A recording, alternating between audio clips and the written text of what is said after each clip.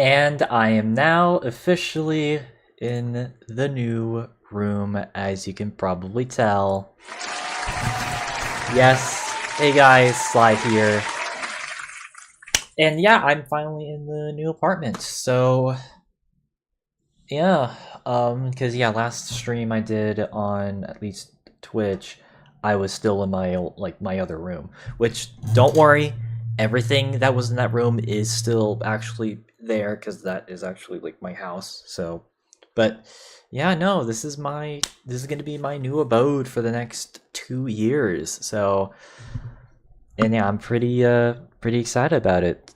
So I guess, and yeah, before we really get into doing the actual tier list for you guys, I guess I might as well just showcase everything here. So you probably see in the background, I've already got some posters up. We're going back to like 2020 here when it comes to seeing my actual bed. So I hope you guys are okay with that.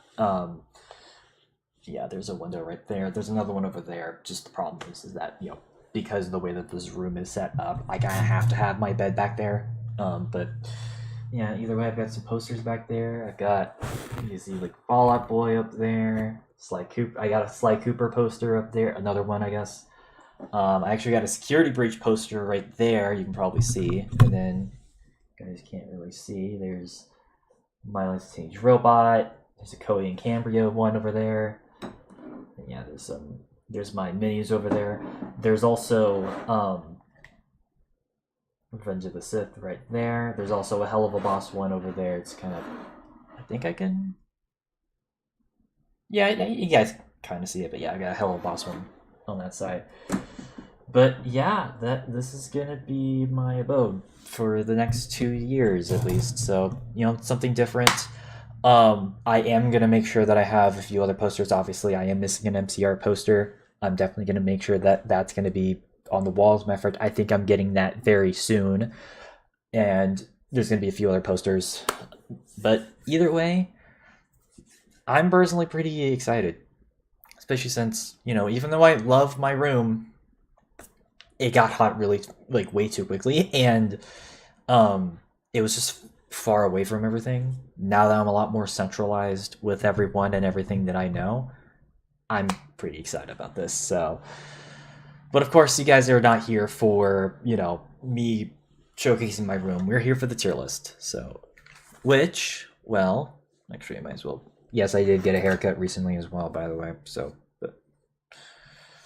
So yeah, I have a bit shorter hair than usual right now. Although I'm probably gonna grow it out for the next like month or so. There we go. So I would do like the eyeliner and stuff, but I want to save on the makeup. But either way, obviously you guys are not here for a room tour. You guys are here for the tier list. So, and well, this is gonna look very familiar because, well, this is another update tier list that we're doing. But this time, we're going to be updating the longest tier list stream that we've ever done. That being every single game that I have played on YouTube/Twitch. So, for those who don't know, and by the way, for those who are like new to the channel, hi, my name is Sly. Hello. Because we've had a bunch of people come in from the YouTube side of things. So basically, for those who are new to this and are just joining in, this is a long form tier list series that I've done since 2020, and basically I just do long in-depth reviews on particular subjects. And well, tonight we're gonna be doing a remake of an old tier list I did that I took 7 hours to do, which it's like, yeah, don't worry, this should not take that long. As a matter of fact, I think this one it shouldn't even take that long at all, especially since we've already talked about most of these games. And well, yeah, we've got plenty of new games that we're going to be adding to this list, but I've even talked about some of these very recently on some of my other tier lists that I've done in the past like year. So truth be told, this is going to be an interesting one because I essentially just kind of want to, because I think I mentioned in the last stream that I did on Twitch that I basically kind of want to like bridge the remaining gaps that I have as far as the Twitch side of things, because, well, unfortunately, not that I'm going to be quitting Twitch, but I am going to be taking a bit of a hiatus from Twitch as a normal thing, and I'm just going to be focusing more on YouTube. So that's not to say that I'm not going to be doing any more streams on Twitch. As a matter of fact, I have been talking with Saimori about potentially doing some more collaboration streams with him throughout the rest of the year, which I'm pretty excited about, as well as do some stuff with some other people. But rest assured that YouTube is kind of my top priority right now. So do keep that in mind. That being said, though, as far as this tier list is concerned, like I said, we're just going to be updating this. This is every single game that either I've remembered streaming or having footage of from back then, or even just in the case of this one, I'm just going to be adding on to that. And it's kind of awkward as well, because I'm going to be honest, even the original version of this tier list that I even forgot a few games for me to have talked about back then. So, but I did make sure to update this. As a matter of fact, I had to rely on this website called, it's not Streamlabs, Stream Charts, so that I can remember exactly what I did. Shout out to that website, because I would have not remembered a lot of these games otherwise. So, but yeah, here's a general breakdown on every single game. And I made sure to download this list. It's almost 200. And keep in mind, this is just only Twitch. That's not even counting all the games that I've also streamed on YouTube, or had like footage up from YouTube. So it's a long ass list, as you can see. So again, this Stream Charts has honestly been a bit of a godsend, because like I said, I definitely wouldn't have remembered. Like, I have a better memory than most people, but like I still would not have remembered every single game that I would have streamed on Twitch if it weren't for this. So, because I've streamed a lot for the past like 6 years. It's insane. And even just a lot of the games that I had footage of from YouTube, it's just absolutely massive. So, and I don't know, I just wanted to kind of give like just some more updated thoughts, because my mind has definitely changed a lot with many of the games that I've talked about over the years. It's pretty crazy. Like, some of the games I used to hate, I don't even hate anymore. And I'm going to be honest, vice versa. There's some games that I used to really like, but I don't really care for anymore. And I want to basically set the record straight for tonight, as well as just kind of burying the hatchet, like kind of tying up loose ends as far as certain opinions on certain games, because I think I've kind of realized, especially doing the Caspian Game Awards and just kind of every single game that I played through, I kind of just want to stick to the games that I hold the closest to me, if that makes sense. And I think that's what I'm gonna try to share with you guys from like when it comes to this. So I don't know. I just want to make sure that I share the love for the games that I personally, have close to me. So that said, though, obviously we're also going to be talking about games that I did not care for at all. So, and we'll get to those when we get to those. But of course, before we get into this, if you guys are here on YouTube, of course, make sure you guys hit the like, subscribe, all that fun stuff. Even though I'm not doing Twitch, if you're on Twitch, if you want to hit the follow and the subscribe, you can do so as well. That would greatly appreciate it.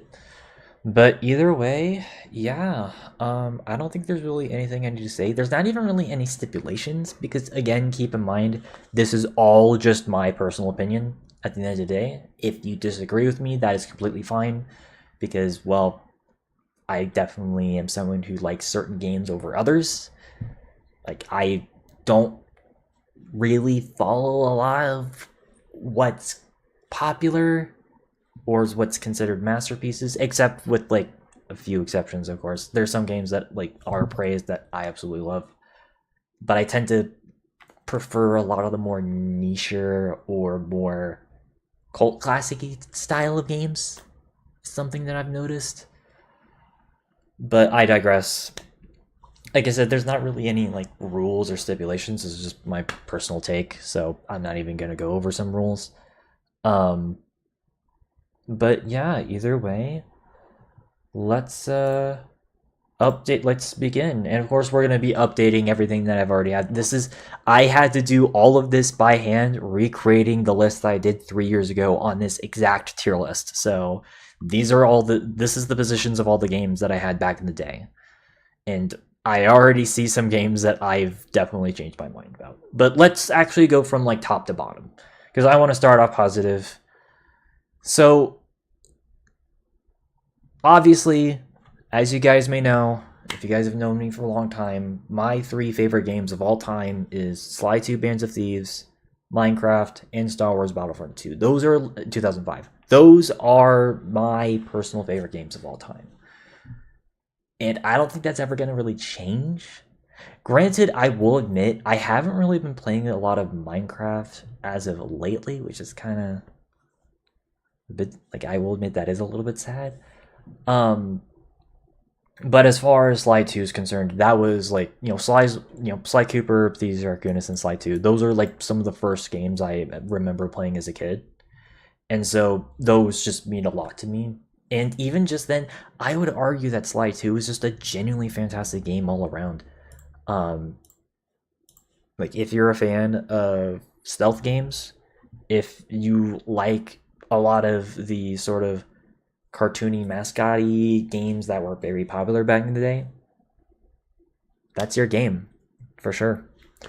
However, not a platformer. I still stand by that. First one, you can definitely I can definitely just like concede to that, but Sly 2 onwards, actually no. But that doesn't make it bad. And then as far as Minecraft, this one again, I just have a lot of personal memories for, especially playing on like creative mode and even just like playing survival mode with other people. It's honestly been some of the most fun that I've ever had around with people. It is a bit of a shame that I rarely get to play Minecraft with people anymore. And hell, I don't even really play it solo as much anymore. But rest assured, when I say this, that Minecraft is, it is one of the most influential games ever. Like, if Sly Cooper was the series that got me into gaming, Minecraft was the game that actually got me into doing YouTube and Twitch back in the day. And so obviously that holds a lot to me as well. So I give a lot of credit to where credit is due with Minecraft. And then just Star Wars Battlefront 2 Classic. Again, that was the thing that helped me get into Star Wars. Like, I wouldn't have this Revenge of the Sith poster, partially if it weren't for this game, since, well, this game came out around the same time as the movie. But it's just a genuinely fantastic game all around. So, and I still think it holds up. Now that said, oh wait, hold on. Okay, yeah, sorry, I'm just making sure because like I've been having some audio issues recently. But yeah, you get my point. Star Wars Battlefront 2, I still think it's a fantastic game, and I highly recommend you guys check it out. Just don't play the Classic Collection version though. Just get the version that's on Steam. That's the regular version, because I have a feeling they might be getting rid of that. So do that now. So yeah, those are like my 3 favorite games of all time, and that's not going to change. And as far as like the games that are below that, God, yeah, I'd say like all those games are still deserving of that spot. Again, Sly 1 is the first game that I've ever played, so that game still also means a lot to me. Even if I do prefer the sequels, it is still a game that I would recommend you guys check out because it's still a fantastic game all around. I'm kind of surprised I put Medieval 2 Total War this high, or at least like above all of these. I like Medieval 2 Total War. It's definitely my favorite strategy game of all time. But I don't know if I'd put it this high. I'd probably put it like more so like right here. It's a good, like, it's still a fantastic game. I still think it's the best Total War game, and it's easily one of the best strategy games of all time. Hell, like, I was even playing it, like, I don't know if anyone's paid attention, like, if anyone ever, like, pays attention to, like, my Steam, you guys have probably noticed I've been playing that a lot recently. But yeah, no, like, it's a fantastic game, but there's definitely games I do prefer over it. But if you want to get into like grand strategy games, it's up there. All right, and then there you go. There's the what I like to call the trifecta of like the trifecta FPS games, at least in my opinion. Halo Combat Evolved, Quake, and Doom. So, it's funny because with Doom and Quake, those are more recent appreciations, as in like the past 5-ish years. But yeah, as far as like Halo, I mean, Halo is again among like another one of my favorite games of all time, because that was like the one Xbox exclusive that I really appreciate, because keep in mind I grew up with the PlayStation 2 and the PlayStation 3. We had an Xbox 360, but we didn't really play it that much. And again, I was introduced to Halo through my cousins, because they had the original Xbox and then eventually an Xbox 360. So, and that's how they got into this. And I don't know, I just respect it a lot for being like a game that helped establish a massive series that pretty much changed FPS gaming from that point onwards in a lot of ways. And honestly, I can kind of say similar things to id's Doom and Quake.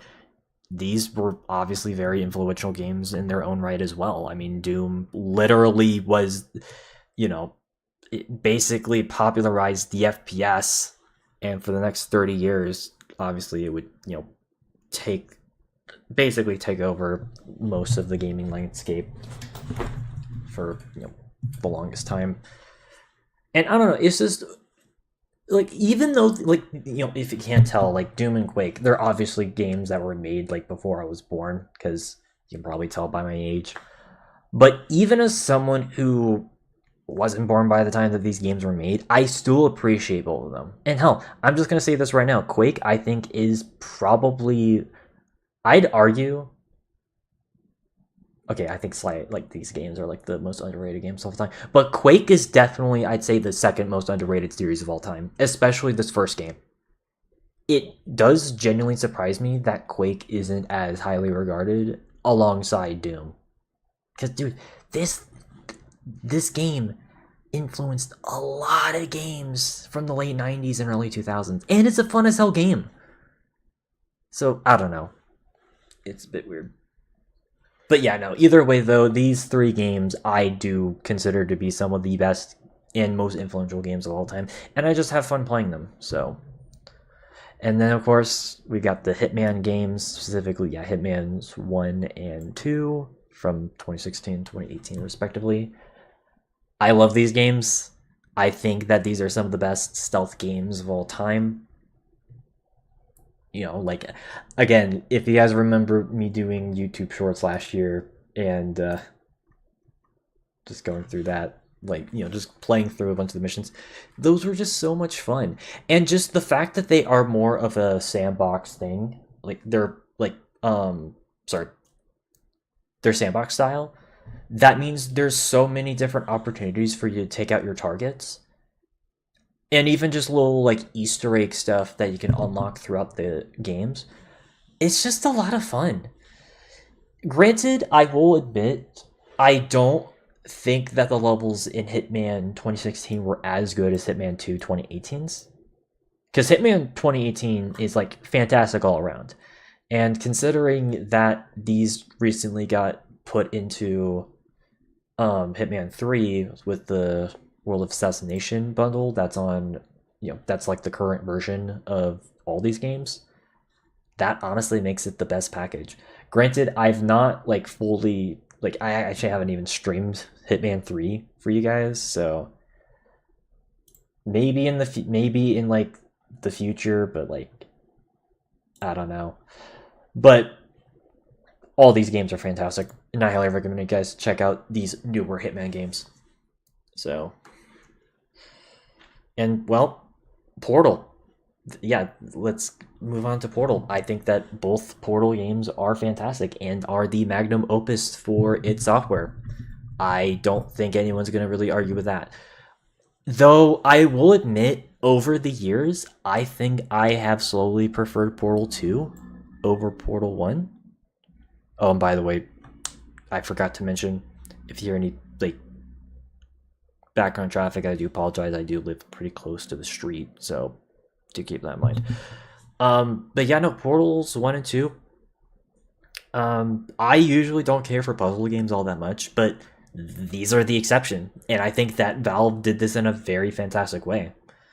And I think that, again, these are games that are Portal 2, I'd definitely say, is a lot more narrative driven than Portal 1. Portal 1 is pretty straightforward as far as how you play through the game, but Portal 2 is it's a lot more narrative focused, and even just the new mechanics that are introduced, they help freshen up the gameplay just enough to where it doesn't feel stale, but also it just makes it interesting. So yeah, no, play Portal 2 and Portal 1. And then we've got ourselves Shantae Half Gene Hero, which this one admittedly is kind of more of a guilty pleasure for me because I don't think I really talk about Shantae all that often. I mean, I talked about her a lot with the Caspian Game Awards, and hell, a new game just dropped earlier this year, which that's pretty exciting. But as far as these games, normally I wasn't really like into a lot of 2D platformers, but Shantae was the series that did made me appreciate that style of gameplay. And while yes, I definitely do think that after playing Pirate's Curse, I can see why people would think that this is not as good. I think it's just I just like how I mean, I like the art direction in this game. It has a really good art direction, even though like usually I don't really care for like anime influence stuff. This is like an exception to that. It's just a funny game. Like the dialogue is actually really funny. And even just the general gameplay itself, I'd say it's pretty good. Yeah, it's not like the Castlevania, it's not the Metroidvania style as the other series, but it's a good introduction game to the series, is my point. That said though, I will admit, like I said, over the years, I have at least understood why people don't say this one as like good. So I think this is gonna be the first one I'm gonna go lower, but it's gonna still be an S tier. I still think it's a game that if you want to get into platformers, like 2D platformers, this is actually a pretty good introduction to that. So there you go. All right, then that of course leads us into the S tier games, which I'd say about all of these are pretty much fair placements, for the most part. Though I think, okay, well, S tier, yeah, but I'd say placement wise, I think I am going to change a few of them. So first of all, I'm just going to say this right now. I know this feels like cheating, but I fucking love Gary's mod. I know it's cheating because it's basically just community created content, but like, I don't care. Gary's mod is just, I just love, Minecraft was the game that made me like love sandbox games, and Gary's mod was the game that pretty much solidified that for me. I fucking love Gary's mod. Just the fact that it's a game where you can literally create and put in whatever you want in it, except for unfortunately Nintendo games nowadays, which fuck you Nintendo for that. It's just fun. Like, you don't like, that's the thing. Just make your game fun and like enjoyable for like any sort of thing you want to do. Like even the pre-made game modes that are in this, like Trouble in Terrace Town and like Prop Hunt, like a bunch of role-playing like servers, it's just a fun experience. And again, just the fact that because it is a sandbox game, it allows you to be able to pretty much do whatever you want. I like that sense of freedom and creativity in games, and I wish more games like Gmod and Minecraft would exist, but unfortunately that's just not really like a thing. But I digress. That said though, okay. I think, okay. Unreal, 1998's Unreal. I will admit I probably put this game a bit too high. It's a good game. It's not S tier though. It's an A tier game. It's good. It's really good. Though I will admit it can drag on a bit. But as far as, I mean, being a massively influential first person shooter, I do highly respect it. So it is going to be an A tier, but I still love it. And I still think it's like one of the most underrated games ever, but I'm going to be realistic with you guys. It's not S tier. So, but as far as these other games, this one's tough. I mean, most of these are FPS games though, which is really, again, keep in mind that even only 3 years ago, I was still kind of in my FPS like craze. I still love playing like first person shooter games, but I've been trying to not play those as much. That said though,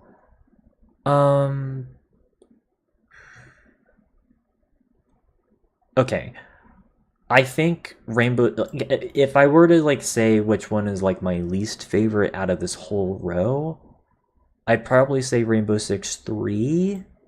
It's still a good game. It's a fantastic game, but I will admit there are like, it can be a bit stiff for people, but it is what it is. And then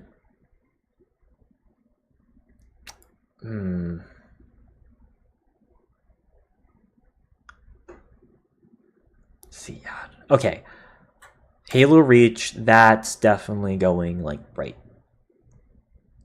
here.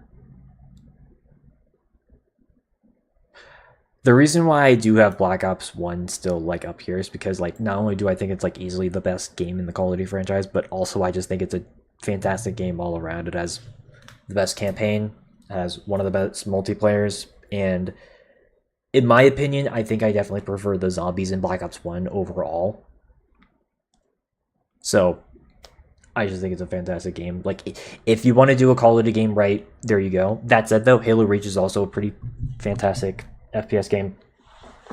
I think I actually have over the years really appreciated Halo Reach's multiplayer. I think I just prefer it the most out of all the Halo games.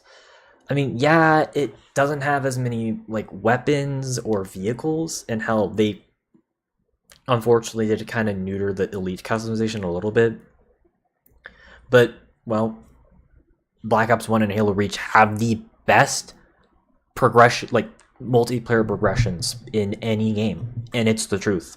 Because it doesn't have any, like, these don't have any battle pass bullshit. There's no microtransactions where you pay to like get shit. You don't have any of that in these games. And you actually get cool shit. Like, you get, like, with Halo Reach, you get like cool armor pieces, you get some cool cosmetic you get some like cosmetic stuff for like weapons, not like skins, but like if you shoot like people with a headshot, there's like different effects they can add on it, and you don't pay for that. You actually unlock that in game.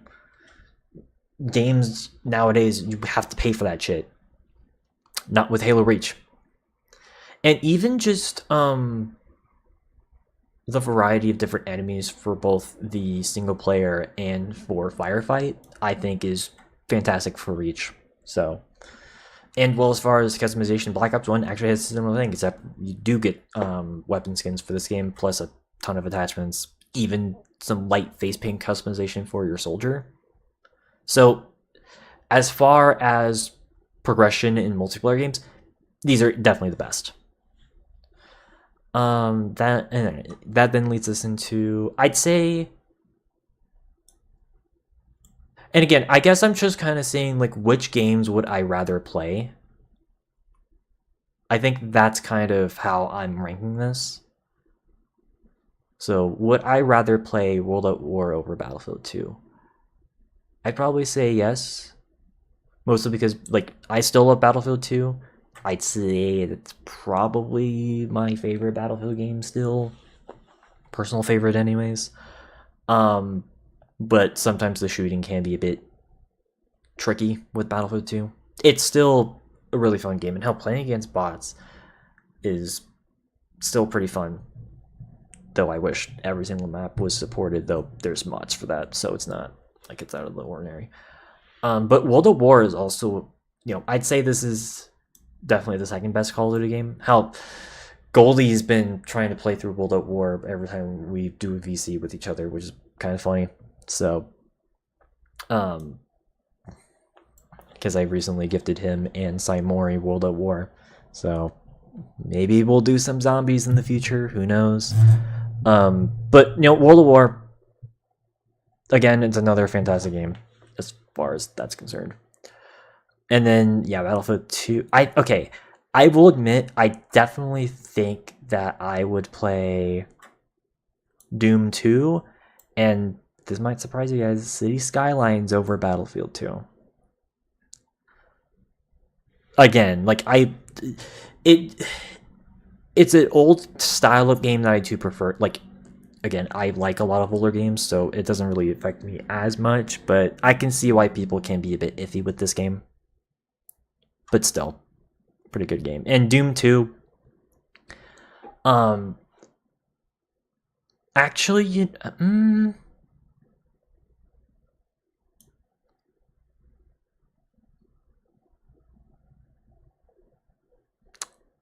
no, I still think it's below, but it's still good.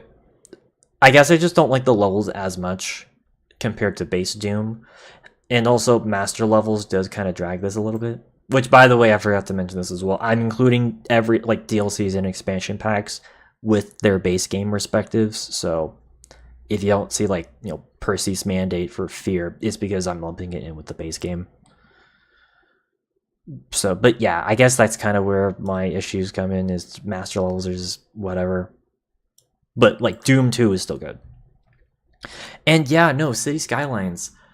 I love City Skylines. I think it's Paradox's best game. Yes, it has way too much DLC, I will fully admit that, but I have since then gotten all of the DLC for City Skylines, or at least all of the big DLC packs. They're actually still releasing creator packs. But I have all the fucking DLC. Jesus fuck, goddamn. But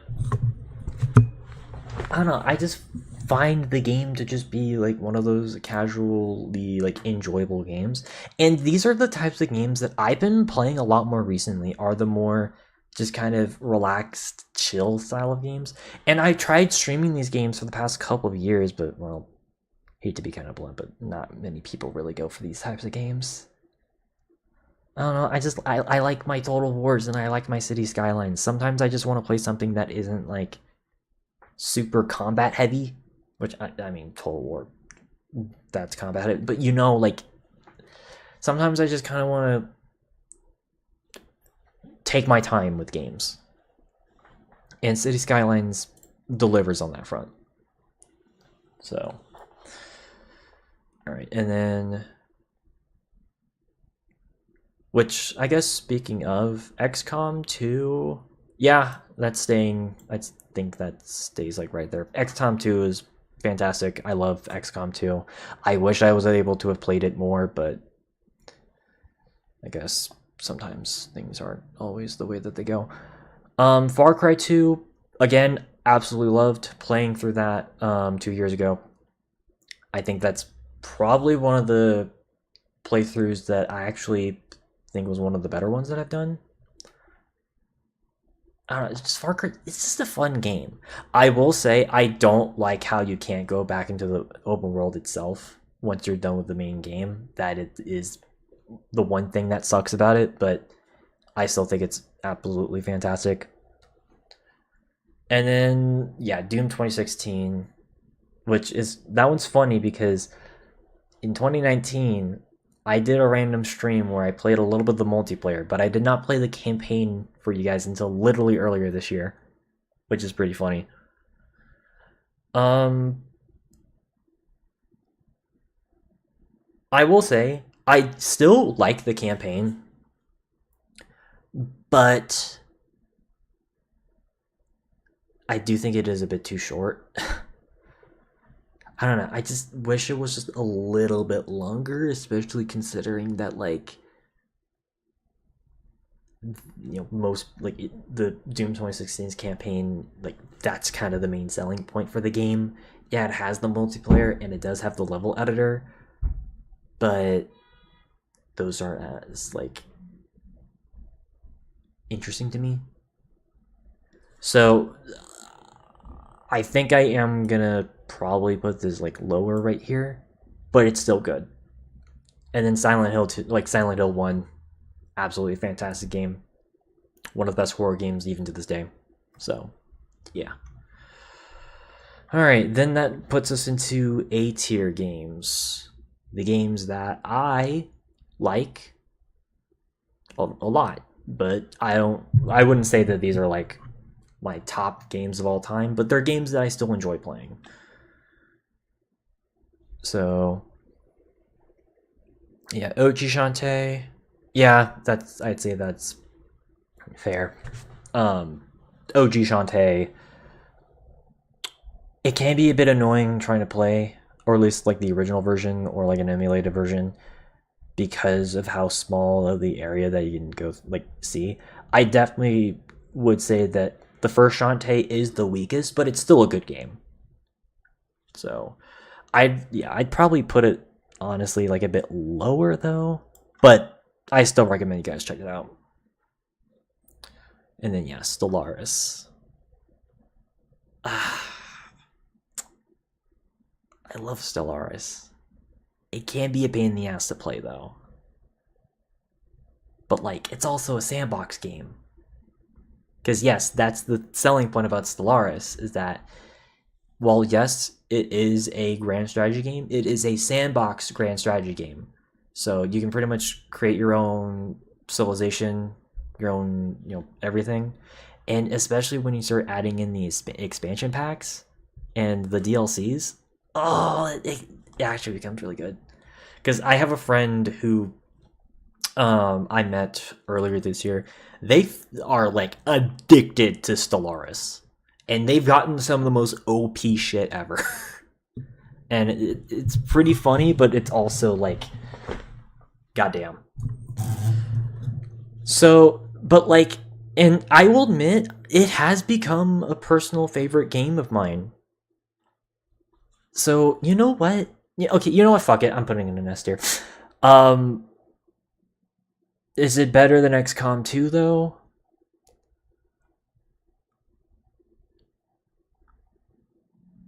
Yes, it's not as good as Far Cry 2, but I love Stellaris.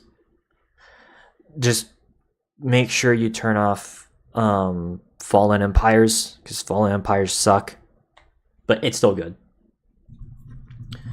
Uncharted 2. Yeah, I'd say that's a fair placement for it.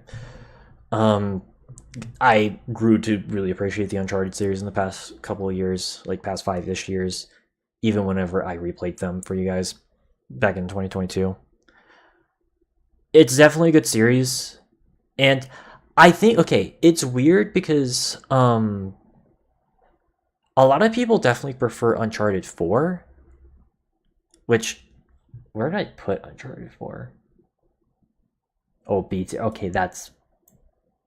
okay, I guess I just like Uncharted 2 because I like a lot of the dynamics between Drake as well as between Elena and Chloe, as well as Victor goddamn Sullivan. Sorry, I had to do the meme. And yeah, I just like the dynamics of those two, and even the general gameplay I think is still pretty fun. And just the environments are pretty cool. I don't know if I put it that high though, because that is a little high.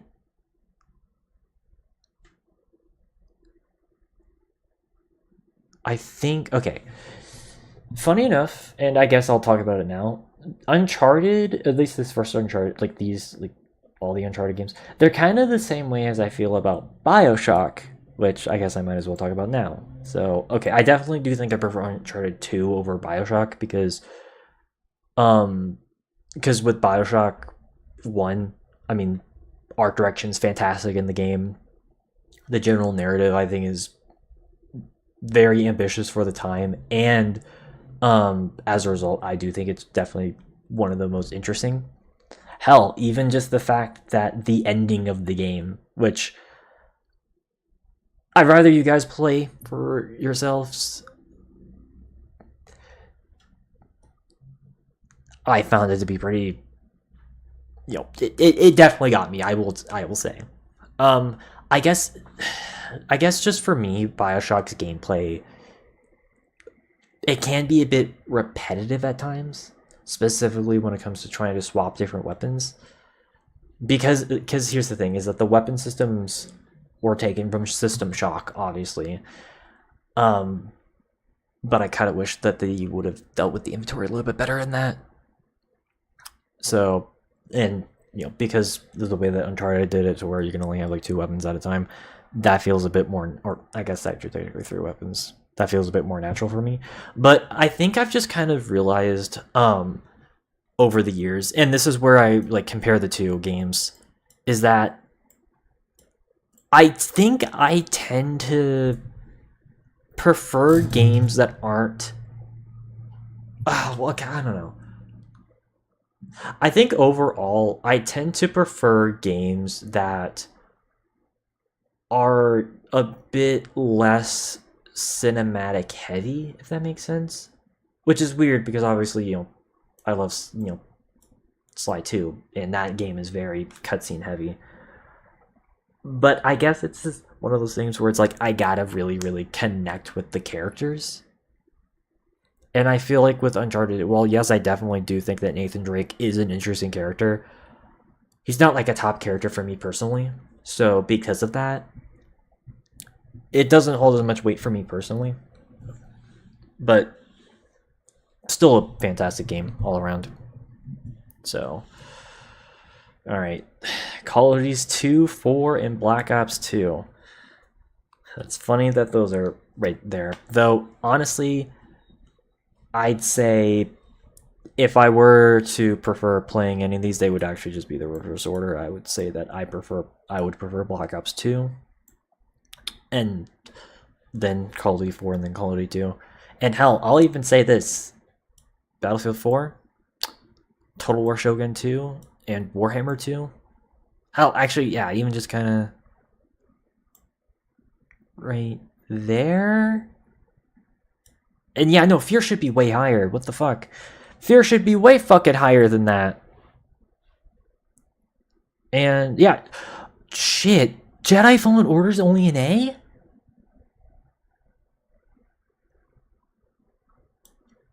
Fuck it. That's going in S. Actually, no. Okay.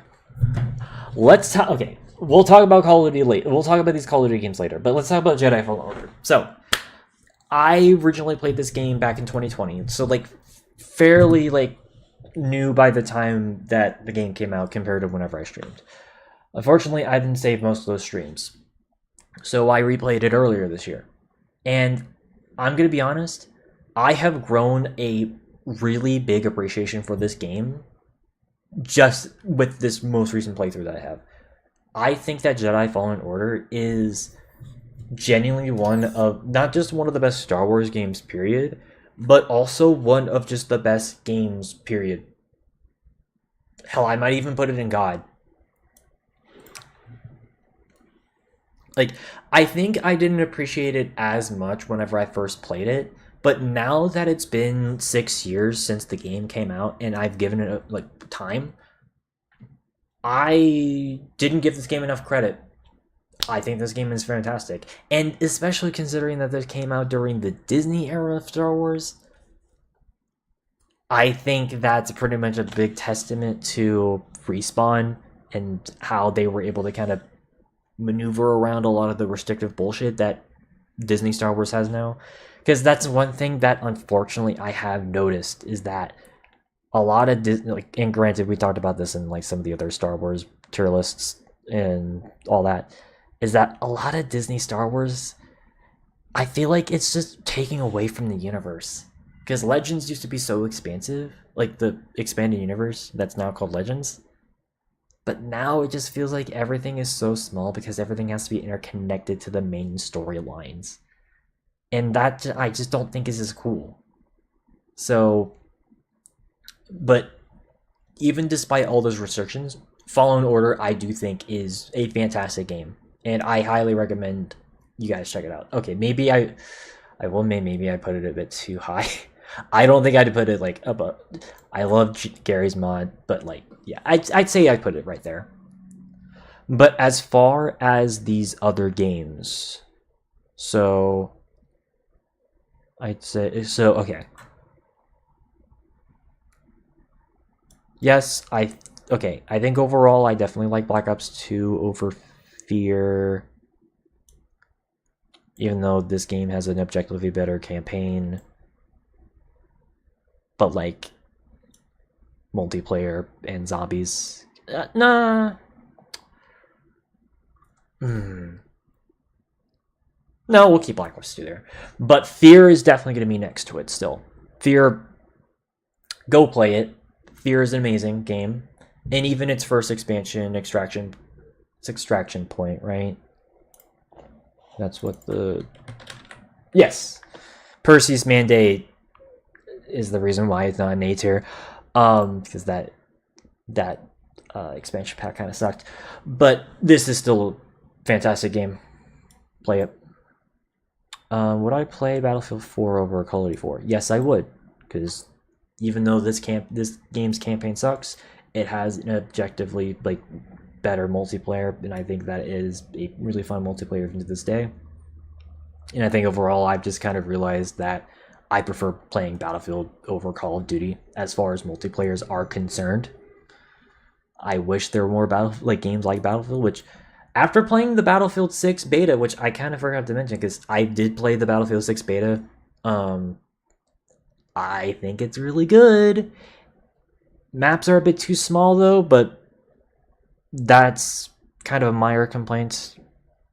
I still think that was good. But as far as Battlefield 4 is concerned, I mean, I have a lot of fun memories with this game, even just streaming it, so it's going to be there. And you know what, as well?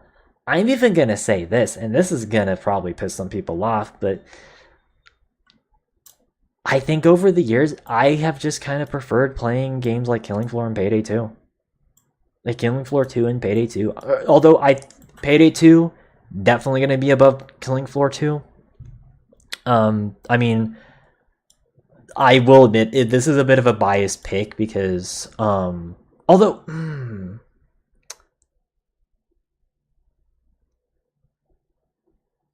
okay, I don't think I'm going to put this in S tier because, yes, even though that, like, I played a lot of Payday 2 for the past couple of years, and I've had a lot of fun playing Payday 2, especially on stream, I will admit that it's definitely a game that is way more fun with friends. Because kind of playing solo, it can be kind of boring, I'm not gonna lie. And, well, unfortunately, when you're trying to stealth in this game, a lot of people don't know how to fucking play stealth, so one of the core parts of the game can be kind of annoying and tedious to play through, but it's still a fantastic game, regardless. And yeah, Killing Floor 2, I'll be honest, this game is also a fantastic game that I wish more people knew of, and I kind of wish that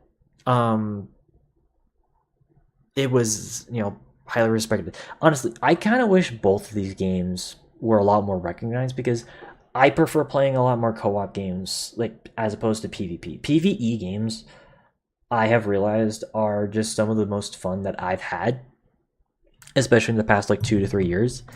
And just the fact that there hasn't really been too many other co-op game series that have really like clicked with a lot of people, with a few exceptions, which of course we'll get to later. It's just a shame. But yeah, fantastic games. Unfortunately, though, I wish their respective sequels were better. Because especially in Killing Floor's case, because with Payday 3, obviously, I complained a lot last year about how much that was mediocre. And unfortunately, it looks like Killing Floor 3 was the same fate. Granted, not as bad, but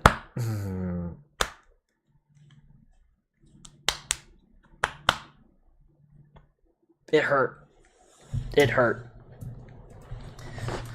But I digress. Anyways,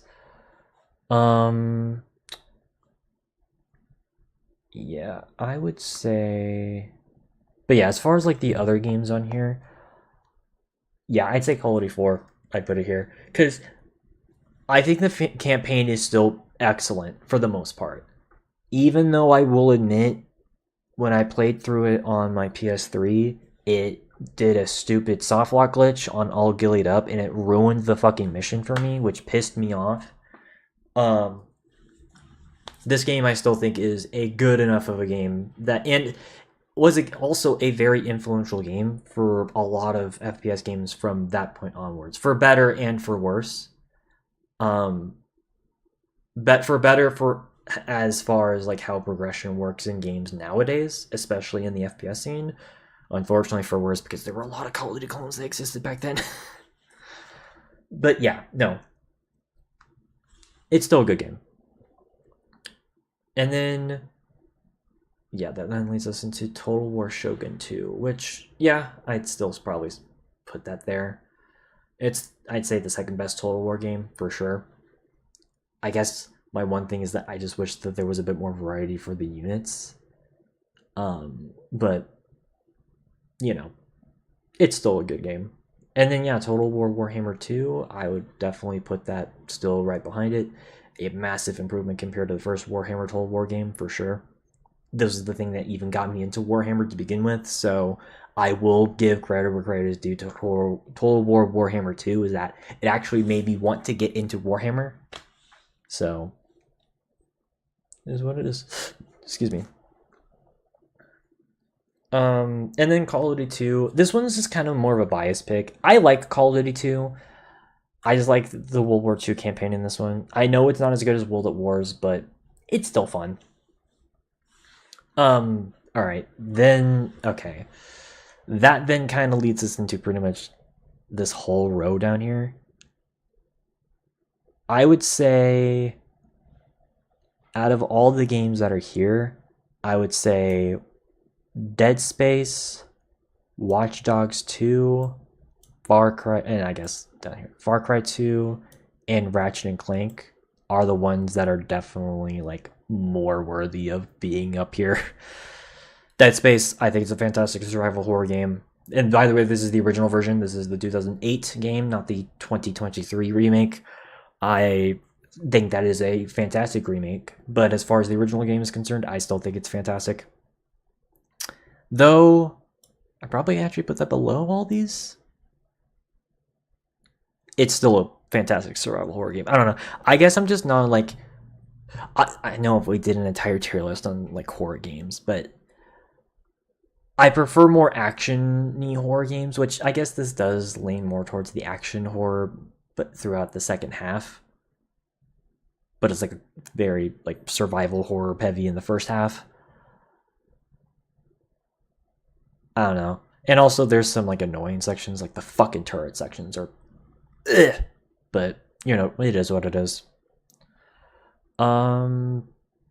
Actually, now I think about it, yeah, I would probably put Watch Dogs 2 underneath this, but it is the best Watch Dogs game, and I do think that it's actually a genuinely really fun game. I just wish it worked on modern hardware. Because, yeah, unfortunately, Ubisoft has not updated this game for it to work on 30 and 40 series NVIDIA graphics cards. So, Ripperoni. Ripper freaking Roni. So, but yeah, no. But even just kind of besides that, it's still a pretty competent GTA clone as far as like that's concerned.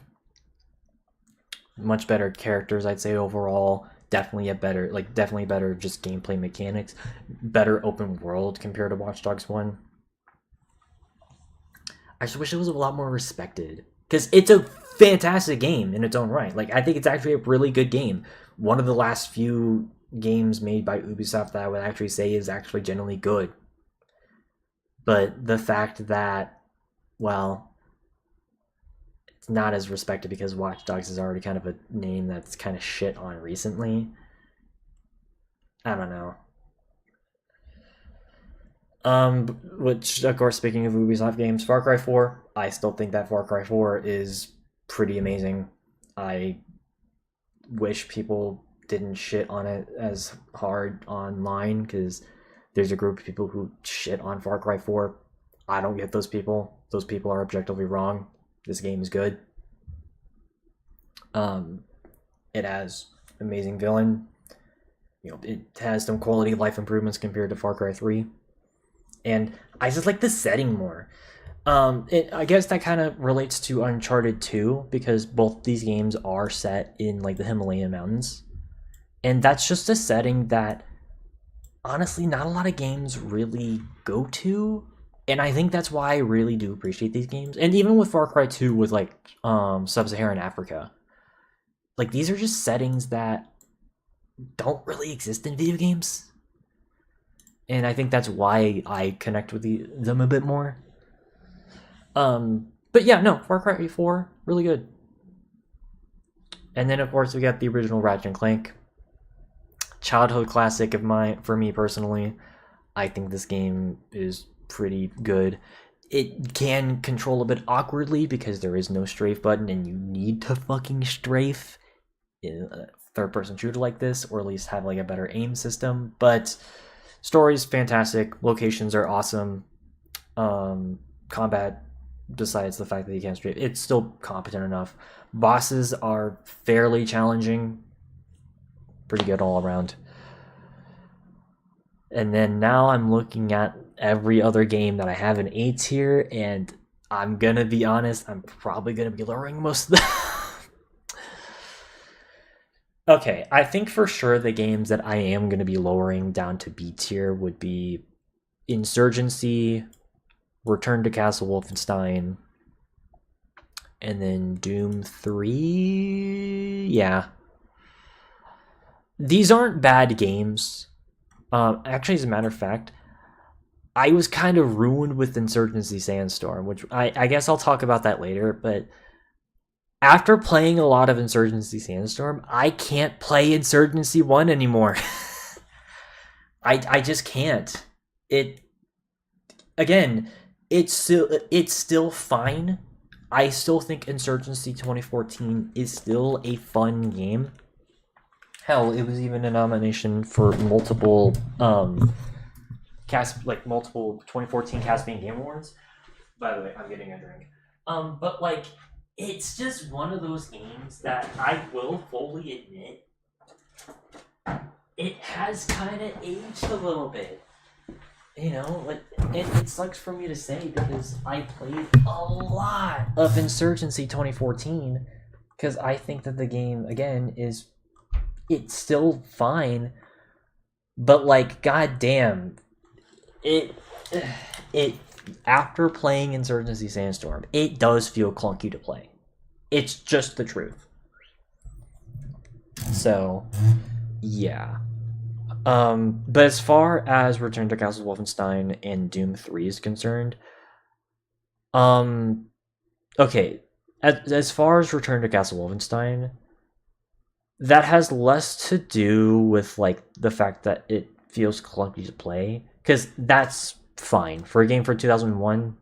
That I can understand that, you know. And well, it's not even the fact that it's clunky to play, because it moves. I mean, very similarly to Quake 3, which same engine, so fair enough. But it's the difficulty. This game can be a fucking bitch to play through, not because of like any sort of like weapon issues, because the weapons themselves, they feel fine to play. There's just a lot of annoying enemies in this game. Because the thing about because here's the thing about a lot of FPS games that are kind of like old school, like the old school style of FPS games, is that there's always at least that one enemy that does kind of like mess up the balance a little bit, and it makes it infuriating to like go through sometimes. With Doom 2, it's the Archviles. With fucking I mean, I guess with Quake, it's the fucking the slime things in the last chapter of the game.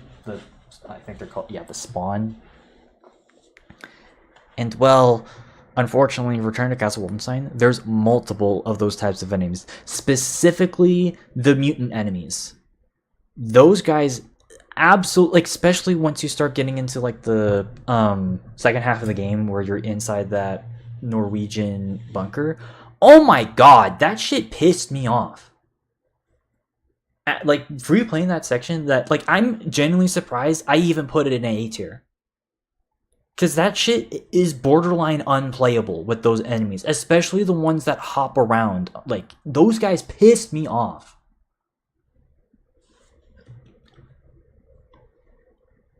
But yeah, no, like, it's still a decent, good, and it's still a good game.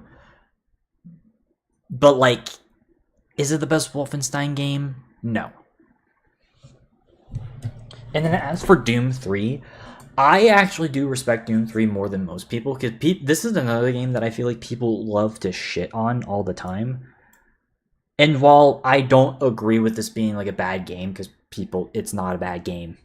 I mean, the game has some really good lighting for 2004. You can keep in mind, it came out before Half-Life 2. So, and like, there's like the enemy designs I think are really cool in this game. Like, this is where we got that version of the Hell Knight, which we saw with every other Doom from that point onwards. Or even like the fucking creepy ass cherub enemies that, God, those things fucking still freak me out. That said, though, the reason why I am lowering this is because I will admit, well, yes, I did complain about Doom 2016 being too, like, it can feel like it's a bit too short at points. Doom 3, funny enough, has the opposite problem. It can feel like it's dragging. Especially since the gameplay, like, most of the game is just straight up combat. It can feel a bit repetitive at points. Especially since this is the only Doom where you have to really pay attention to reloading weapons. So, yeah, it can be a bit tedious. That said, though, I still think it's fine. It's a above average game. It's not bad. I don't get why people say it's like shit, because it's not. Alright, next up for the rest of the 8 tiers. So, okay. Yeah, I'd say, yeah, for sure, Company Heroes is up here. And then, yeah, we'll put Shantae and Unreal down there. Company Heroes is an amazing RTS game. I think that it's amongst one of the best RTS games ever made. Granted, there's like maybe one or two that I think are better, but I unfortunately never played them for you guys. But it's a fantastic RTS game that I think deserves a bit more recognition, because RTS games tend to kind of, they're not as popular anymore, which sucks, but it is the truth. But yeah, no, Company of Heroes, especially for like World War II, I think the reason why this isn't as remembered compared to other RTS games is because of the setting. Because this came out in 2006 during a time when people were starting to become fatigued with World War II games. And so having another World War II themed game, I think people just kind of fell off with. But it's still a good game. So, but yeah, no, it is what it is. Alright, these next few games. So, I actually don't know about these games, if I'm going to be honest. And by the way, this is... I'm sorry if you guys can hear the fucking rope. Anyways. Holy shit. Motorcycle.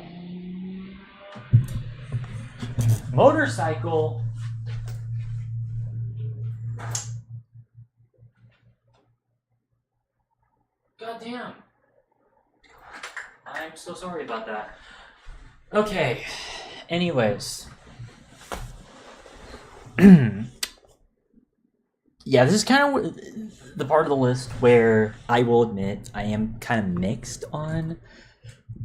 I still like these last 5 games.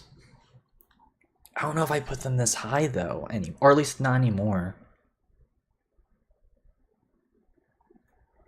Because I think over the years, at least when it comes to, let's talk about FNAF 2.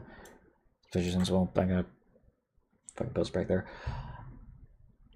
I think over the years, I've kind of realized that as far as FNAF games are concerned, I think I prefer the aesthetics and vibes of the games over the gameplay itself.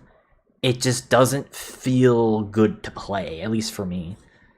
So, I'm gonna be honest, I am probably just gonna lower this down to a B tier as well.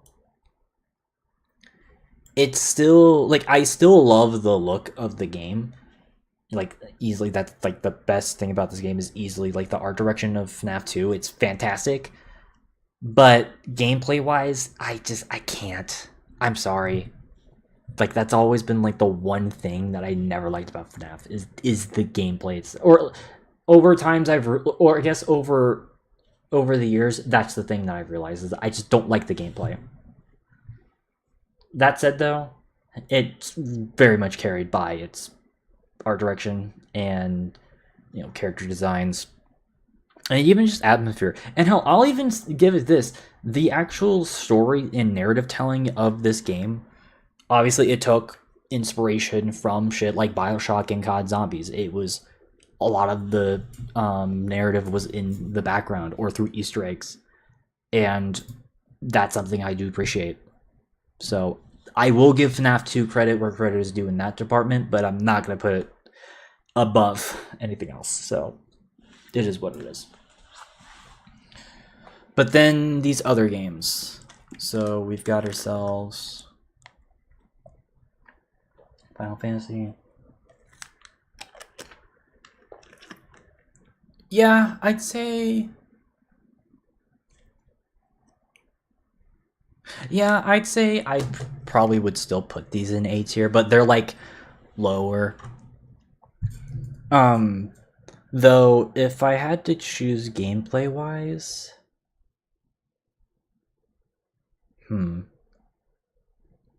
don't know. Castlevania 4 is kind of a weird one because I like the look and I even like most of the gameplay sections. Fuck fighting Death, though. Death is like an actual bitch to fucking fight in this game. And here's the other thing as well that I kind of realized is I think I just like a lot of the Castlevania games post Symphony of the Night. Like, Symphony of the Night onwards, I think, is where the series started to really shine. And while, yes, I definitely do appreciate this game here, especially for being a remake of the original, it can kind of be annoying to play at points, if I'm being honest. So, and I guess that's kind of like similar feelings I have, at least for these next two games. I guess less so since this is not an old school game. But like with Oddworld Apes Odyssey, this game has fantastic world building. Some of the best of like the late 90s, for sure. And it's one of the reasons why I think I did give it, did I give it a Caspian Game Award? I'm like 90% sure that I did. But yeah, let me check that. But as far as world building in video games are concerned, Abe's Odyssey did a fantastic job. And even for being like kind of a stealth platformer hybrid game, it's still a really good one at that. But to try to get the perfect ending or like the good ending of the game, yeah, it's tough. Okay, yeah, I gave it best platformer of 97. But yeah, it is admittedly kind of a tough sell to try to like 100% the game. So I will definitely like, concede to that. But it's still a good game. And then as far as Hades is concerned, usually I don't like roguelikes, but this is one of the few that I can at least understand where people are coming from. I don't know, I just don't like roguelikes because I just feel like a lot of it is just, you're trying to like beat the game, right? But you play through, like, you have to do it in one go, otherwise you lose all your shit. I'm sorry, but like that shit just it's just annoying. It's just an annoying mechanic. Though I will give Hades this, is it's one of the few roguelikes that does it in a way where you don't completely lose all your shit. As a matter of fact, you actually get stronger as the game progresses. And because of that, it makes it way more forgiving compared to most other games. And besides, there is, like, the more you die, the more like character, like the more like you get to learn about like the different characters that not only you're fighting, but even just Zagreus and his father, and even just some other gods. It makes it way more engaging even when you do die. And I think that's definitely the biggest strength of Hades. So, but that said, though, it can still be kind of annoying. And also, I'm gonna be honest, like, you start off with a sword, and unfortunately, the sword is like the only viable weapon that I feel like works in the game. So, yeah. But then we got Final Fantasy, the original Final Fantasy. And it is kind of weird that this ended up being like the one Final Fantasy game I played for you guys. But I wanted to play, typically I try to play the first of a series so that I can understand the other games. Thankfully, Final Fantasy is an anthology series, so you don't have to start off with the first game to understand everything. It's not like Metal Gear. But it's still a fun game. Despite the fact that this game is, again, way before my time, as you can clearly tell, I see why this game clicked. It was one of the first RPGs of its kind. One of the first turn-based RPGs, or even just RPG video games in general, alongside Dragon Quest.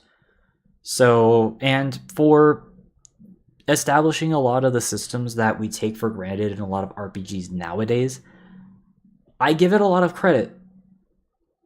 It's definitely an older game, and well, if you're playing the original NES version, a lot of mechanics are unfortunately like broken, but the way in which the game is engaged, I think that's what helps carry it for me. And so I'm gonna keep it in A tier. It's probably my favorite NES game, period. So there you go.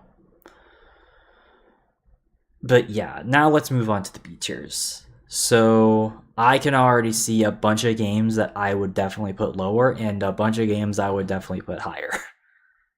So I'm just gonna get the games that I would definitely now put lower nowadays. First of all, Sims 4, that is going at like lower average, maybe even a C tier. So this game has amazing character customization and it has amazing house building. But like it's overstayed its welcome. Why the fuck has Sims 5 not been announced yet? Or even just another like spin-off of the series at this point? The fact that we've been stuck with this game for 11 years now and we still get paid expansion packs to the point where it costs so much money to play the game. It's actually insulting. And it's not like City Skylines or Payday 2 where, while yes, those games have a shit ton of DLC, it still feels like you're getting a lot of content in those games. But with The Sims 4, the base game just feels so minuscule, especially when you compare the $1,500 worth of shit that they're currently selling. What? I shit you not. I'm looking at the page right now. And it costs you $1,494 USD to get everything in the game as of August 22nd, 2025. What? And I guarantee you that number is going to go up. Like, come on, man. Just make Sims 5. I don't know why they're not making another Sims game. Like, at this point, it would just be it would be like a beneficial thing for everyone. Especially since, well, not many, like, I don't even know how many people are really playing Sims 4 anymore anyways. I mean, Goldie, he's fucking done with Sims 4, that's for sure. So, I don't know, man. It's just tiring. And like I said, it's just gotten old. So, yeah. Definitely nowhere near B tier anymore. I'm sorry. What's another game that I wouldn't put this high anymore?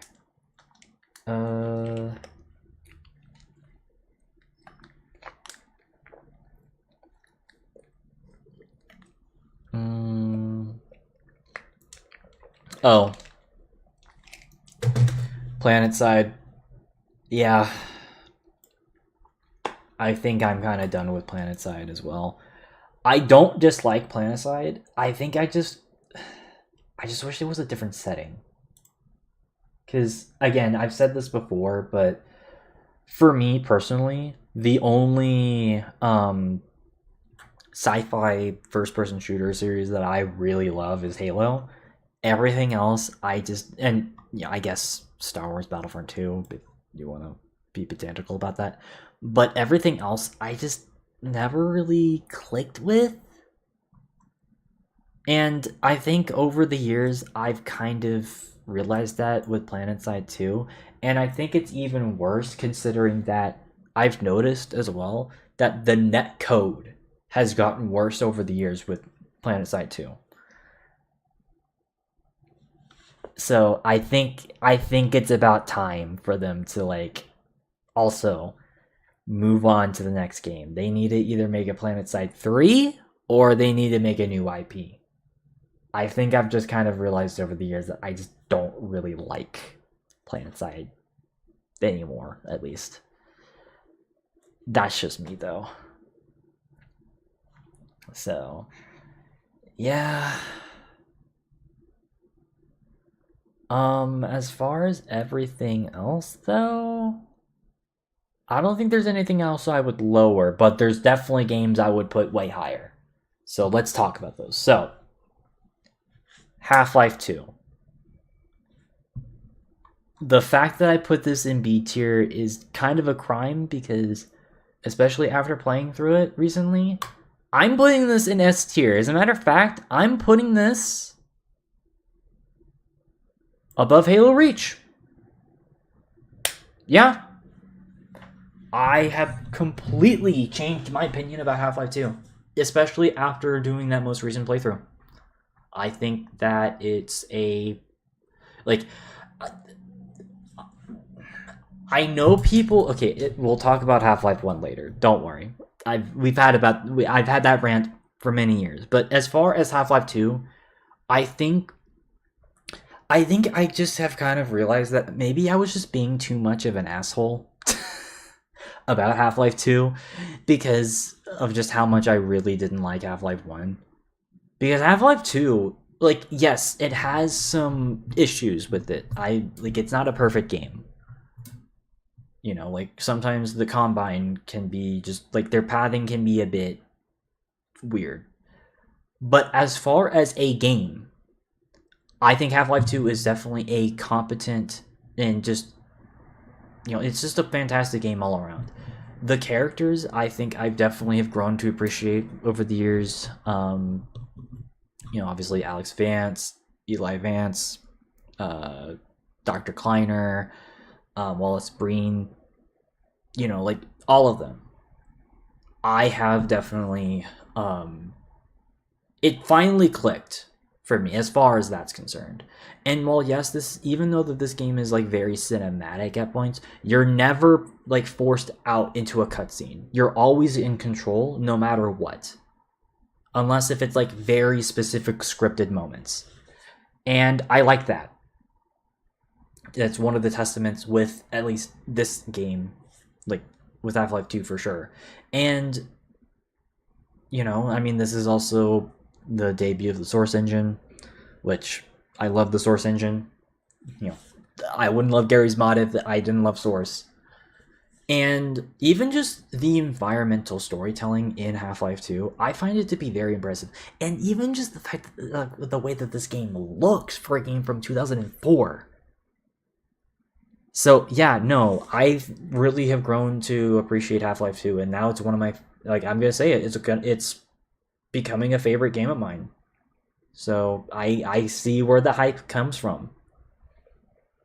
So, but that's not the only game that's going to be raised, because I'm also going to be raising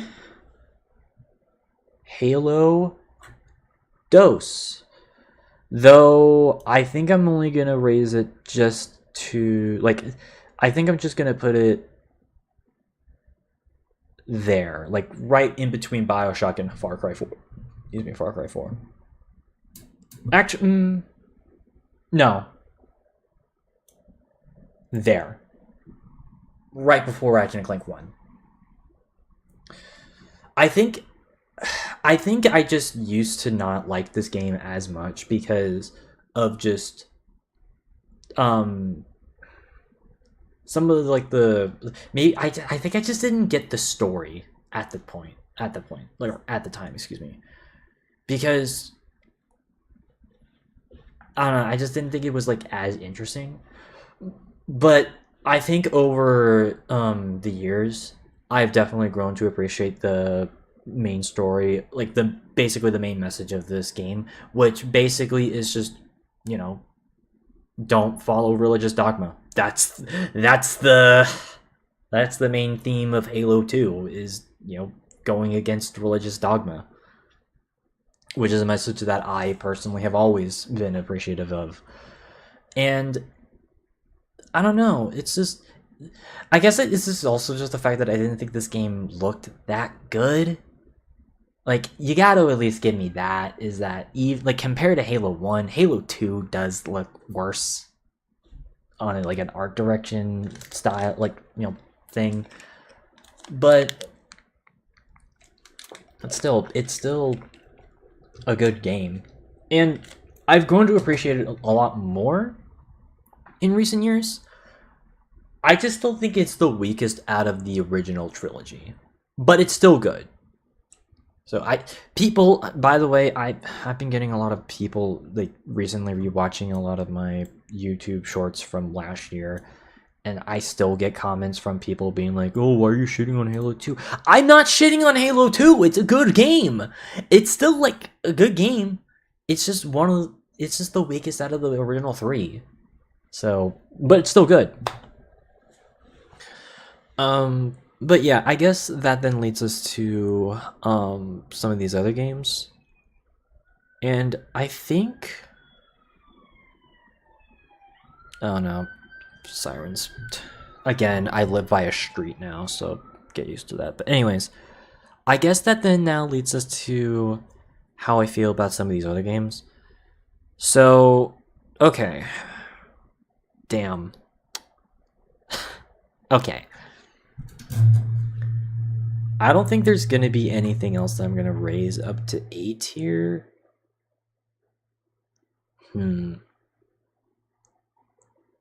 Okay.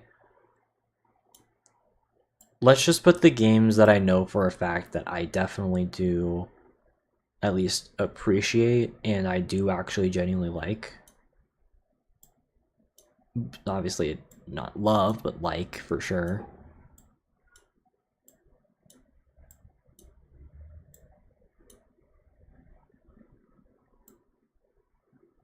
So yeah, and I guess, yeah, I'm basically just trying to like ask myself, would I rather play this over this? So would I rather play Modern Warfare 3 over World War II? Yes. Would I play Hearts of Iron 4 over World War II? No. Would I rather play Uncharted over? Yes. No. But like, yeah, I think I'd rather... Yeah. Okay, but yeah, no. Modern Warfare 3, good game. I think that the campaign is definitely the best out of the original. Like, well, then why do I?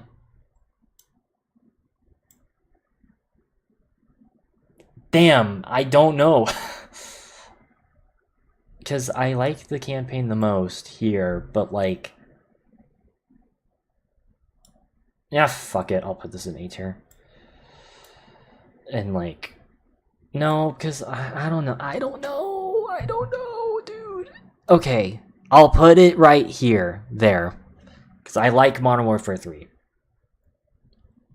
Do I think it's like the best Call of Duty game? No, but I do think people do give it too much shit. Anyways, same thing with World War II, though I am keeping it in B tier. People love to shit on World War II.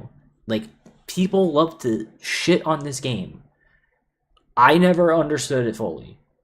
I get it for the campaign. Campaign's mediocre. I will give you guys that.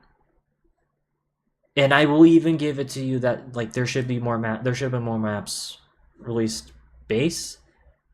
But gameplay wise, it's still really fun. And hell, I'll even say this.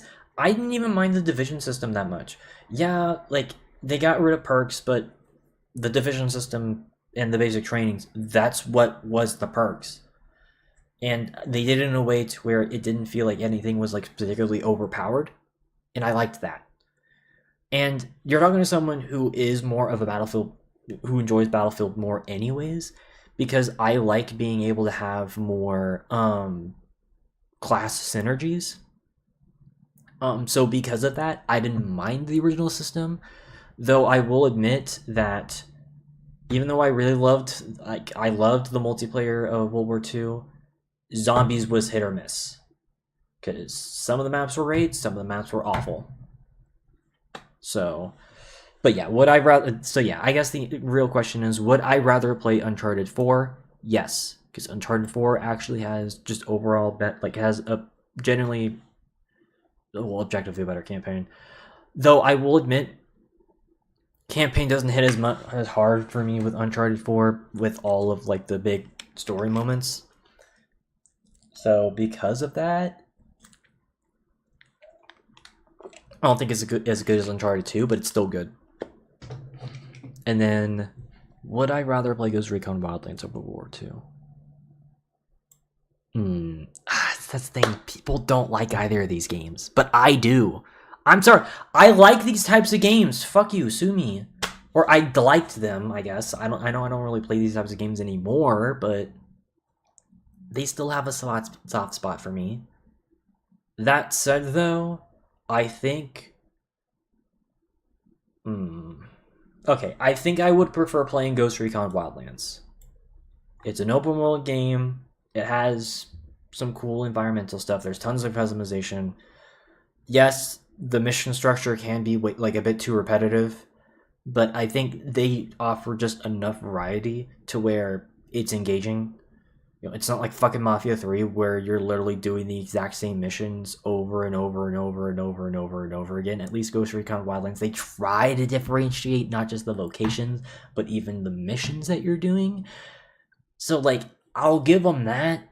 And hell, even the game is fucking beautiful. There are some amazing sections in Ghost Recon Wildlands that I'm kind of surprised not a lot of people talk about. But yeah, no, I would say that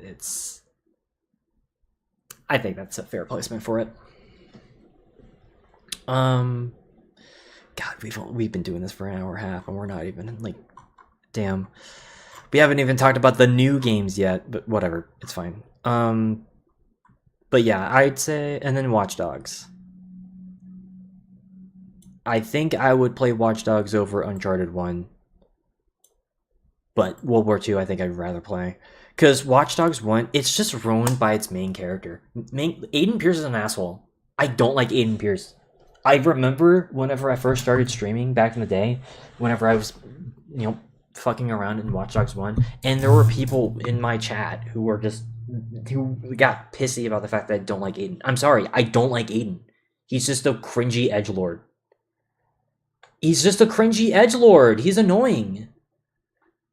And it doesn't help that this game, movement-wise, it feels kind of clunky nowadays, especially when you compare to Watch Dogs 2. Watch Dogs 2, they heavily improved on the movement compared to this game.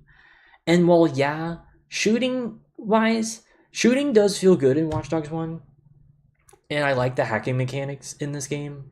They're better than Watch Dogs 2, first of all, but also, like, you don't have a fucking melee weapon. Like, what the fuck? And you can't even really, like, interact with people in the game. So it just doesn't feel great, you know? So, I don't know. Which is funny, because I guess that then leads us into Uncharted 1, which, by the way, like, I know Uncharted 3 is down here. I'm going to be changing that, but I want to focus on the B tiers first.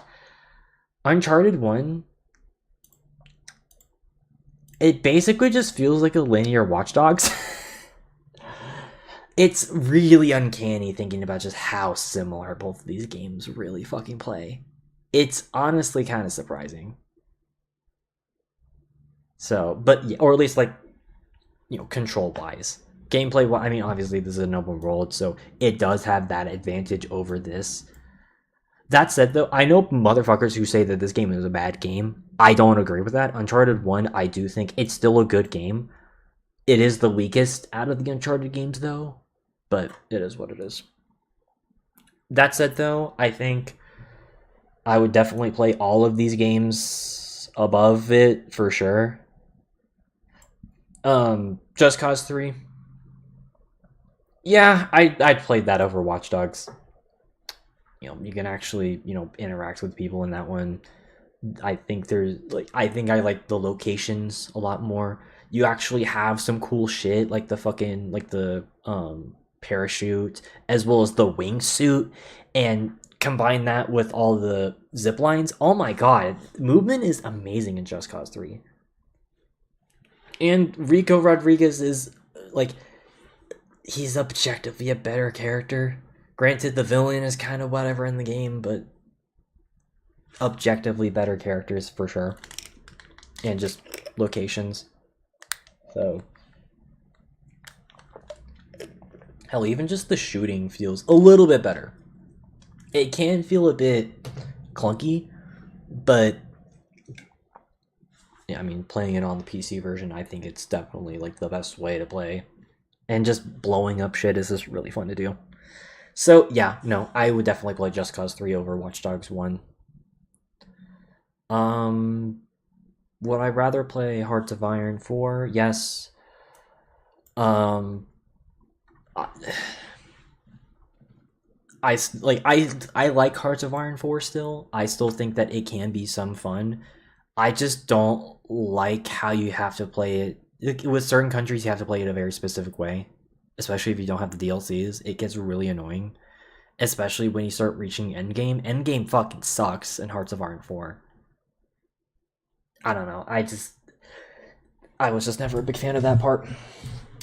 But it's still decent, fun. I guess I just prefer Stellaris over it though. That's just me though. And then Assassin's Creed. Would I prefer it over Watch Dogs?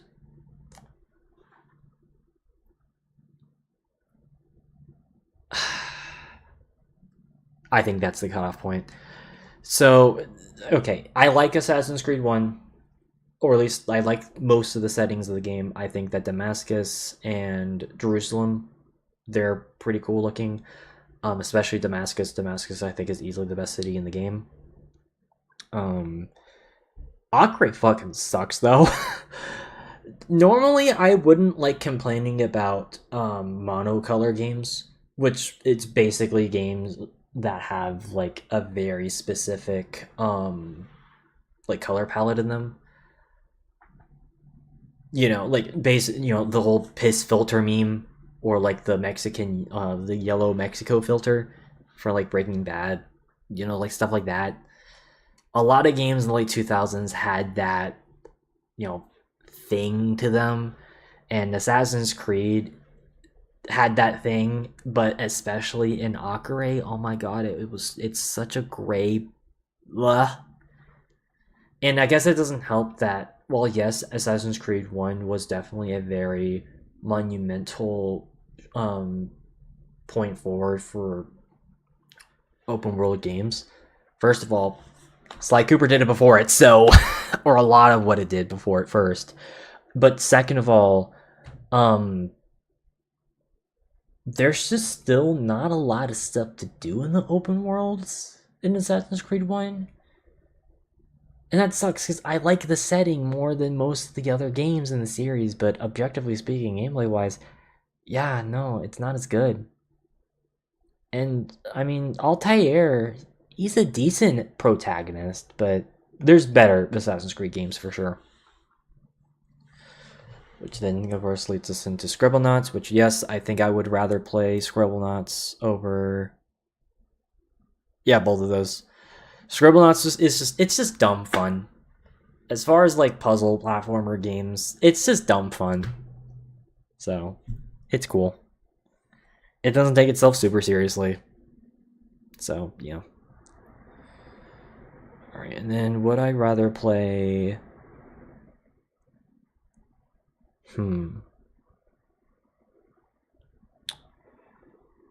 Yeah, this is kind of where things get a bit interesting for me, I'm not gonna lie. Because would I rather play Return to Castle Wolfenstein over OG Wolfenstein? Yes. Would I rather play Doom 3 over OG Wolfenstein? Actually, funny enough, I wouldn't even play it above Uncharted 1. See, that's the thing. A lot of these games are very different from each other, so it's just kind of hard to, like, really judge a lot of these games. Oh, shoot! Splinter Cell! Fuck no. Yeah, that's going in S tier. What am I thinking? I forgot about Splinter Cell! That game rocks. Yeah, no, S tier. I felt like, yeah, no, Splinter Cell, that's going in S tier. That game's fucking awesome. One of the best stealth games ever. And Chaos Theory, even better. I wish I had played that for you guys, but unfortunately, these games aren't as popular on Twitch. But, like, Splinter Cell, okay, that said though, low key, right there. That feels right. Okay. Now it's just a matter of, like, all these other games. So, okay. I guess, okay, so would I... Okay. FNAF 1. Again, I just have realized I don't like gameplay FNAF, like the older FNAF games. I just don't like them gameplay wise. So I guess I'll just put both of these right next to each other there. Would I rather, and then yeah, Ratchet and Clank going Commando. I think I would put this probably above Uncharted 1. Actually, yeah, above actually all those games. I just don't like the story. Yeah, I don't know. Like, and also there's some terrible vehicle sections in Going Commando that I just absolutely hate. But I still think it's a fun game. But yeah. Alright, but yeah, would I rather play Borderlands as Wolfenstein? Yes. And then Wolfenstein 3D. Yes. Okay. And then we got Rome 2 versus Attila. Would I rather? Okay, I think nowadays I would rather play Rome 1, like Rome 2 over Attila. As a matter of fact, I think Attila that's probably going in average now. Cause dude, there are certain factions like you cannot do diplomacy in Attila, and that is so fucking annoying in this game. Because and also there are just some factions where it's impossible to play. Good luck trying to play as like Western Rome in this game. Unplayable. Also try good luck trying to play any of like the Nordic factions in this game, or even a faction that's directly next to like the Huns. You're not gonna win. So that said, though, I would rather play this over those there. Mm. But okay.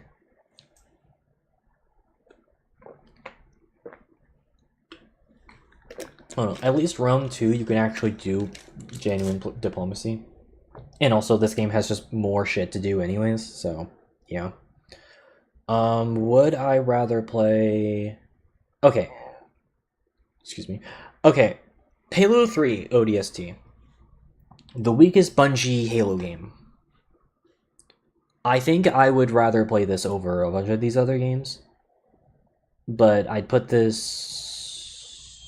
No, yeah, I'd put it above there, but like below Assassin's Creed 1, I guess. I just wish that, like... I don't know. I was pissed off about the fact that it doesn't auto-save. This is a game on the Xbox 360 and it doesn't auto-save? No excuse. Which, I guess, Halo 3 has that same problem, which obviously we'll talk about that once we start talking about games that we've actually have played since we did this tier list before. But I don't know, man.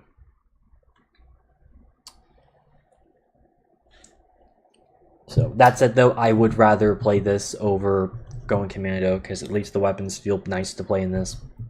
And because it's basically like a standalone game that is on the same engine as Halo 3, that just feels a lot better for me to play, personally. So, alright, though. So,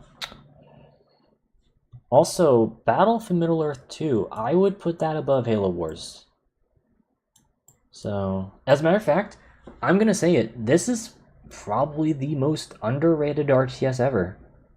I really like Battle for Middle-earth 2. I'm actually gonna put this actually fairly high.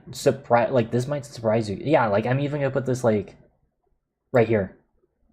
It's underrated. I think people should check it out. All right. And then okay. Also, the fact that okay, you know what? Fuck it. Wizard 101 above like everything else here. So I know I'm still pissed off about the fact that I never finished this playthrough. Like that would have been awesome if I was able to do that. But I still like this one admittedly is just kind of more of a I guess nostalgic pick for me. I just find the game to be pretty fun, especially since this was like the one MMO game that I played a lot of, and it was just so much fun. So, and thankfully, I actually now know people who plays or played Wizard 101, which is good because I want to potentially see if I can go back to this game with some people at some point because I think that would be really fun. But yeah, I don't know.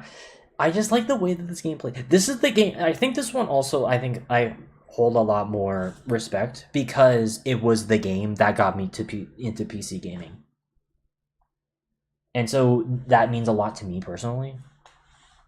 But yeah, no, Wizard 101 definitely above those. And hell, I'll even say this. I'm gonna put Pyro 101 next to it. I this game deserves better. Pyro 101 deserves better. It should have launched or no, okay, no. It had a good launch. It just had shit support for years. If this game was able to have had a better post-launch content, I think it would be a lot more respected nowadays. But unfortunately, this game was in limbo for years. They have finally started releasing a lot more consistent updates as of late, which that's good. I wish they would actually make an actual new world though. But I digress.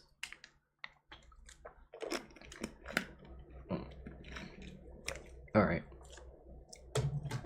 Also, I just saw another game that I think I would probably put lower. Resident Evil 1. I'm sorry. Tank controls. Okay, tank controls are fine. Fixed cameras, though? I don't like that. I never did. So, because of that, I can't with that game. But yeah, no, what else? What else would I play? Halo, yeah, those are fine placements.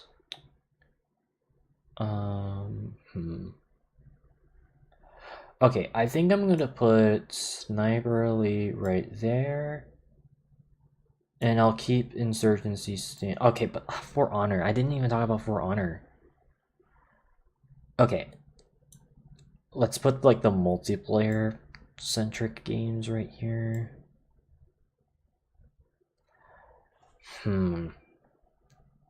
Okay, by the way, the reason the Insurgency Sandstorm, this is the reason why I can't play Insurgency anymore, because this game, it just feels way better to play. And also it has all the shit that's in this. Plus, this is basically just a vastly improved version of this. It's kind of like how I feel about Rainbow Six Vegas 1 compared to Vegas 2. This, we'll talk about this later, but this makes this not as good to play. But I digress. Alright, that said though, would I rather play Insurgency Sandstorm? Okay, would I rather play Insurgency Sandstorm compared to most of the other games? Honestly, I would play it above Uncharted 1 for sure.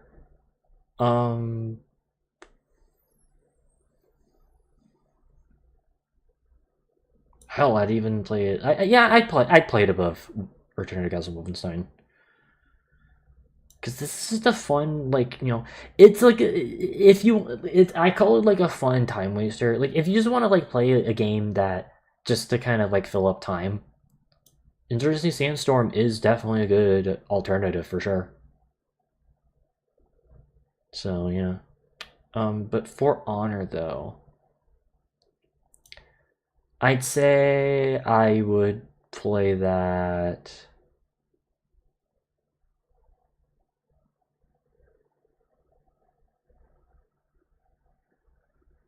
Yeah, I guess I can put it right next there.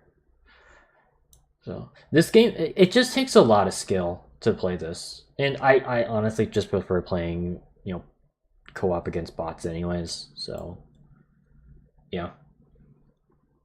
Titanfall 2.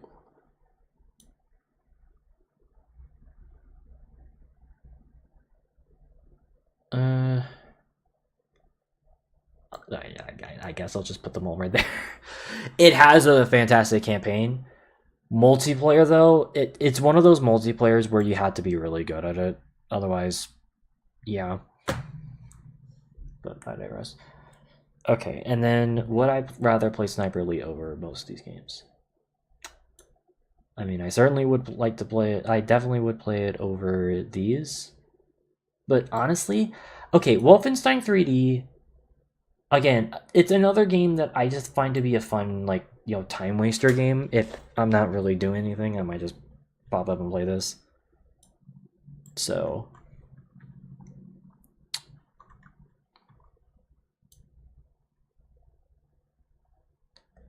but I think I would still play Sniper Elite 3 over these, but Titanfall 2 is the cutoff. Also, Vermintide 2. I would probably put that on the top of B, for sure. I think I've started to finally get a bit winded playing Vermintide 2, but it's still a pretty good, worthy successor of Left 4 Dead, that's for sure.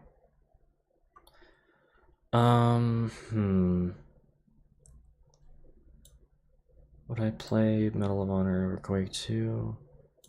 Probably not. I'd say Quake is better. Yeah, it's better than Halo Wars. I think I'd rather play Rome 2 though. I don't know. Quake 2 weapons can this has the same problem as Ratchet and Clank 2, where I just don't feel like the weapons feel as good to use compared to Quake 1, but I digress. And then I would say I feel like okay. Would I rather play Medal of Honor over Age of Empires? And this is the original from 1999.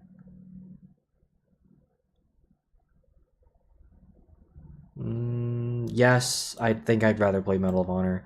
Yeah, it can feel a bit clunky to play, but I guess I just get kind of annoyed with Age of Empires when everything is just one individual thing. That can be a bit tedious, especially on the Definitive Edition. That said, though, I think I would rather play Age of Empires over Risk of Rain 2, simply because I just don't like roguelikes. As a matter of fact, I think I'm going to lower this.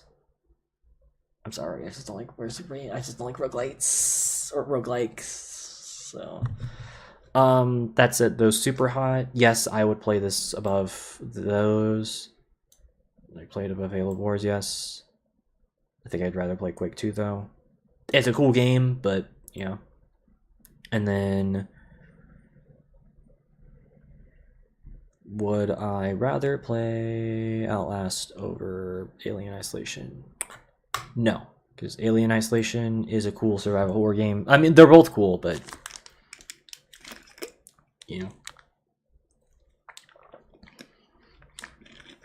there's a bit more defensive options. Also, yeah, Planet Coaster. I'd say I'd probably put it next to Halo Wars.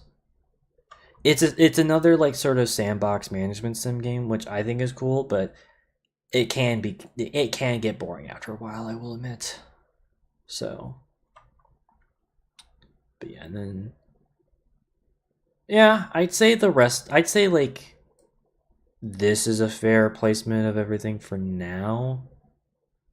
So I might change my mind later, so keep that in mind. But yeah, all right, average.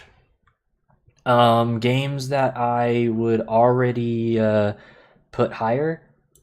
Yeah, Uncharted, Bad Company 2, and this might surprise some people, Modern Warfare 2 Classic. Oh, yeah, TF2. Any others? Tomb Raider. And Ghost Recon Future Soldier. And Battlefront 2017.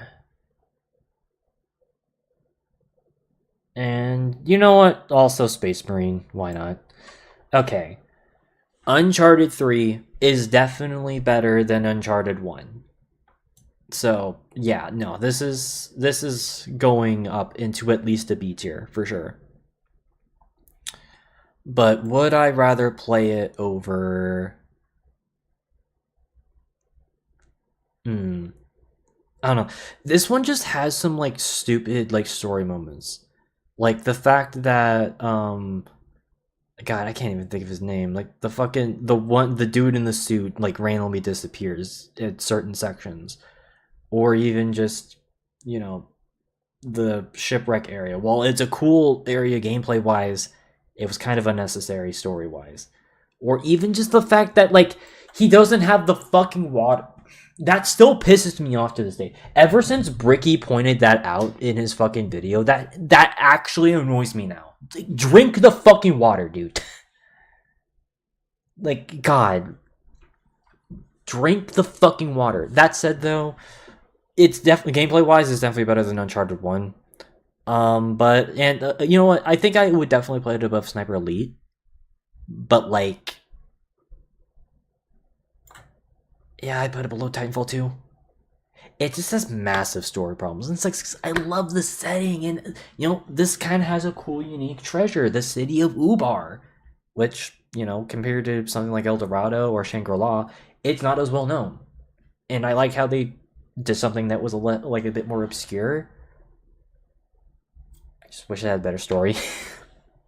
But yeah, no, I definitely would play this above Sniper Elite 3. I just wish the story was better. So, yeah. Also, yeah, Bad Company 2, that's going way higher. A tier. As a matter of fact, I'm putting that shit right next to Call of Duty 4. And as a matter of fact, I think I would rather play... Okay, multiplayer-wise, I definitely would rather play Bad Company 2. Campaign-wise, I would rather play Call of Duty 4. So I'd say these are both interchangeable, for me personally. It just sucks that like official support for Bad Company 2 obviously ended. So you would have to you actually have to pirate the PC version. And I'm going to endorse that because there is no digital version of this anymore. So, but yeah, I'd say, okay, because campaign, I typically prefer playing like single player stuff anyways. I'm gonna put Call of Duty 4 above it, but Battlefield Bad Company 2 is like, these are interchangeable. I would like I could flip flop between the two. It's just the campaign is not very good. So in this, so I'd say this is the overall better package because at least like multiplayer can be fun still here. It's just I prefer Battlefield multiplayer nowadays, but this is the better package. So yeah. But yeah, Modern Warfare 2. Yeah, I've kind of had like a weird epiphany recently with Modern Warfare 2 because this was another game that I used to like say was like overrated. I still think the campaign is overrated. That's not going to change. But I am going to raise this. So I'm going to put this... Okay. Okay. Sorry, I'm thinking. So would I rather play... I'm just kind of thinking. Would I rather play this over all these? Yes. Yes, yes, yes, yes. Yes, yes, yes, yes, yes. Yeah, yeah. Would I play it above... Yes, I would. Would I play it above Assassin's Creed? Yes. I think that's where I'll put it. And I know people are like pissed at me because they're like, why would you play World War II over Modern Warfare 2? It boils down to one thing: balance. And that's kind of where the core of my issues with Modern Warfare 2 has always been. Because I know a lot of people, they always use the fact that Modern Warfare 2, you know, because of how much broken shit is in the game, that makes it fun for a lot of people. But here's the thing. While yes, when you're the one who's like dishing out a lot of like, you know, the wins, that's when it's fun. But when you're on the receiving end, it fucking pisses, like, it's so dumb. It's so annoying. I think that's why I originally didn't like playing Modern Warfare 2, like Classic. It's just not fun playing this when you're the one losing. And there's not many games where if because here's the thing. Whenever you lose a match of, let's say, Call of Duty 4, it doesn't frustrate me as much because, yes, while there is some OP stuff in COD 4, I mean, there is obviously stuff like, I think is Danger Close in? I don't think it is, but there's stuff like stopping power. I mean, the M16 was annoying to go up against. Grenade launchers, were kind of annoying in COD 4, but they weren't it didn't feel unfair. With Modern Warfare 2, it just feels a lot of the shit that you die to in that game, it's just complete horseshit. It just feels completely unfair. And because of that, I just don't really like it as much compared to COD 4 or Modern Warfare 3. It's because of just the most broken stuff that just makes it annoying to play. That, and also, well, unfortunately, whenever I first played it on console versions are just completely broken. Funny enough, PC, I've not run into as many hackers on. I can't guarantee you that you won't get into hacked lobbies on PC Modern Warfare 2, but from my personal experience, I haven't had any sort of issues with it personally. So keep in mind that's just my personal experience. But yeah, no, I would just say that Modern Warfare 2 it's decent, but people fucking glaze this game. I still stand by that. This is one of those games I definitely think is overrated, for sure. And I don't think my mind's ever going to change about that. So, and stop fucking, okay, I have to rant about this. So, obviously, I've done YouTube shorts recently. Some of them I've done stuff for Call of Duty on. Stop fucking saying this man putting MW2 below insert other game is crazy. Stop. I don't. That shit really fucking pisses me off whenever people especially if it's done by a bunch of different people saying the same shit. Just stop. I don't like it as much as other games. I've grown on it. I still think it's overrated. Sue me. But anyways, so sorry. I just had to get that out there.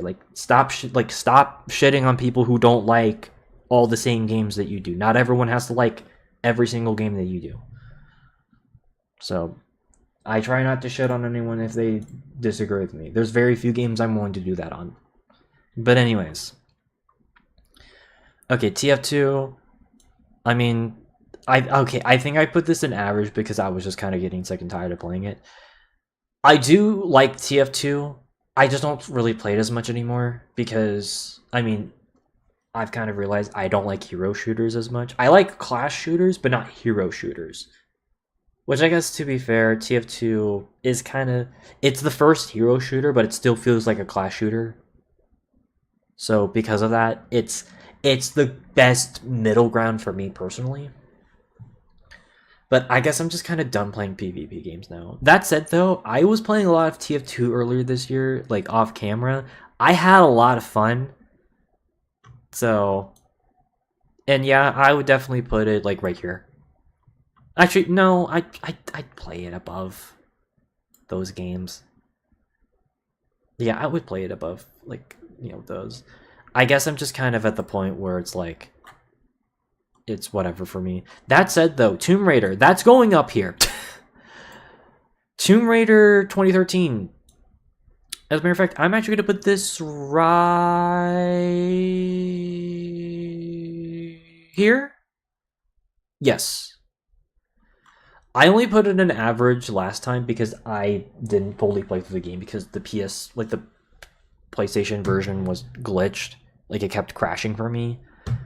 But after playing through it legitimately, I think it's actually one of the most underrated games ever. I think this game is actually pretty fun. There's a group of people who shit on this game. Those people I don't agree with. I think this game is actually a pretty good reboot, all things considered. So yeah, I just think this game's pretty fun, and I recommend people play it if they have not played a Tomb Raider game before.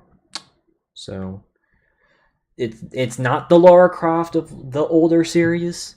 It is a completely different Lara Croft, but I was all for it, and I think it turned out well. So I just wish they made at least one or two more games in that reboot series, but I digress.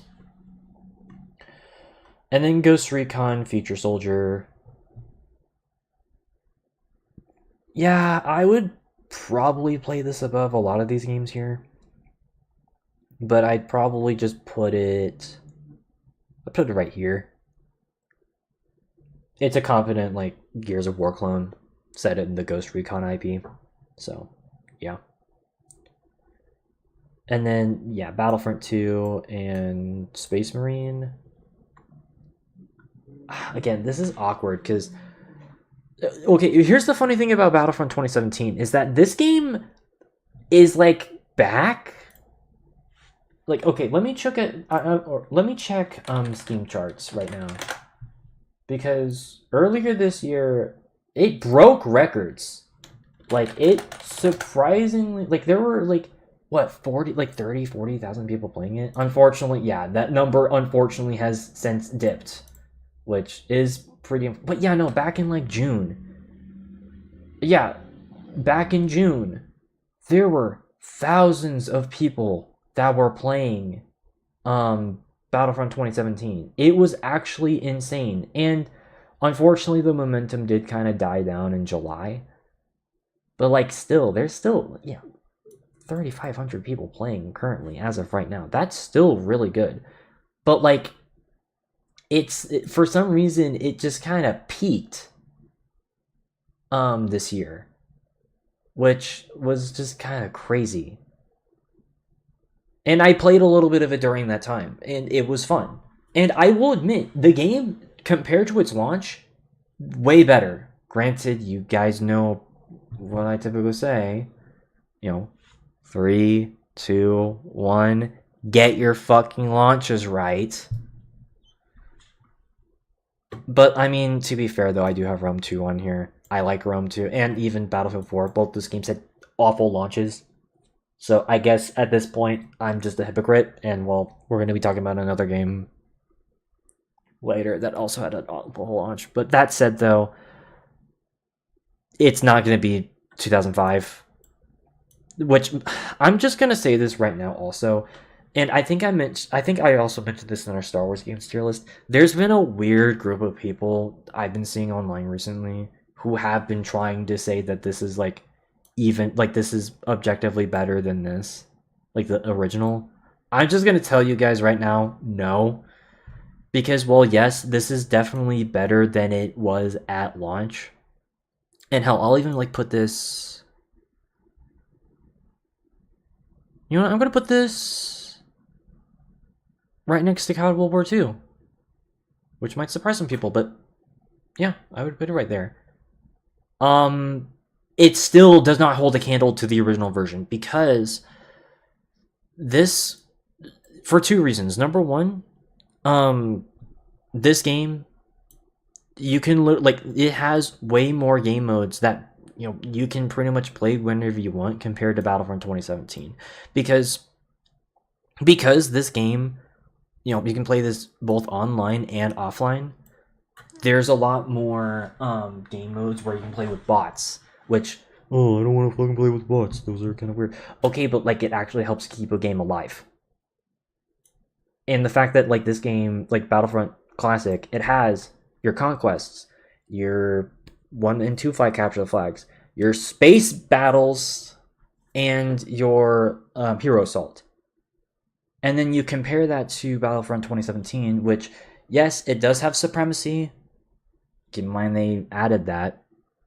And there is a galactic assault, and there is heroes versus villains. But those are the only 3 game modes that are consistently played on. Every other game mode, there's not that many people playing. Even during like this peak, there weren't really like a lot of, you know, games that like there weren't like those were still like most people who were just playing this, they were either playing Galactic Assault or they were playing Supremacy.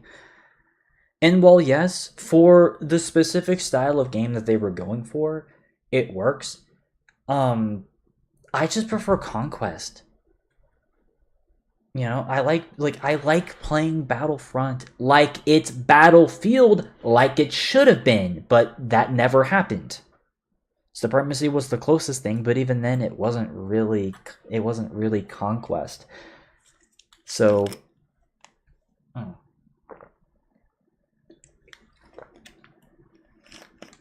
besides, you never even got onto the ships for the Rebels or Empire in Supremacy, which was mega lame.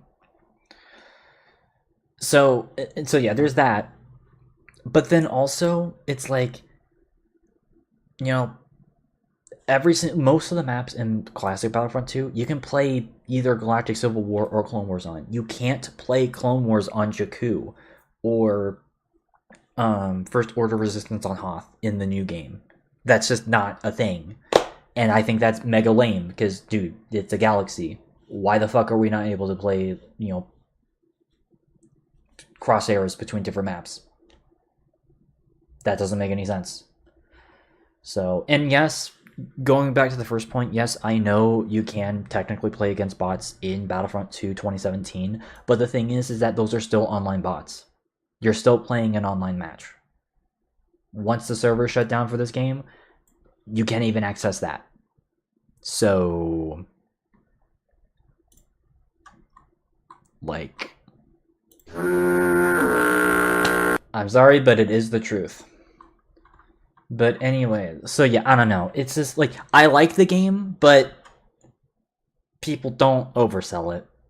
I'm kind of getting annoyed by when people oversell it. And also, yes, even though people have finally figured out how to make custom maps for Battlefront 2017, people have been doing that for like, 20 years for Battlefront 2005.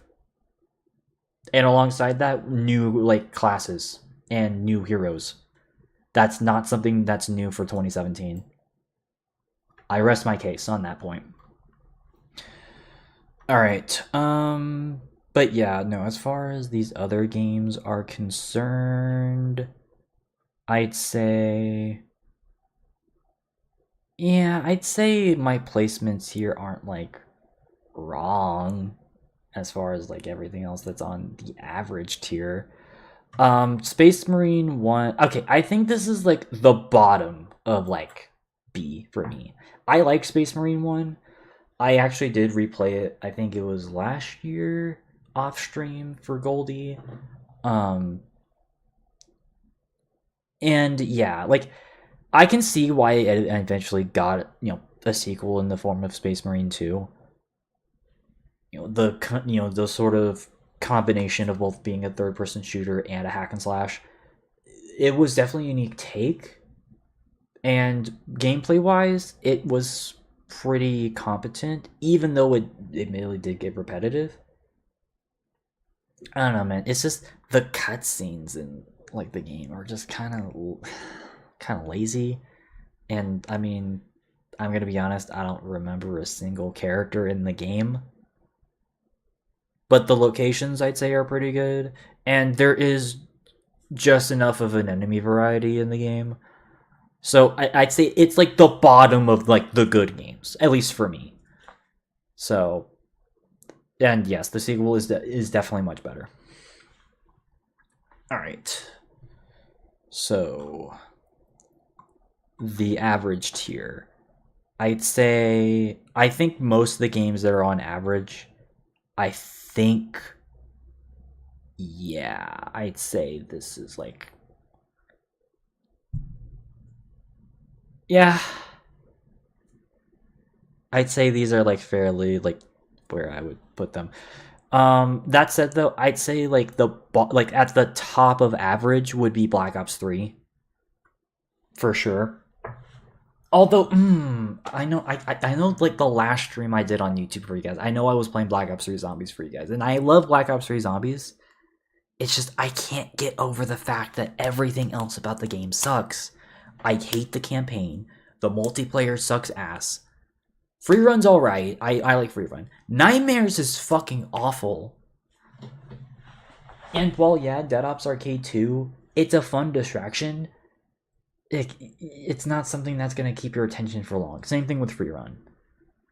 That's where my issue comes in. Is that like people love this game because of zombies. But here's the thing, I'm not just a zombies player. And that's what I've been trying to say, and honestly what I've been trying to avoid for the past like 4 years is I don't want to just be seen as like a Call of Duty zombie streamer. Because, you know, I used to stream a lot of Call of Duty Zombies. And while yeah, I still love zombies, it's still, you know, one of my favorite things to play. That's not the only thing I want to focus on as far as stuff for YouTube and Twitch. So the fact that, you know, as someone who likes first person shooters and likes playing through campaigns and a little bit of multiplayer stuff, and those parts of a game suck, yeah, no, I'm not gonna have a higher favor of like the rest of the game. Just even if one mode is fantastic, it's just it is how it is. I'm sorry, but like that's just how I feel. So that said, though, as far as the other games that are on this tier, I mean, I would probably say begrudgingly, because of the customization of Sims 4, I would put it just right below that. Because that's definitely the thing that is for sure carrying, you know, Sims 4. But everything else is just kind of like, you know. Again, I'm trying to think, would I rather play this game over this game? So I'd say next up, I would probably play Republic Commando above the rest of these. Yeah. And then Infinite War. Okay, here's my question. Would I rather play Modern Warfare over Infinite Warfare? Modern Warfare 2019. Okay, Republic Commando. Again, I just feel like this is another game that I think people just think a bit too highly of.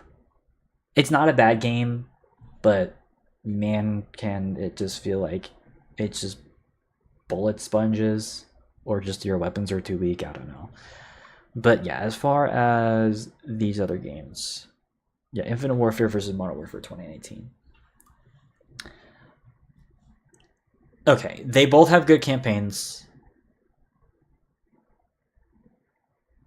I think Modern Warfare has the better campaign. Okay, you know what? I think I'll put Modern Warfare 2019 above Infinite Warfare, because I think I prefer the campaign and the multiplayer above it. Though I think I definitely prefer zombies, but zombies kind of isn't very good in Infinite Warfare. I'm sorry, people, but I don't know. And then, oh, but Hardline. Actually, okay, you know what? I think I would rather play Hardline above both of those, though, because, again, I just prefer Battlefield multiplayer. And Battlefield Hardline, I actually like its multiplayer. Campaign's whack, but yeah. Yeah, I'd say that's fair. And then, yeah, I'd rather play The Division, I'd say, above most of these.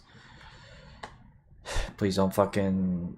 Please, Ubisoft, add a fucking offline version for this, because I actually like... I kind of like The Division. It is repetitive as fuck, though. I will admit that, but I don't know. It's kind of whatever. And then Vegas 1. Would I rather play that over most of these? No, I think I'd rather play Red Orchestra 2. I like Red Orchestra 2.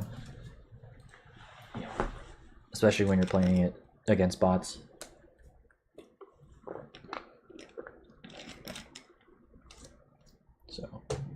Actually, okay, you know what? I think I'm actually gonna go from bottom back up to average now.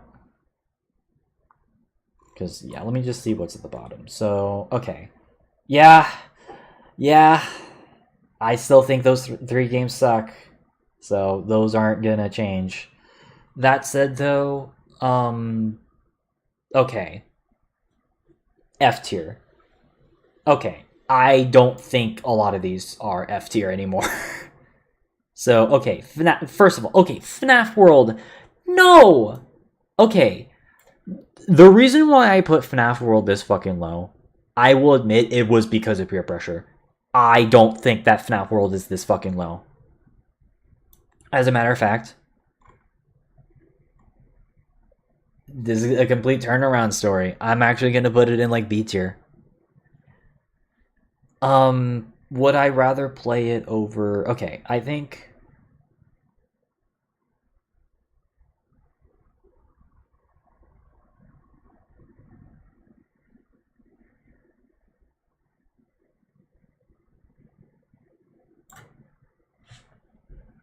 That's probably the most drastic of an opinion change that you're gonna see on this tier list. I like FNAF World. Cause I mean, again, yes, it's very Final Fantasy-esque. Like, it's basically just FNAF Final Fantasy. But I think I've kind of realized that that's not a negative. It's just not. And even like some of the side game mode stuff, I think is actually pretty fun. So yeah, no, like, again, I genuinely have changed my opinion on FNAF World. I used to shit on this game. Again, I put this in F, which, no, it is not F. I will definitely admit, though, that it's definitely the least FNAF-esque FNAF game that not only I've played, but like just ever, but it doesn't make it a bad game. As a matter of fact, I'm gonna be honest. I think I prefer, I think nowadays I definitely prefer it compared to the actual mainline series, and especially most of the other, pre Steel Wool era games.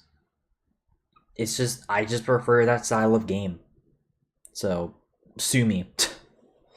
That said, though, okay, Soma, no, I wouldn't put it this low either. I'd probably put it closer to like a C or an average. I'm leaning more towards C because I'm gonna be honest, this game didn't really scare me as much, so I'm gonna put it like in a C tier. But it's not a bad game by any stretch. It's just whatever. That said, though, okay, Steep. Honestly, kind of the same thing. I don't think it's a terrible game. It's just not necessarily my demographic. So I think that's why I put it that low. But I don't know. Okay. Then we've got damn. 3 Call of Duty games. 3 in a row, baby. But okay. Okay. I still think that Advanced Warfare is like the worst out of the mainline Call of Duty game. Okay, I guess technically this is a mainline game, so I guess okay. I think I would rather play. Okay, I would still put this down here. People, I don't think you guys realize just how bad this game is. It's awful. Don't play it. That said, though, okay. I'm sorry. I think I am gonna keep Bad Company 1 on here. I know people probably fucking hate me for that. I can't stand this original game. Partially because the campaign is actually one of the worst things I've ever played. It's bad, people. It's aged really bad.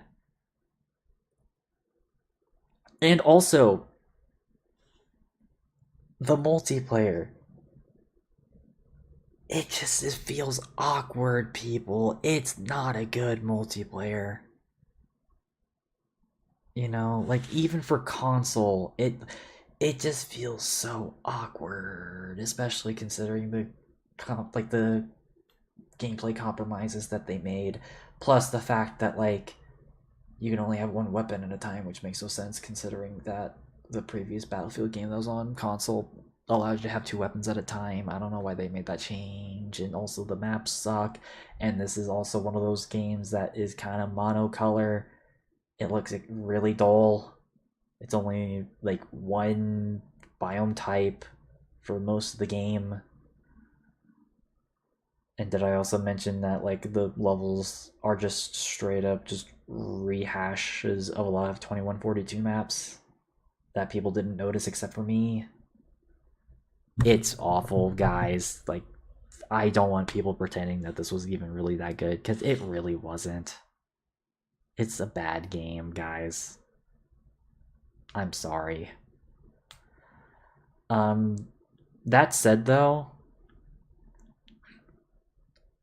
okay. This is gonna be awkward, because we've got Advanced Warfare and Vanguard. I still think that as far as Call of Duty games that people know, these are definitely the worst of like that. That said, though,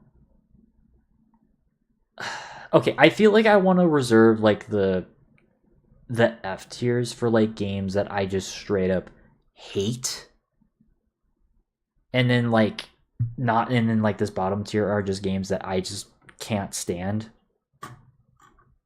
I'm gonna be honest, as bad as Vanguard is, I don't like hate it, if that makes sense. I just think like, because here's the thing, Advanced Warfare, I just straight up fucking hate. There's not a single part of that game that I enjoy at all. Like, I hated the campaign, and well, it doesn't help that that game, because of, well, a certain somebody, it's aged extremely poorly. The multiplayer just feels way too just clunky, especially for like a game from 2014. It should not feel this like janky to play. And you know, the weapons, all the weapons are terrible to use except for the fucking BAL 27 and the Speakeasy ASM1. Oh no, it's the Speakeasy fucking BAL 27 and the ASM1. Those are the only weapons that are viable in multiplayer. And don't even get me started on the fact that this was the first Call of Duty game to introduce fucking loot boxes in. And, well, Exo Survival is just a neutered version of Modern Warfare 3 Survival. And zombies in this game is terrible. It's actually, like, genuinely awful. Like, Exo Zombies? No. That said, though, Vanguard doesn't really have that much of an excuse either, because campaign in this game, while I will admit, because of its theming, it like I can at least stomach it a bit more than a lot of people. It's still terrible. It still sucks.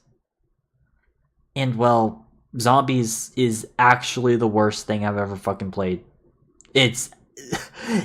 Zombies was shockingly bad in Vanguard. It was wow. Granted, I don't know which one's worse, Vanguard zombies or Exo zombies. Both of them are dog shit, though. But, like, here's the thing. At least Vanguard has an okay multiplayer. I'm not gonna pretend that it's good, because it's not.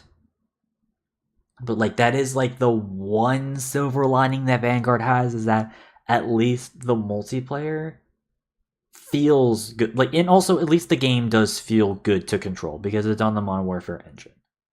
So there's that. Man. Okay, I guess this is like borderline D and F. I'll give it the benefit of the doubt and I'll put it in a D tier, but like it's at the bottom of D tier. You're not gonna convince me that it's gonna be any higher. Alright, that said though, okay, D tier games that I'm gonna raise up. So I think I'm actually going to raise, and again, this is gonna surprise people, I'm gonna raise Battlefield 5 and Ghost Recon Breakpoint. I think I'm just gonna put both of these in like average.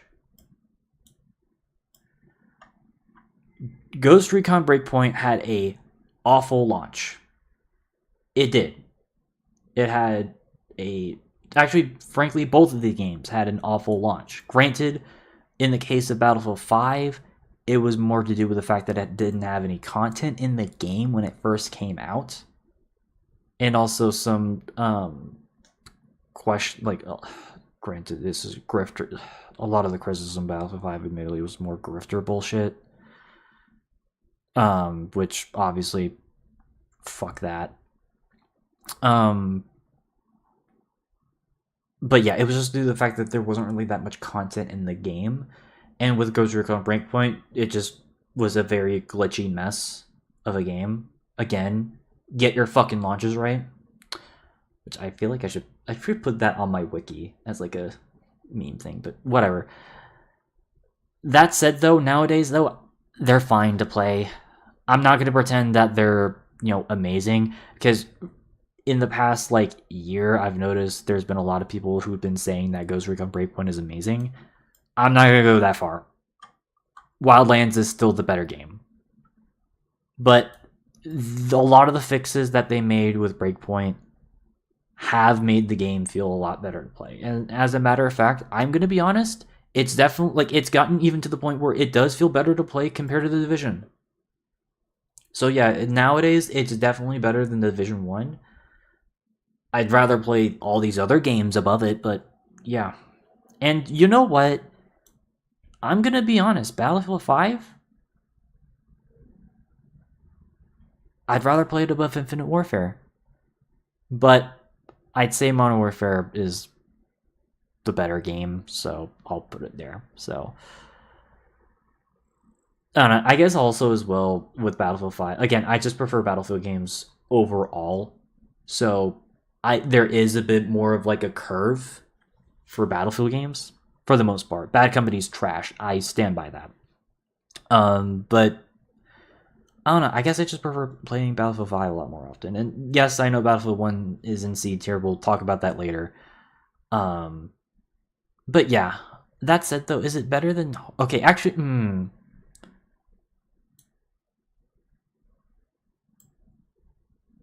I don't know. Whatever. We'll keep it there for now. As far as the other D tiers, though... Yeah... I did not like Ziggurat at all, so that's definitely that's still staying there. I'm sorry, it's just, I hate roguelikes. And the fact that the game tricked me into like playing a Quake-style roguelike, no.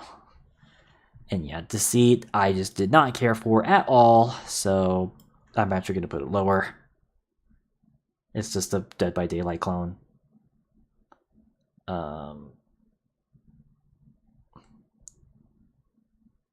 Okay.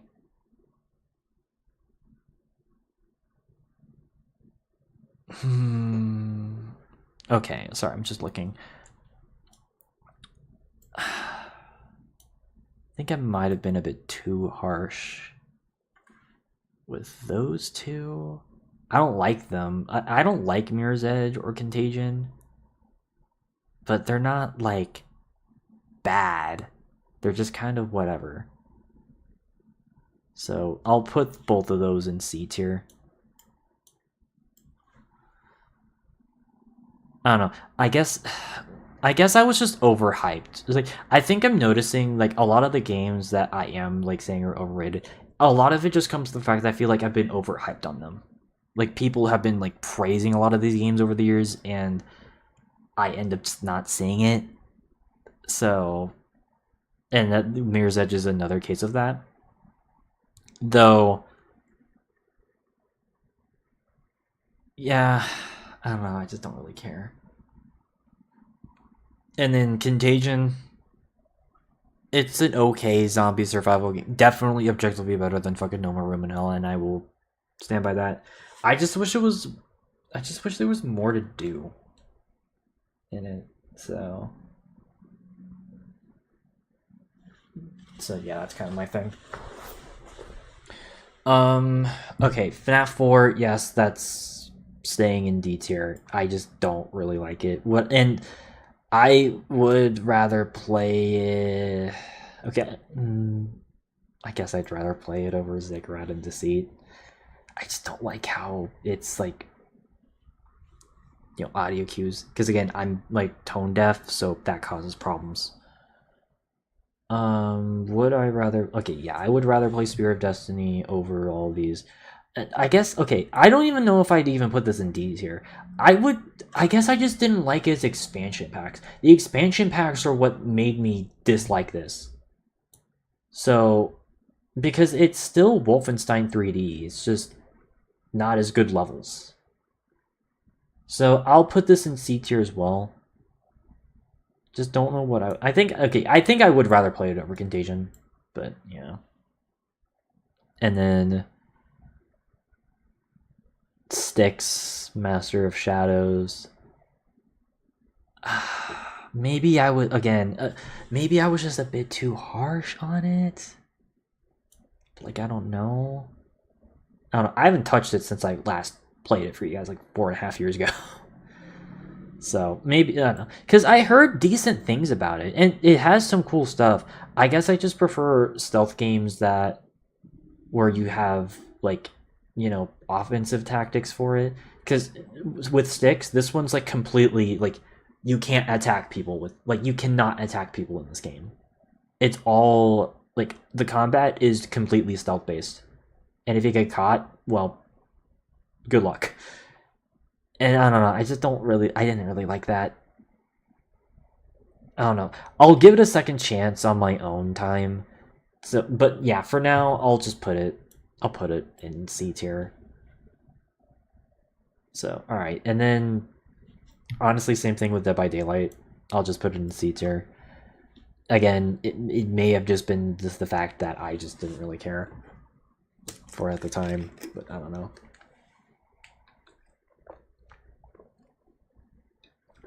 Alright.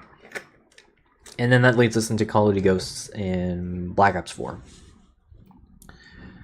Again, I don't think... okay, because here's the thing. I would put, like, D and F are, like, games that are just straight up, like, bad games. Or games that I just don't want to ever play again. So, but, like, okay. I guess I'm kind of thinking in my head. Okay. What are the good parts of Ghosts? I like the DLC maps, and I like how, like, I like at least the concept of how they use the perk system. For, like, yeah. Campaign sucks, though. Multiplayer can be a bitch to play. Maps were awful. And Extinction, it's fun with friends, but solo, it's ass. It's actually terrible playing. So, yeah. But as far as Black Ops 4, I actually kind of like its multiplayer, I'm not gonna lie. I like... the maps are okay. I just don't like fucking battle royales, so Blackout is already... okay, yeah, I think I'd rather play Black Ops 4 over Ghosts. And hell, I'll even put it in, like, C tier. But, like, zombies, man. I'm sorry. I'm just gonna be straight up right now. I'm a Black Ops 4 zombies hater. Like, I'm just gonna be straight up honest about that right now. Like, as far as zombies, like, I'm a Black Ops 1 and World of War lover as far as zombies is concerned. But I don't like Black Ops 4 mechanics, dude. And especially since this was where a lot of the mechanics that we now know for modern zombies, this was the game where a lot of that started to creep in, like armor, the modern point systems, what else? I mean, character customization, kind of, which, I mean, that's more of a positive, but it had negative consequences in the long run. and just straight up just terrible microtransactions, which I know Black Ops 3 did have the gobble gums, but like the elixirs were even worse in this game. So I don't know, dude. And also just the maps. Okay, 9 and Ancient Evil and Classified. Those are like the only maps I like in the game. I don't like any of the other maps. I'm sorry. I'm a Black Ops 4 here. I'm sorry. I don't like Black Ops 4. I don't like Black Ops 4. I think the game is just not that fun. That said though, it's not a bad game. And again, multiplayer does save this. So it is going to be up here. As a matter of fact, definitely above all these games for sure. But I digress. Ghosts is still staying here though. Alright, then that leads us to the C tiers, which I'm already going to do something right now. Destiny 2, yeah. It's the truth. I'm sorry, but like after all of the bullshit and all the drama, I don't want to touch Destiny 2 ever the fuck again. And like I think I was too charitable about the fact that they literally removed paid content. You should never do that. Ever. And also, stop recycling a lot of the content that was in previous expansions. And I don't know, man. It's just this has honestly probably been the biggest fall of grace that I've ever seen from a fucking studio. Okay, maybe not the, but easily one of the worst. It's like, why? And also, doesn't this game now have like AI generated content in it? Or like some bullshit like that?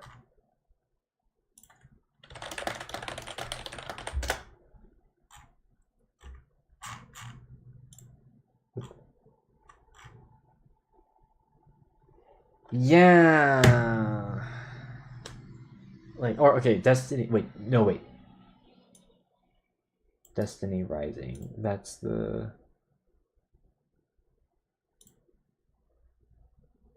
No, okay, never mind. That's the mobile game. Okay, I take back what I said.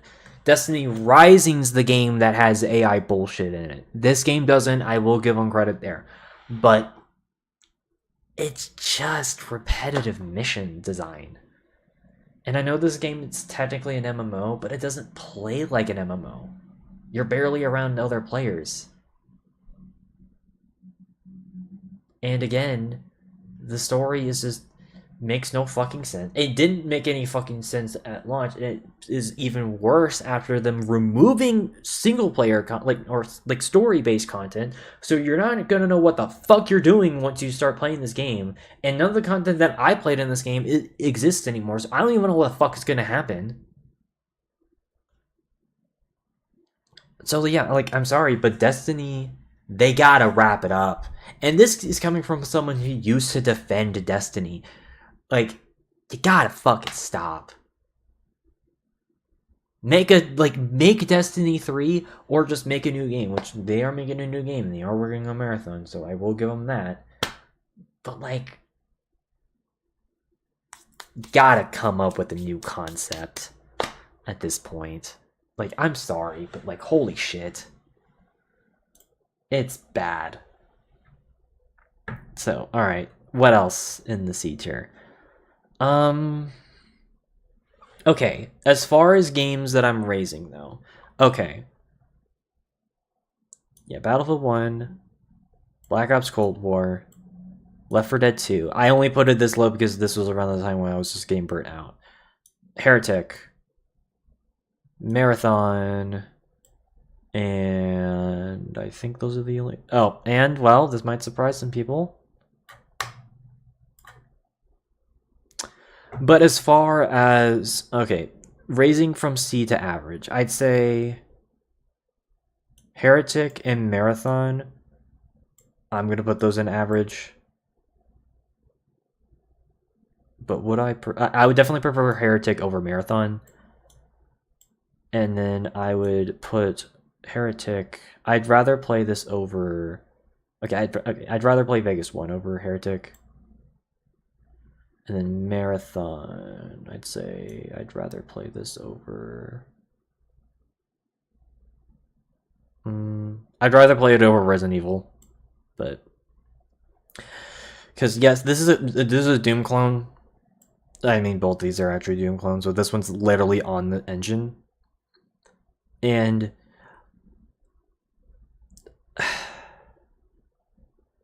I just don't. Okay, I just don't like the second half of the game. The first half is fine. The second half's not good. That's kind of why I put it in average. And then Marathon, it just feels very clunky, and the shooting is just kind of whack at points, and I don't know, the perspective can be really annoying. This was a very frustrating game to try to play through, especially since the level design doesn't really help knowing where the fuck you were supposed to go. This is one of those like where the fuck do I go kind of games, and it just wasn't really that fun. That said, though, I do appreciate it a bit more because I don't know. I think I just appreciate the fact that this was like when Bungie actually had fucking integrity. So that's kind of why I at least appreciate OG Marathon. Excuse me. But also, I don't know. I like the art direction definitely saves this game for sure. So average. Battlefield 1. Again, okay. Perhaps I treated you too harshly, because I'm gonna be honest.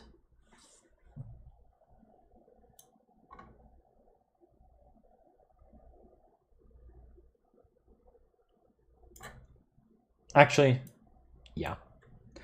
I've been playing a lot of Battlefield 1 recently, and I've been having a lot of fun. Actually,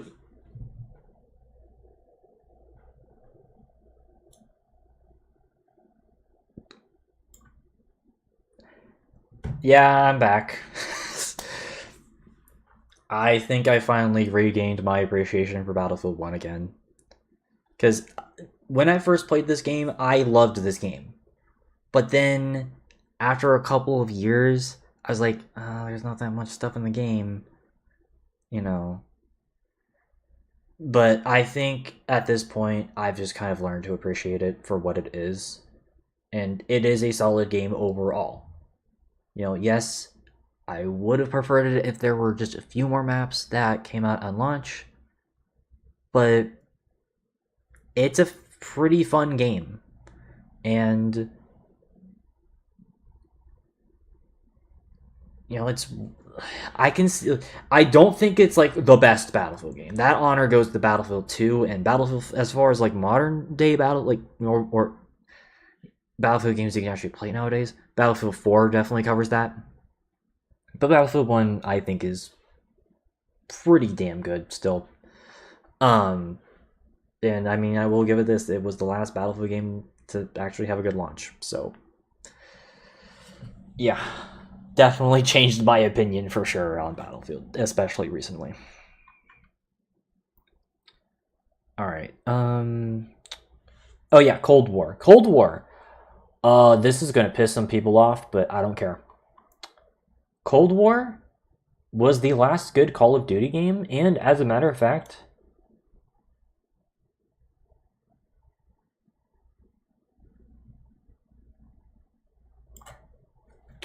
right there. Campaign I thought was pretty good. Multiplayer I really liked. And again, yes, I know this game didn't have enough maps. It should have more maps. But I thought it was still good. And I actually liked zombies more than Black Ops 4. Black Ops 3 still has better zombies, but overall the package for Cold War I think is way better. Again, I'm tired of people shitting on this game. It's not that bad. It's better than Modern Warfare, for sure. Like, stop. So, yeah. And then Left 4 Dead 2. I'll just put it right there. Okay, no. Okay, I prefer TF2. For sure. I don't. You can pretty much just interchange all 5 of these games. If I'm going to be honest, I guess I just get sick and I just don't want this to be the only fucking game that I play with friends. Because I got sick and tired of that. That's why I put it down in C tier. It wasn't because I thought the game was bad. It was just more of a mentally. I just want to play something else, especially if there's a game that has a good progression system. So that's where my headspace was. So I apologize. That said, though, okay, Half-Life. The game that is pretty much infamous for me, like, shitting on this game. I will fully admit, perhaps I treated this game too harshly. Because it's a good game. It is not the fucking best game of all time, though. This is not fucking S or God. Like, you have to be actually insane to think that. It's nowhere near this high.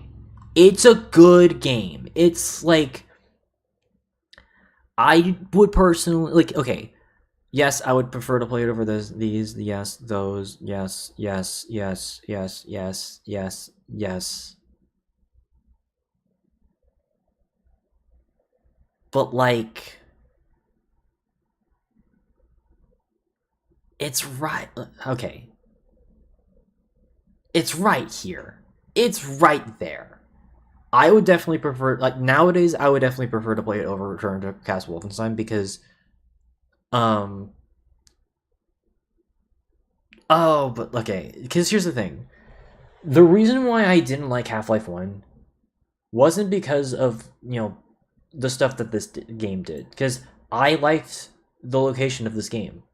Black Mesa, I think, is a pretty interesting location, even if that means that a lot of levels can look the same. It's still a pretty cool idea of having a more realistic setting, even if other games did that. And I think that the weapon roster is actually pretty competent. And hell, the enemies, for the most part, I think are kind of cool. It's just surface tension onwards is where it goes downhill. I don't like surface tension onwards with Half-Life 1. That's when the game starts getting way more frustrating than it should have been.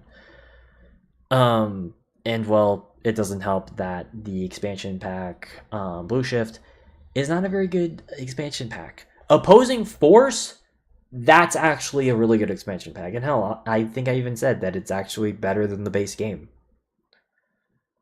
So, it's a good game. It is not one of the best games of all time, though. Or at least I don't think so. That honor definitely goes to its sequel, Half-Life 2. I will say, though, this game did walk so that this game could run. I will totally admit that, though. So, I like Half-Life 1, but stop overselling it. That's when it gets frustrating for me, is when people oversell video games. Because that's when I start not caring anymore. So, that's just me, though. But anyways. Okay. I mean, yeah, I would probably say the rest of the games that are on this tier. Yeah, I'd say... Okay, except for Uno. Uno...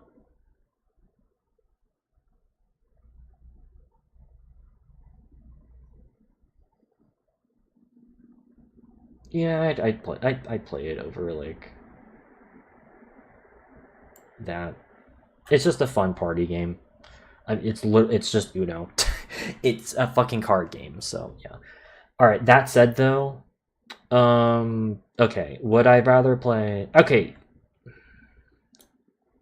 I'm gonna put Empire above those. I guess this game is just too easy. To the point where it's boring. That's why I don't care for Empire as much in the Total War series compared to other Total War games. It's just a bit too easy. And also the setting is not my favorite. So... I would play it over Zombie Army Trilogy and Strange Brigade. Again, these are just fine. I would rather play. Yeah, I think I'd play Black Ops 4. Like, nowadays, I think I would play Black Ops 4 over a lot of these games down here. And then Team Fortress Classic. Yeah. Put it there. And then Horizon Zero Dawn. Again, I think this is another game I feel like I might have just treated too. Okay, any game that I feel like I might have treated too harshly, I'm just gonna kind of like they're still gonna be in C tier, but like, you know, yeah. So I think Team Fortress Classic, Mirror's Edge, Horizon Zero Dawn, Styx, Penumbra Overture, and Wolfenstein Spear of Destiny. I think I might have given them and Steep. I might have just been a bit too harsh on. That said, which game would I rather play? I think I would rather play Horizon, and then Spear of Destiny, and then Styx, and then Penumbra, and then Steep. Yeah. Because with Team Fortress Classic, it is like, again, this is technically the first hero shooter. It's also one of the first class shooters. But it was just done better later down the line. So that's kind of my thing. And Horizon Zero Dawn. I think the reason why I was annoyed with Horizon was because I didn't realize it was an RPG until like I literally streamed it. Nobody told me it was nobody told me it was a role playing game. And so because of that, I kind of have negative thoughts about Horizon, and I think that is what kind of corrupted me about my opinions on Horizon. So, but who knows? Maybe one of these days I'll actually play the damn game. Spirit of Destiny. Again, the levels are just kind of annoying. Styx. I just need to figure out the actual, stealth mechanics. Actually, no, I think I'd rather play Penumbra. Because with Penumbra, it's kind of a walking sim.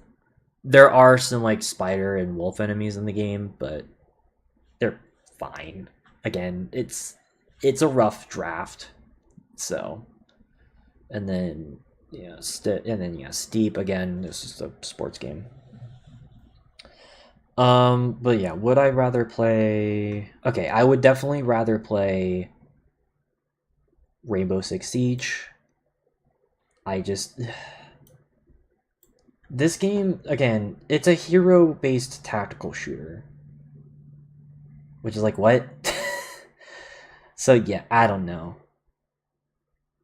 All right, and then I'm gonna put the Slender games, which I don't know why I decided to play these games, especially after all the controversies with Slender.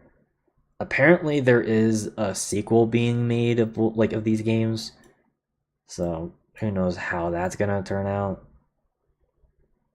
But yeah, I think I'd rather play The Arrival over this. But that said, though, okay, just so that I don't feel gross, I'm gonna put FNAF 3 over that, and Ratchet and Clank over that. Hell, even Soma over that, and even Dead by Daylight. That said, though, I'd say,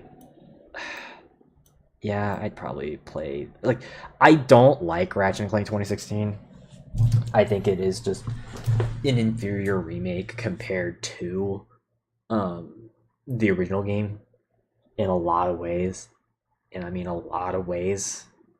That said, though, gameplay wise, it's not a bad game. Like, control wise, it's definitely better than the original, but it's just the story that just is so much weaker compared to the original, like, 2002 game. Was why I put it all the way up here. That's where my disappointment lies with Ratchet and Clank. Is that it just feels so much soulless. at least story-wise. That said, though, it is carried by its gameplay, and even a lot of the planets do look cool in this. I don't necessarily like all of the changes that they made. Like, I don't know why they made Battalia into a snowy planet when it used to be like a tropical, ocean planet. Well, jungle, not really tropical, but like a forest slash ocean planet. That was a bit weird, but it's not bad. It's just not as good, That's my thing. That said, though, yeah, I think I'd rather play Soma over FNAF 3. Again, I just don't really like. I think I've realized over the years, I just don't care for this style of FNAF. So, yeah. I do like these, like, I do like Springtrap as a character design. And these fairs are cool, but I don't know. And also, it doesn't help that this game is just fucking green. Again, FNAF 3 was kind of late to the party to the monocolor trend. But it's just green. It's just a green game. It looks ugly. It's just green. Whatever. And then, yeah, Dead by Daylight. I guess I just kind of put this over. Oh, okay. Okay. Because... Oh, I think I'd rather play Contagion. I don't know. I guess I just don't like how... Like, playing as a killer in Dead by Daylight obviously is where most of the fun comes from. And then playing as... But, like, playing as a survivor is just not fun. Unless if you're with, like, a group of friends. So... I don't know. Okay. Then we've got ourselves these shooter games. So... Okay, I think I would rather play Vanquish over Time Splitters. I still think people glaze this game way too fucking much, though. Like, I don't understand why Vanquish, of all games, has this weird cult classic behind it. It's really bizarre, because it's not that different from a lot of other games that came out around that time. Like, Max Payne was doing a lot of the shit that this did 9 years prior. I don't really understand where that cult classic for this comes from. And again, I'm not even really a big sci-fi shooter fan to begin with, so there's that.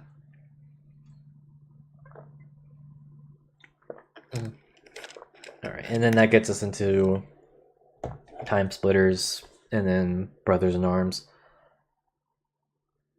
I think between both of these, I'd rather play Brothers in Arms. Even though the shooting in this game doesn't really work half the time, and that shit annoys me. At least it's carried by its narrative. Its narrative is okay. And, I'm biased for World War II shooters anyways. I don't know, Time Splitters just has not held up at all recently, so yeah. And then I guess Overwatch. I don't know. I mean, again, I just don't really care for hero shooters anymore. That said, though, I guess I'd rather play this over most of these other games. But I don't know. Alright, okay, let's finish up the average tier. So I'd say... Okay, would I rather... Okay, yes. And then... I would... Okay, I think I would rather play Battlefield 5 over Hardline. I don't know if I'd rather play this over it, though. I'm gonna say no. So, yeah. Okay. And then, yeah. Yeah, I think I'd rather play Uno over Vegas 1. Because Vegas 1... The reason why I don't really like this game as much compared to its sequel is because of the movement. Again, the movement... Because you're able to actually... Like, there's a lot more stuff in Vegas 2 to do. It ruins Vegas 1 for me. So, and also again, this game just looks ugly. Again, monocolor. So, would I rather play CS:GO over Layers of Fear though? Okay, no, I would rather play Company Heroes 2. Actually, yeah, no, Company Heroes 2. Why is this an average? This should be in B. What the fuck? Granted. No, yeah, no, I'd rather play it above Halo Wars. Yeah, why is that an average? No, that should be in B. Yeah, it's not as good as Company Heroes 1, but it's still good. The fuck? The fuck was wrong with me? Okay, and then Warframe. Okay, sorry. Okay. Heretic. Yes, I'd rather play that over Layers of Fear. Would I rather play that over CS:GO though? No. Again, I just don't care for esports as much anymore. That said, CS:GO is whatever. And then I'd rather play Amnesia Machine for Pigs. Which, man, why did I choose to play this fucking game over like Dark Descent? That's a big mistake on my part. I apologize for that. And then okay, you know what? Honestly, I think I'd rather play a lot of games over this. Hell, yeah, I'd rather play fucking Soma over it, I guess. Yeah. So yeah, I've lowered that to C tier. Cry of Fear. Also, yeah, I don't know. I just don't really care for horror games as much anymore. So yeah, I know I did a whole tier list on it recently, but sue me. Okay, yeah, I'd rather play Skyrim above like those for sure. Which I'm sort of surprised. Like, I'm kind of surprised I didn't really play Skyrim that much, but you know, it is what it is. And then Dave Infamy. I mean, okay, I'm gonna put Metal Gear. This is like the bottom of average, I'd say. So, fortunately, I played the NES version. Well, okay, well, no, if this is the NES version, then yeah, no, I feel like it's like the bottom of C. So, yeah, no. Okay. Would I rather play... No, I'd rather play Day of Infamy. Actually, you know what? Fuck it. I'd rather play Day of Infamy and Insurgency over Counter-Strike. I just don't really like Counter-Strike. And then, yeah, I'd rather play PlanetSide 2 over Counter-Strike. I'd rather play Attila over Counter-Strike. Shit, I'll even say this.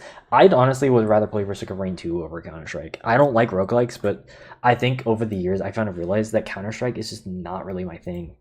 So, yeah. Journey, I'd rather play over Machine for Pigs for sure. And I think I'd even play it over... No, yeah, I'd say that's right there, yeah. And then SCP Containment Breach. Yeah, I definitely would play it over that for sure. Even though it can be kind of fucking annoying to play through sometimes. But yeah, I'd say, and yeah, Thief.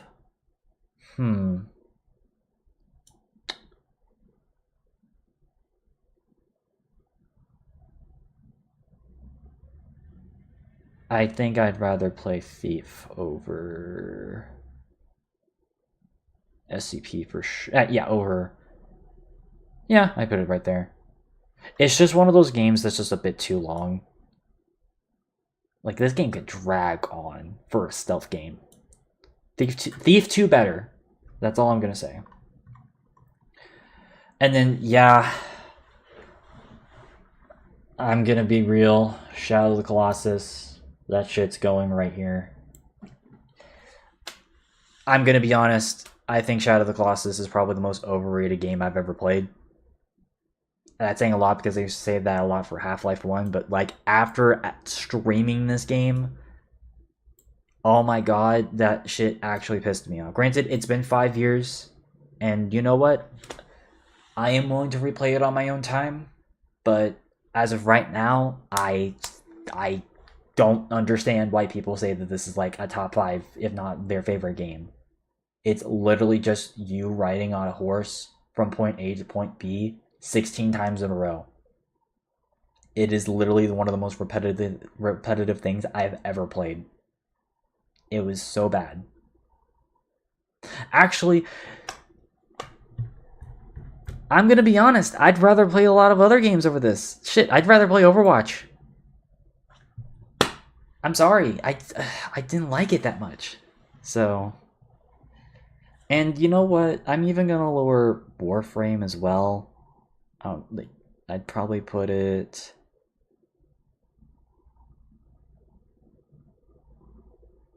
Put it right there. And I'm gonna be honest. Sonic was just recently ruined for me. I don't want to get into it, but like, if you've been paying attention to how I've been doing a lot of these streams and who I've been with, you will understand. The Sonic's just been ruined for me forever. So no, thank you. So I'm not gonna put it lower, but like,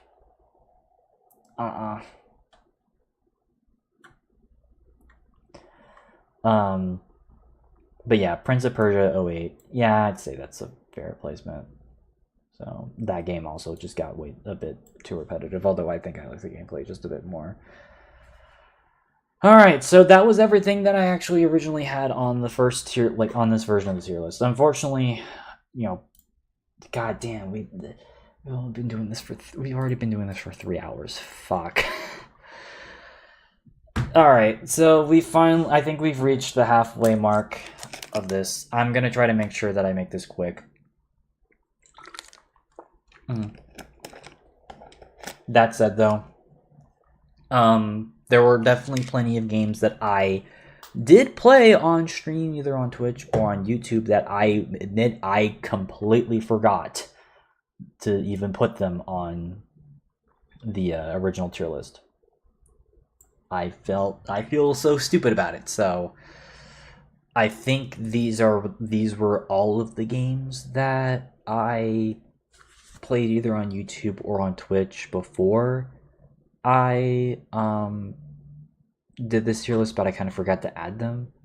Again, massive shout out to both massive shout out to Stream Charts for this, because like I would have not remembered these games if it weren't for this website.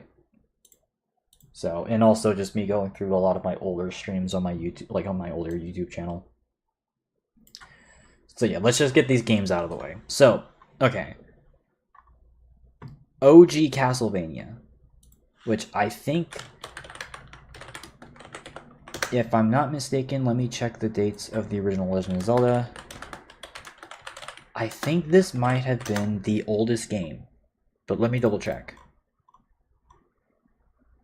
No, okay, Zelda's older, okay. But this is the second oldest game that I've ever played for you guys on stream, but not on Twitch, on YouTube. Because I think I did like a retro night. OG Castlevania, I'll put it, like, again, a lot of these NES games are kind of hard to rank because this is way before my time. That said, though, I'll put it in an average. I think I definitely prefer its remake, Castlevania 4, but it's fine. I'll put it like at the bottom of average. It's just a bit too difficult. And then we got Contra, which I actually kind of liked. Yeah, this is OG Contra, by the way. I'll put it in a B tier. I think I would rather... Yeah, I'd put it like the bottom of B. So, because... The only reason why I don't put it any lower is the fact that, well, this was the first game to have the Konami code, which basically is just like a cheat code.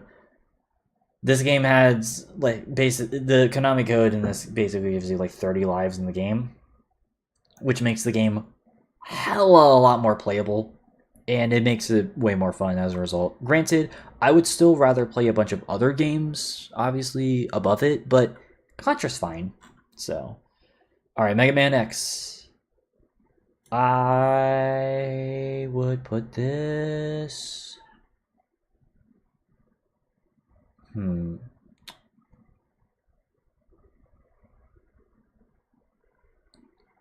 I'd put this, like, right next to FNAF World. Yeah.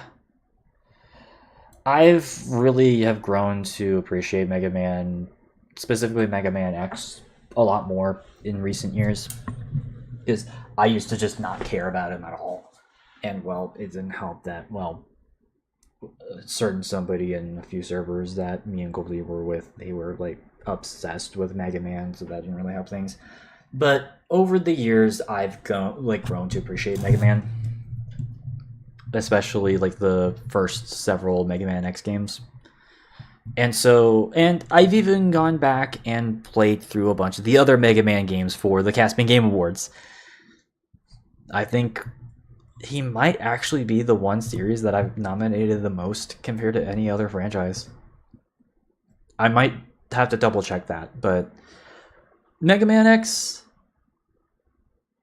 it was fun. I'm not gonna lie. Granted, it's not like a favorite game of mine because I'm still trying to get more used to more 2D side-scrolling games. Like, thankfully, Shantae helped me open the floodgates for me for that department. But there's definitely more games that I definitely want to, take more time to play on my own. So Mega Man X, pretty good. All right, okay, Data Defeat and Data Defeat Source. I'm just gonna put these in average. I think I would rather play... Yeah, I'd rather play this over Counter-Strike. Because at least you can, like, respawn in both of these.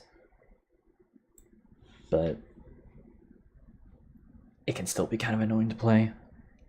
So, that said, though, Source, I would probably put it right here. So, because it at least feels a bit better to play since it's on the Source engine. So, that's nice. And then Medal of Honor Allied Assault.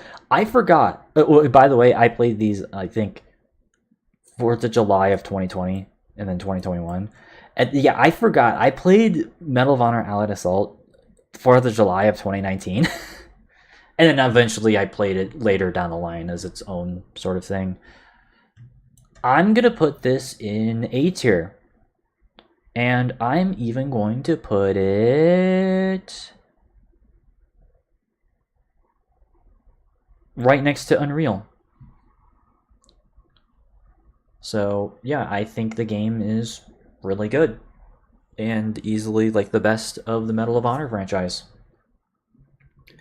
So, it's definitely, like, a game that you can definitely, like, feel it's a bit clunky now. And I will admit, the one thing that I don't like about Medal of Honor is that, and this isn't just exclusive to this game, this is also the same case for a lot of the other games, is that you are alone for a lot of the missions in the game. Not every mission, but like most of them. And considering it's a World War II game, I don't know, I just kind of wish you were with friends, like with AI teammates. But it's still a pretty good game, all things considered. And, it walked so that the Call of Duty franchise could run. And, well, we all know what happened from there onwards. So, yeah.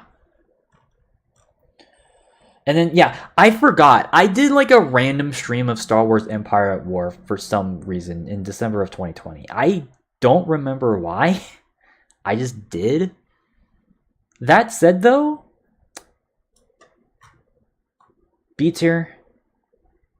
Though I'd rather play... Okay, I'd rather play it over Age of Empires. I'm sorry. But... yeah, I'll put it next to them. I'd rather play these other strategy games over it, but it's still decent. Alright.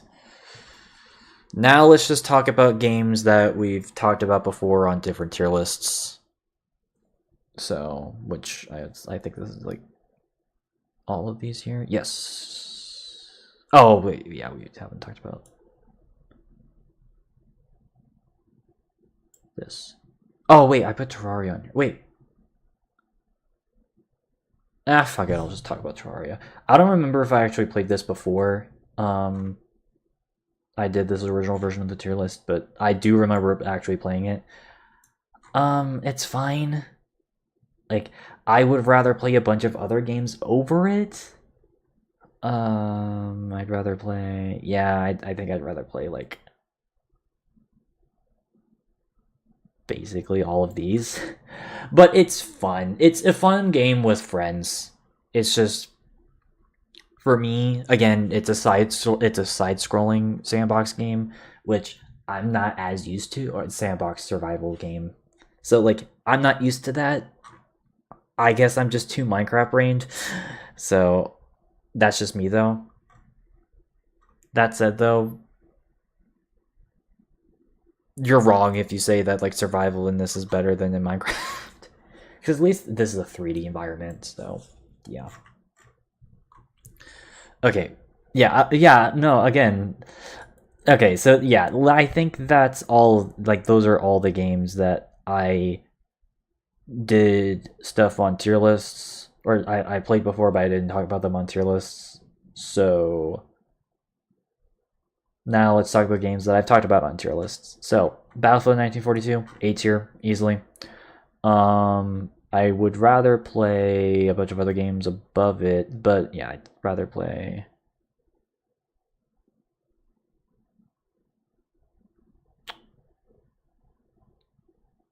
I'll put it right there. I know I randomly did a stream on like Battlefield last year in January. I just wanted to play something different. And I like Battlefield 1942. I think it's still pretty cool, even if the weapons are inaccurate. I just like, I don't know. And also just the fact that you can play against bots. You don't really get that a lot in Battlefield games anymore. 2042 thankfully added some of that, but which, okay, you know what? I technically did play 2042 on stream, but like it was only like the main menu that I showcased, I'm pretty sure. I didn't actually like play it, but you know what? I think just to kind of just so that we can like lay it to rest. I guess I'm just going to add it cuz I was debating on whether or not I wanted to add it, but I think just kind of for the sake of it, I might as well do it. Because I want to talk about it, because I don't know if anyone's been paying attention, but I have been playing a lot of 2042 recently. So let's talk about it. So 2042, again, awful launch. Let's just get that out of the way now. Get your fucking launches correct. We say that all the time. And this is probably the game that's the most guilty of that, if I'm not mistaken. I don't think there's any other game where I've been like, get your fucking launches right more than 2042. Because it deserves it. So, oh shit, it messed this thing up. Damn it. So, like, so yeah, like, you can understand where my annoyance level comes up. But here's the thing, though. Because again, I've been playing a decent amount of 2042 recently, because of course, you know, the Battlefield beta, of course, because you know, Battlefield beta has been pretty much on my mind as of late. Sorry, I'm just trying to remember what games we talked about on like older tier lists. It's not gonna matter eventually later on, but I just want to make sure I get this here, because god damn it, I don't. It's so annoying that this has to fucking reset every time. That actually is really annoying. I'm not gonna lie. Because like, why can't we just, you know, talk about games? You know. Okay.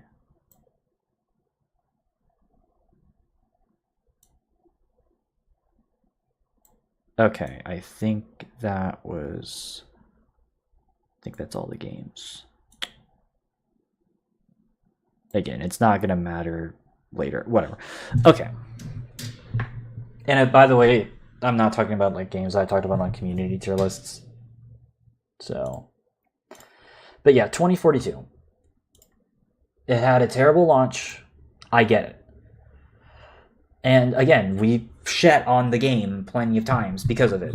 Because again, it deserves it. Because the game should have launched in a way better state. I'm going to be honest though. I've been having a decent amount of fun in it recently. Like, it's been surprisingly pretty fun. And I haven't really encountered a lot of glitches as of late. Like, I'm gonna be honest, it's actually been a lot more of an enjoyable experience as of late. Now, granted, is it one of the best Battlefield games ever made? Fuck no. I would definitely still would rather play Battlefield 1 over it for sure. But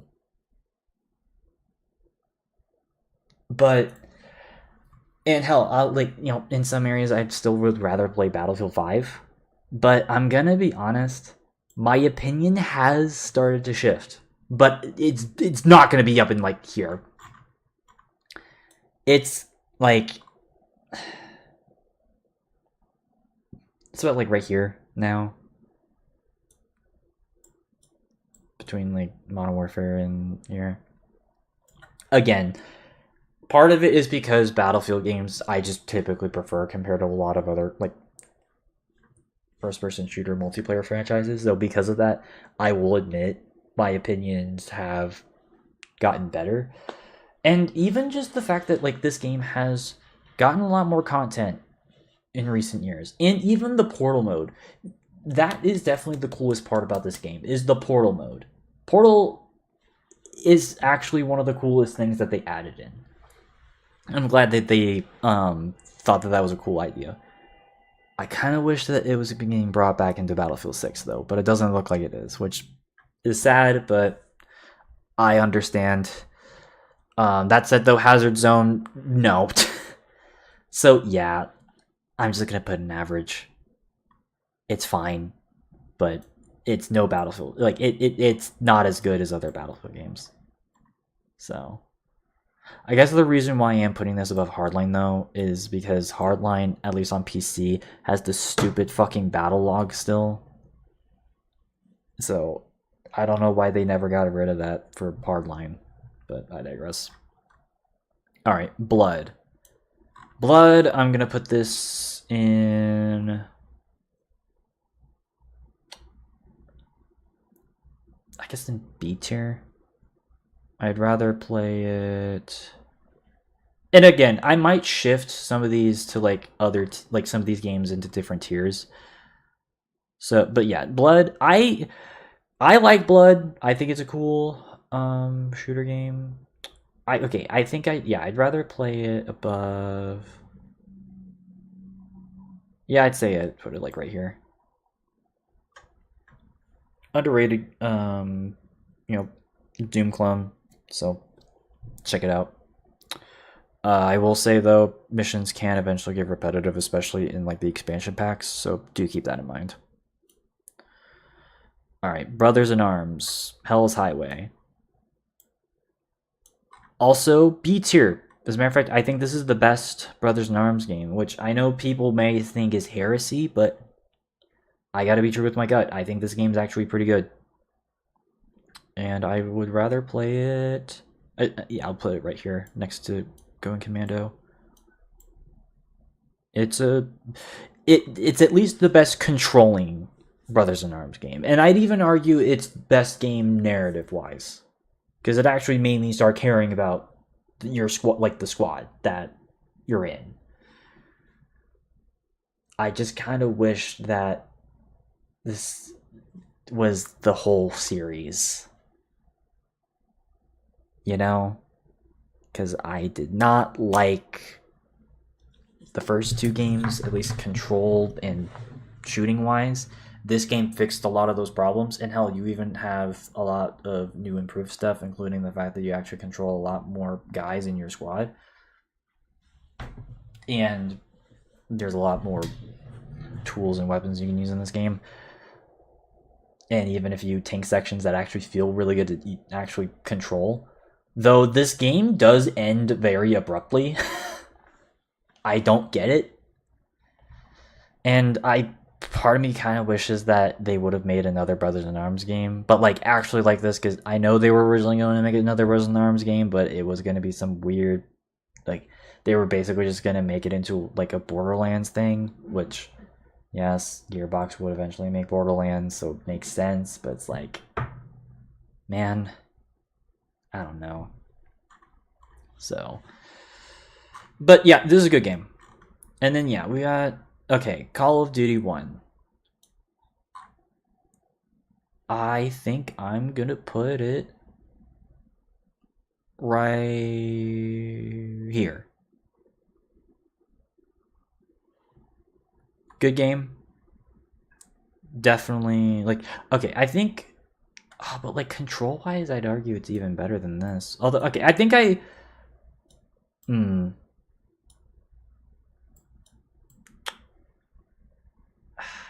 shit. I'll keep it here for now.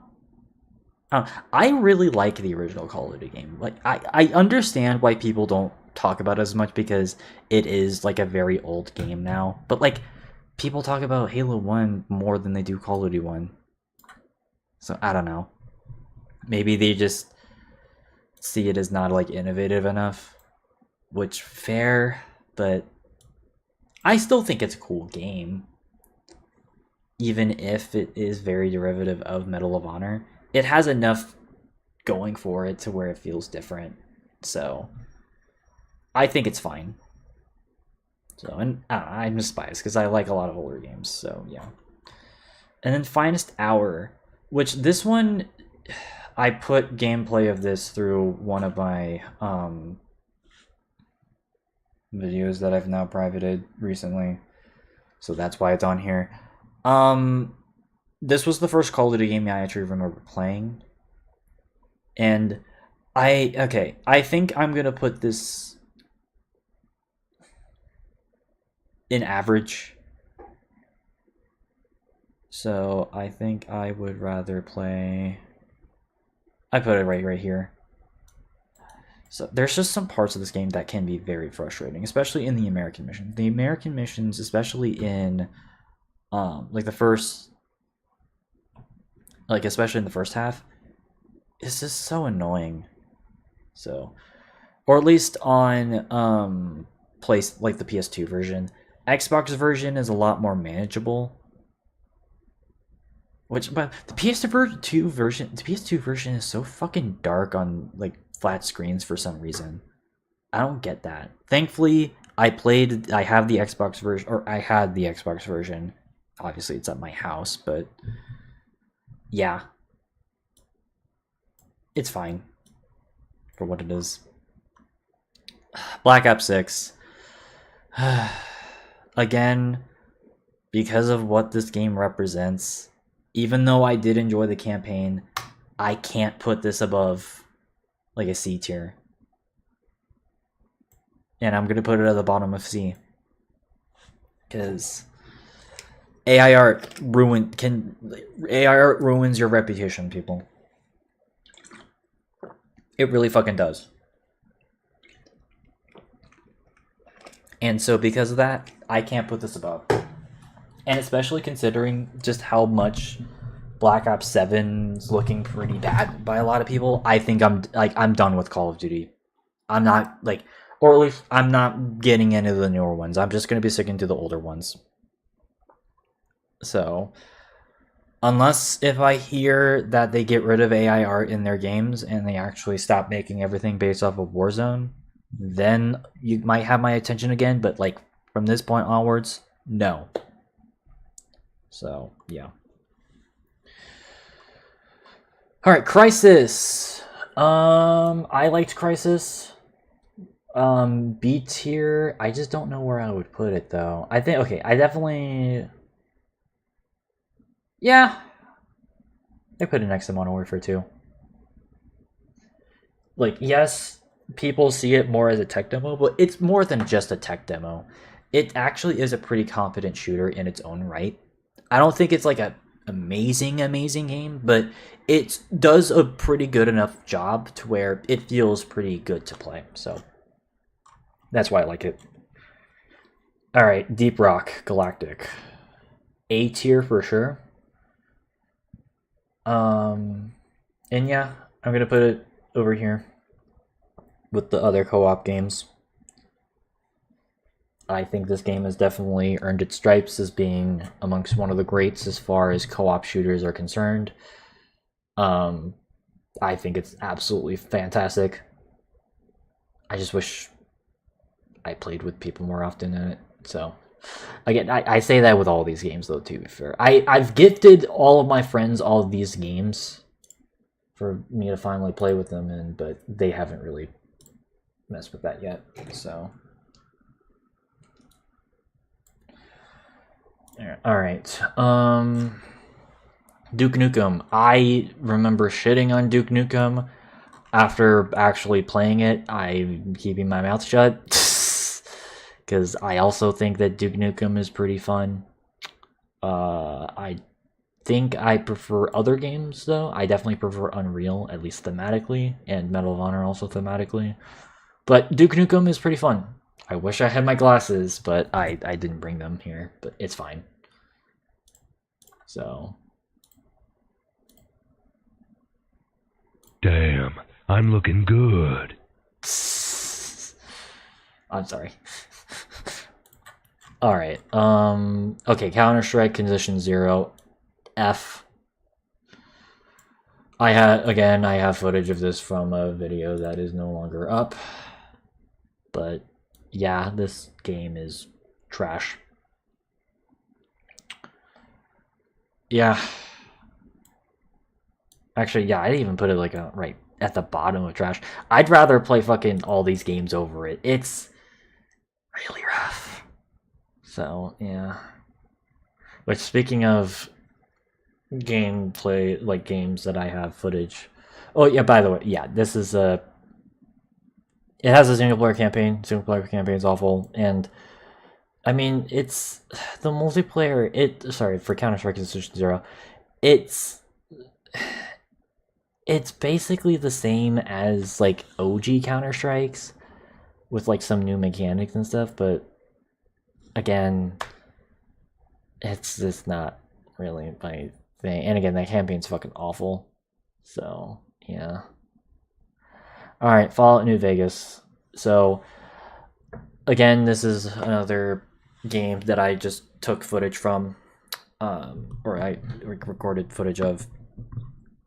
And I put it into one of my videos. So, yeah, this is the only game with a Fallout. Again, I just don't like Fallout. I don't even know why I made that video and included this shit, because it was like a weapon, like it was one of those like video game weapon evolution videos that people made. I made it for the grease gun, which I don't know why I did that. Sometimes I don't even remember or even know why I make things. So, but that said, we have talked about this game in our FPS tier list before, even though it's technically not an FPS, it's an RPG. I don't know. I just wish it was just a different theme. Because the theme kills it for me. I don't like the 50s, 60s thing to it. Yeah, it has a bit of a Western twang to it. Like, no pun intended there. I just don't like the theming. Gameplay-wise, it's okay. You know, like, but if it was literally any other theme, I would have cared. So. That said, though, I'll put it in like a lower C. I just don't care. Okay, Far Cry 3 though, I definitely care. I'm putting that next to Far Cry 4 at the very least. Far Cry 3, pretty good. I think I prefer Far Cry 4's location a bit more, but Far Cry 3 is still a pretty fantastic game. So go check it out. Need I say more about that? Yeah, I prefer Far Cry 2, but still. Okay. Oh, God. And by the way, I'm going to make sure that we end on, like, a positive note, so... I'm going to have these as, like, the last ones here.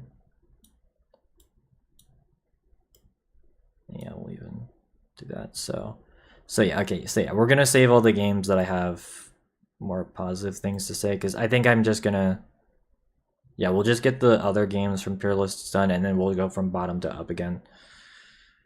But anyways, Sister Location. I did not like this game whatsoever. D tier. It's carried by its actually no yeah I'd rather play Vanguard. It's carried by some of the animatronic characters, but this game was extremely annoying to play, and I hated it. So, no thank you. Again, linear FNAF can work, as we'll talk about once we get near the end of the tier list, but this is just not how you do it. Doing it through a 2D engine does not work. And, well, frankly, I'm kind of shocked that this game even has defenders, because holy shit, this game's not fun. Which then leads us into Pizza Sim. And I'm not going to argue with people, because I know people have shit on me on this opinion, but I'm gonna be frank. Pizza Sim is one of the worst games I have ever fucking played, and you're not gonna change my mind on that. Granted. So yeah, it's gonna be in the oh shoot, I don't have Fantano anymore. Okay, whatever, it's fine. So yeah, like I hate the game. I think it's absolutely dog shit. I fucking despised Pizza Sim. Again, it's not a good horror game. It is not a good management simulation game. It doesn't have good mini games. It has tasteless mini games. You know, confusing as hell animatronic designs, questionable fucking design philosophy for the night sections. And well, yeah, it's just terrible.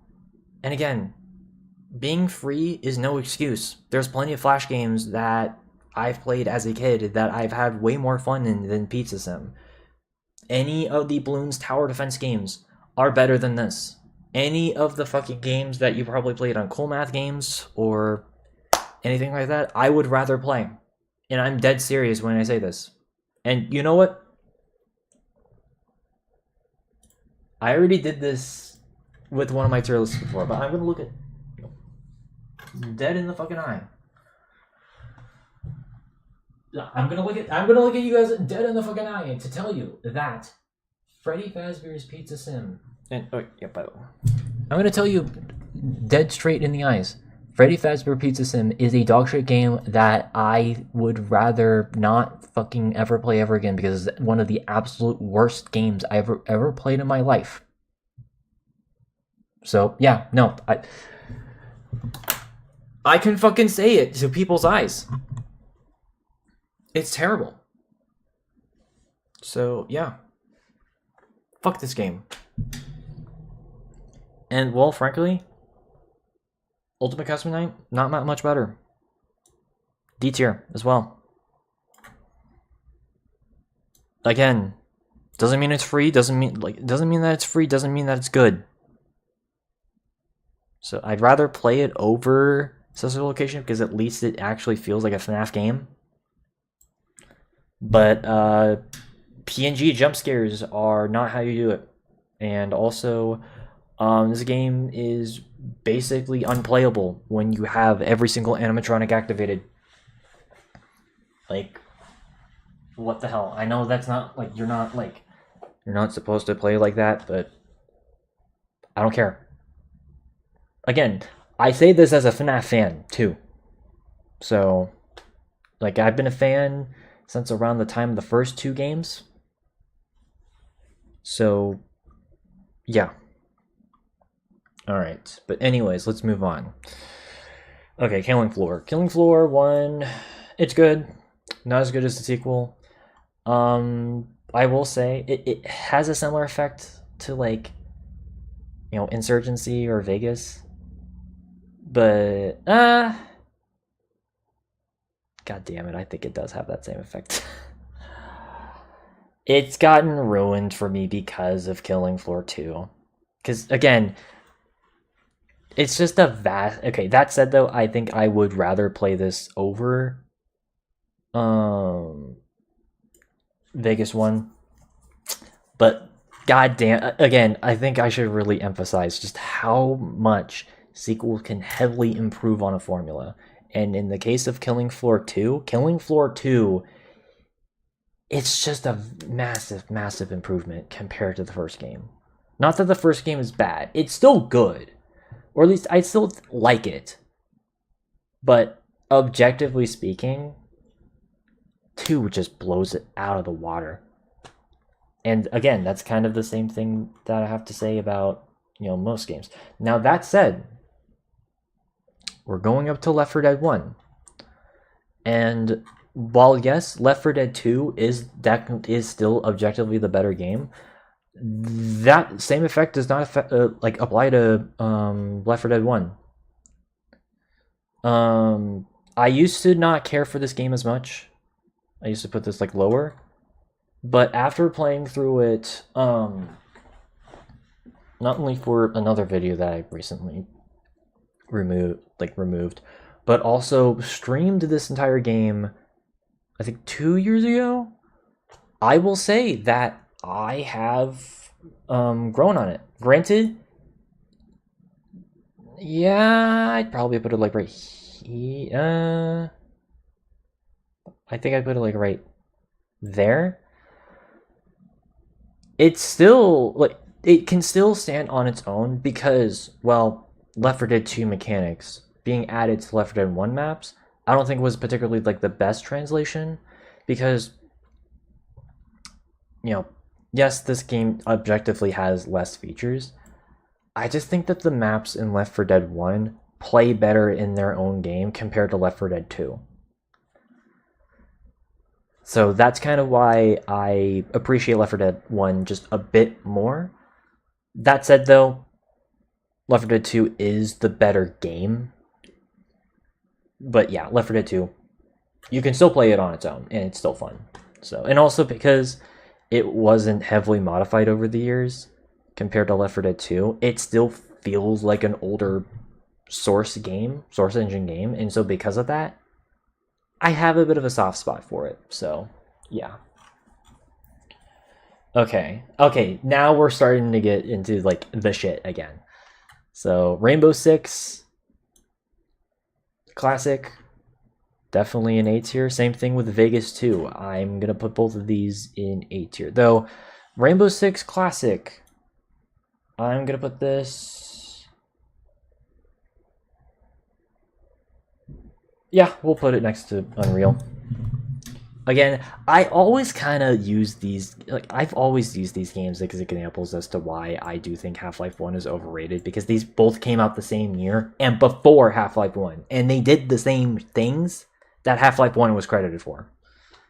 So I kind of see them as weird, brother games, especially since, well, I don't think you guys know this, but Rainbow Six was actually built on a heavily modified version of the Quake engine.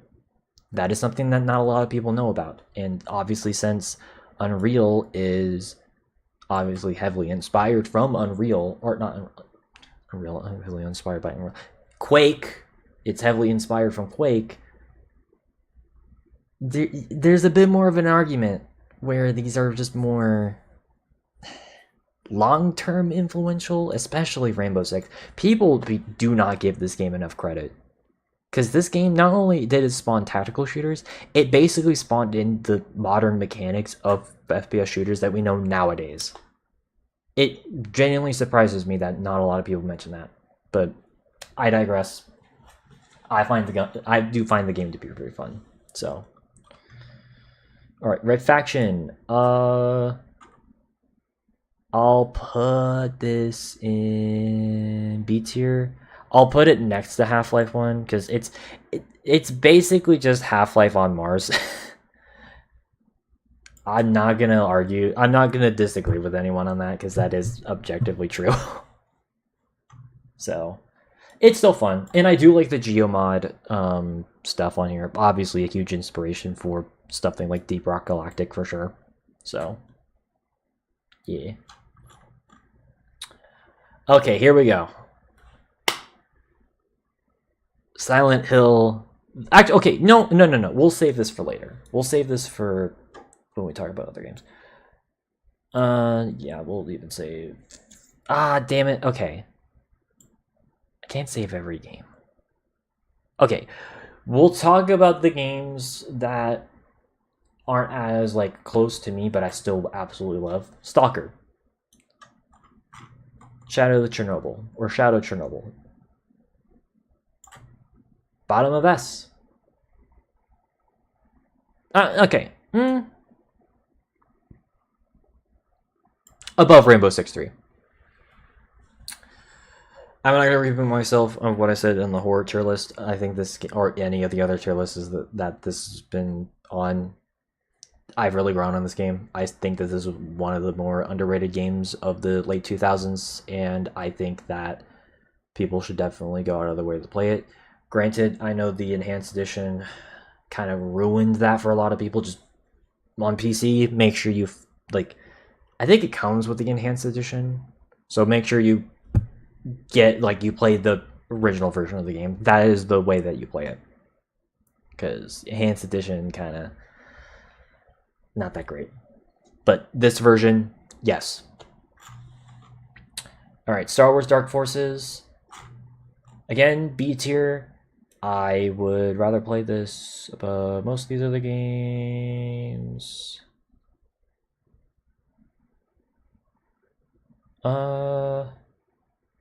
And yeah, I think, you know what? Yeah, hot take. I'd rather play this above that. There we go. Dark Forces is pretty fun, people. It's a good sort of Star Wars Doom clone. So yeah. And then Time Splitters 2, and then Future Perfect. Okay, Time Splitters 2, also I will put this in a B tier. Though definitely more on the lower end. I'd probably put it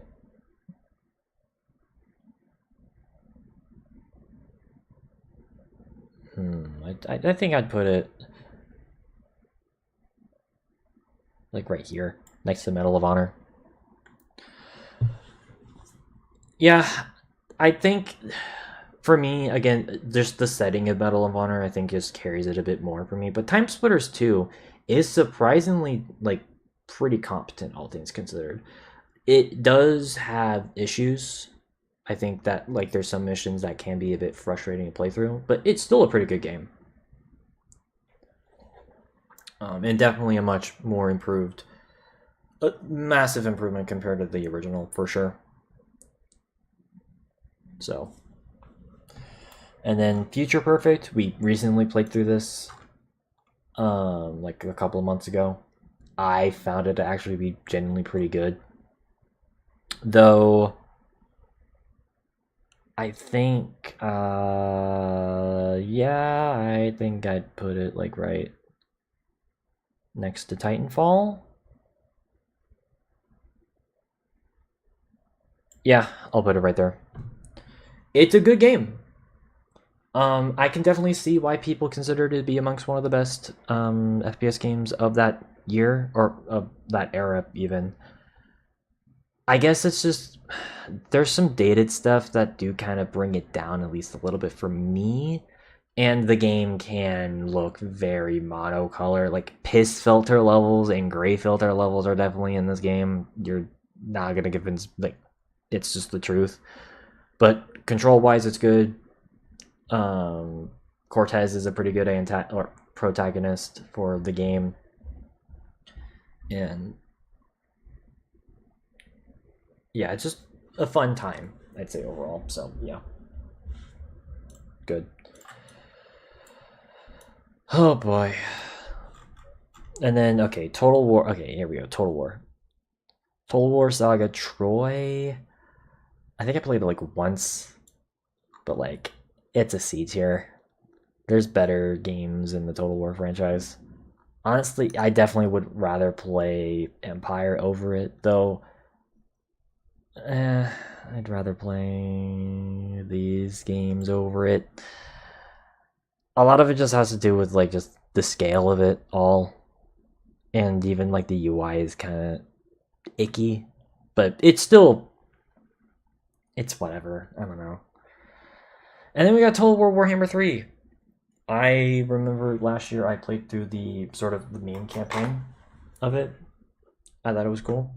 And I'm just going to put it right next to Warhammer 2. I think I'll just put it above it because obviously it has more content. Therefore, it's, there's that. I guess the one kind of negative is the chaos mechanic, although you can turn that off, right? Actually, fun enough, it was installing like during the stream, though I guess I'll check it later.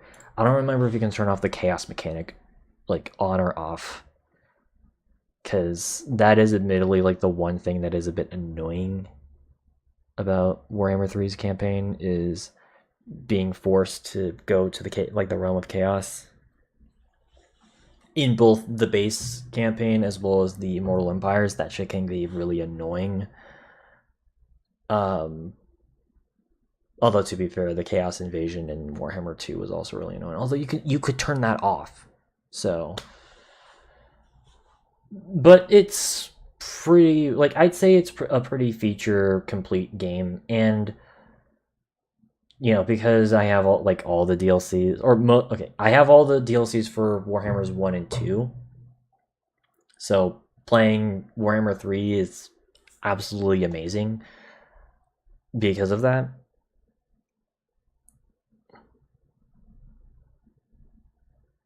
I don't know. I don't know. You can make an argument on whether or not Warhammer 2 or Warhammer 3 is the better game, but either way, these are fantastic games as far as the Total War, as far as Warhammer Fantasy is concerned. And these games did help bring back Warhammer Fantasy in the form of the old world, which I think is pretty admirable, even if trying to play Warhammer Old World is way too expensive.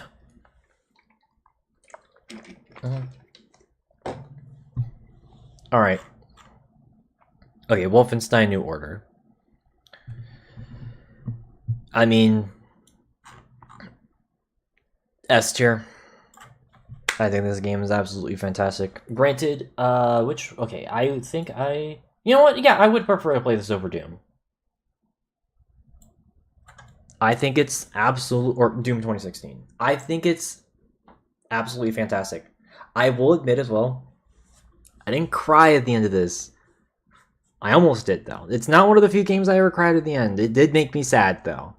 So, it's pretty emotional. And I played through it twice. I played through both endings.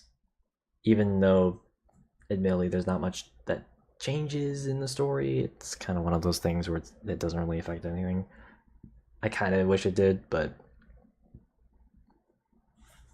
I think just regardless, the story is absolutely fantastic. Gunplay is really good. Stealth is pretty good in this as well. And yeah, just the boss fights are intense in this game. So yeah, no, easily, in my opinion, this is the best Wolfenstein game, and I highly recommend you guys check it out. All right, now let's just go from bottom to top. Which games do I think are, although I don't think there's many. Yeah, I don't think there's a single game left that I would. Okay, except for one. I just remember. Okay, so let's talk about. Okay, let's go. You know what? Let's go back in time. Let's go to the oldest games that I ever played. So, OG Legend of Zelda, and then its sequel, Zelda 2, Link's Awakening. Okay. I'm just gonna say the same thing that I said about Castlevania for the first Zelda game. Because of its age, I don't want to give it too much shit, so I'll put it in average. So, because, you know, NES game, what are you supposed to do here? I just didn't really like Zelda 2 all that much, though. Like, there's just so much cryptic bullshit in this game. There's some cryptic bullshit in Zelda 1, but, like, it's bad in this game. So, again, though, I don't want to give it too much shit, so I'll put it in C tier. You know, it's whatever.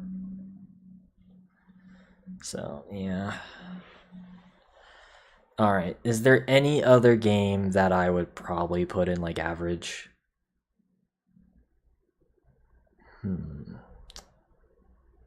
I don't think so.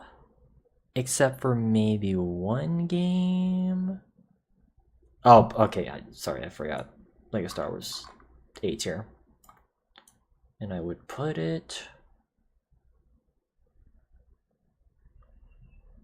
right here. Good game. Obviously influential for Lego games in general. Just a little bit overrated though.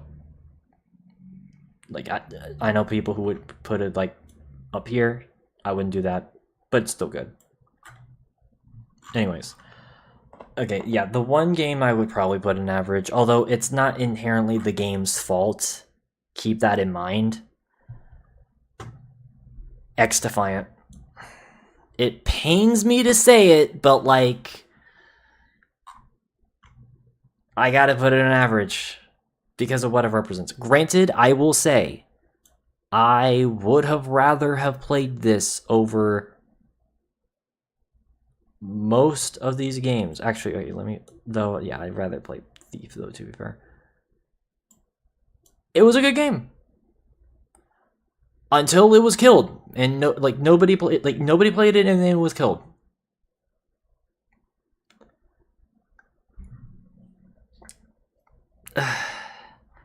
I think part of my annoyance with this game just it doesn't come from the game itself. It comes from just everything that was surrounding X Defiant, because it wasn't even that it was a bad game. It actually had some pretty good movement, shooting, and even maps. And hell, even just the concept of how they handled specialists in this game, like most of them weren't even that OP.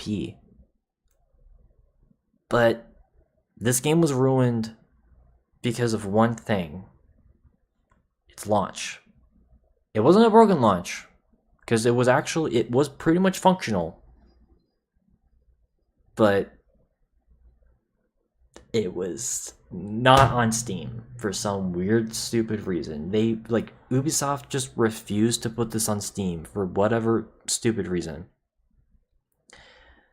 So, and well, it didn't help that even before this game launched, there was already a lot of, negative press against this game because it was originally supposed to be a Tom Clancy game, and because it was very much, like a Call of Duty style of game, the Tom Clancy fans fucking hated that shit, because that's a misconception that a lot of people, I think, have, is that,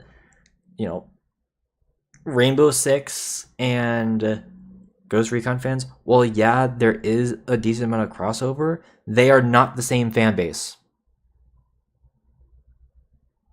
The Call of Duty fan base is a lot more aligned to sports video game fan bases than they are like other military shooter fan bases. And because of that, there was already a bunch of negative press against this game. And that sucks, because, again, I liked the game whenever I was playing it. And hell, I even streamed it the day before it shut down. And I had a decent amount of fun. Granted, sometimes the matches can be a bit annoying. Or were annoying, because, again, this game doesn't exist anymore. I thought it was fun. But, yeah.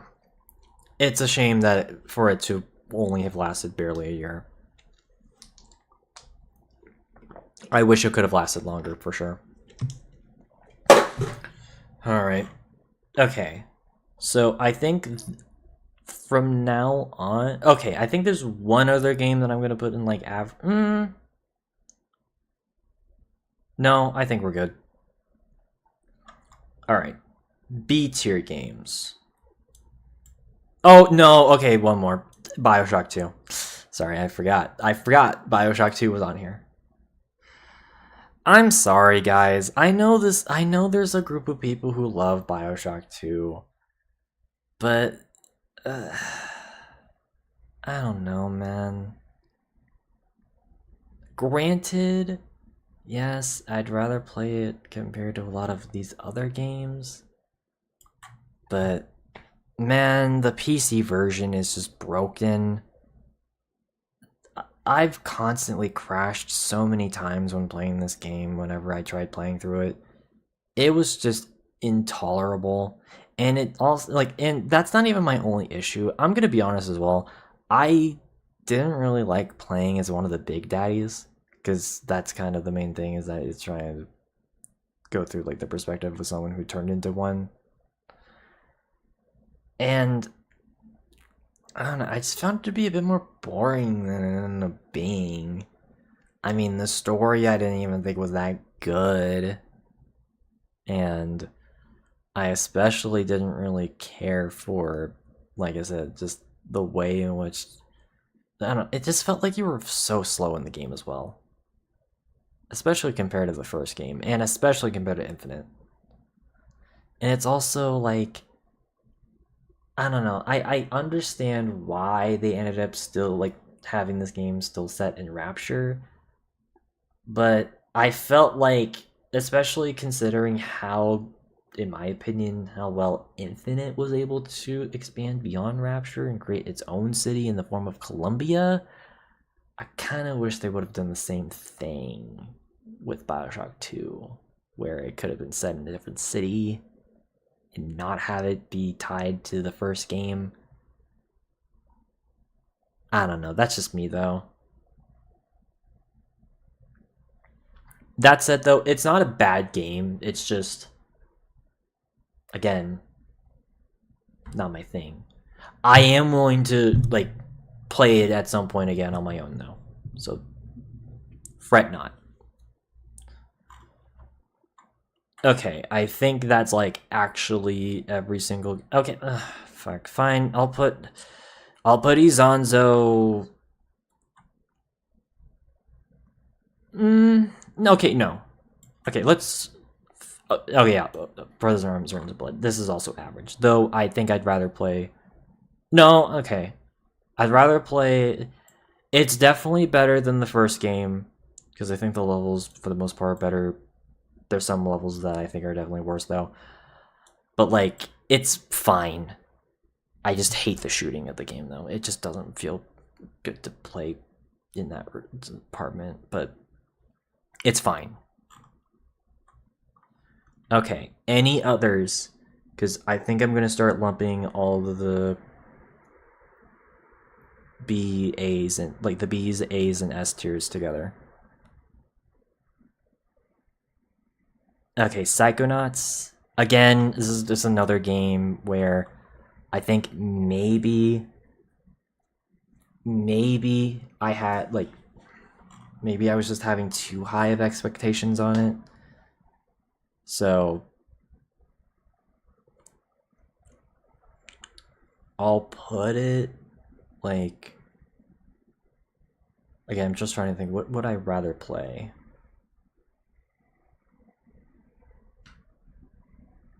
I'll put it in average for now.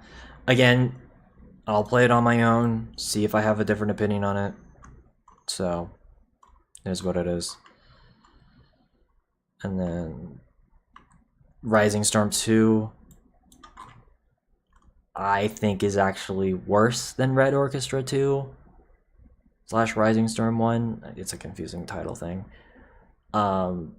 Though I would rather play it, I guess, over PlanetSide, because at least the setting is more interesting since it's a Vietnam game. We don't really get that too often.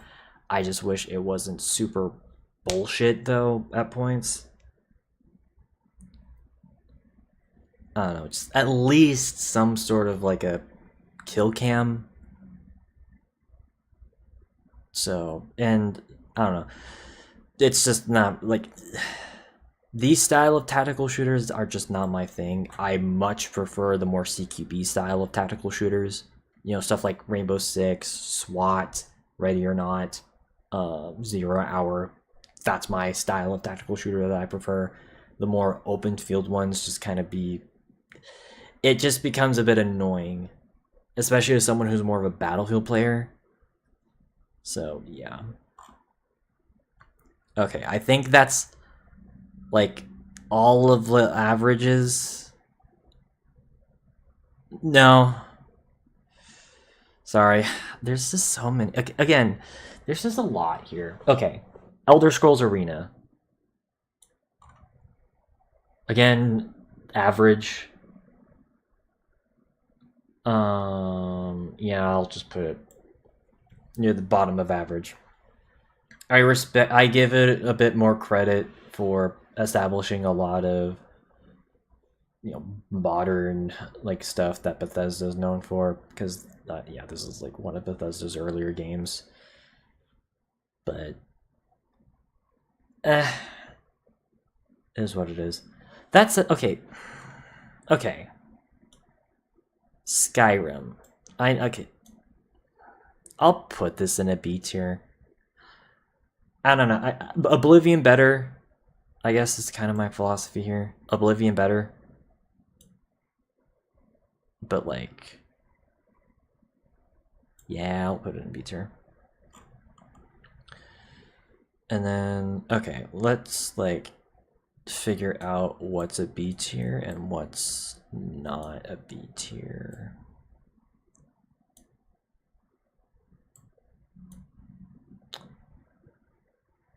Yeah, I think.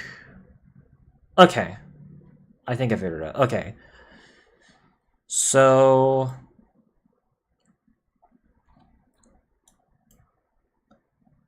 okay, Izanzo. So this is a World War I shooter. It's part of a World War I trilogy of games. Verdun, Tannenberg, and then this game. This is definitely the best out of that, because this is the newest. I think it's actually pretty cool. I'll put it in a B tier. I think I would put it right here. Yeah. That feels right. And again, I might end up raising some of these games. So, but yeah, you can tell I'm already having a bit more positive feelings about a lot of these games overall. Yeah, I played this on one of my YouTube shorts, and I like it. It has bots, so it doesn't feel like it's super frustrating to go against other players. And, it is a Battlefield. It's another like Battlefield style of shooter mixed with a lot of tactical shooter elements. But unlike something like Rising Storm 2, because of the bots, it doesn't feel as annoying. And I can just have a decent amount of fun playing it. So yeah, no. And the progression feels natural, so B tier. And then we got Arma 2, which I have random footage of it from another video. I think this is right here, like near the bottom of like B. I like Arma 2. I think it definitely is much better than the first Arma game. It doesn't feel as good as Arma 3, but it's a good sort of introduction. Like if this is your first Arma game, this isn't a bad choice. It's definitely a lot more complex compared to a lot of other first-person shooters, but it's pretty competent for what it is. So, and then admittedly, these next few are just kind of more guilty pleasures for me personally. So, yeah. Okay. Medal of Honor Airborne. It's not as good. Okay, yeah, I'd put it like right like right here. It's a short game. It should be longer. I acknowledge that. Because this game was like only 2 hours, or like it was like only like 3 or 4 hours whenever I streamed it. But like, it felt good to play, so I'm not gonna complain about it too much. It's a short, decent experience. So, but yeah, I would much rather play other Medal of Honor games for sure. Payday the Heist, also a B tier. I'm actually just gonna put it like above Left 4 Dead, like the original. Cause again, Payday 2, like again, Payday 2 is just so much better. But this is still a pretty good game in its own right. So, all right, and then Trine 2. Not as good as the first Trine, I would say, but it's still also a pretty decent puzzle platformer, fantasy setting.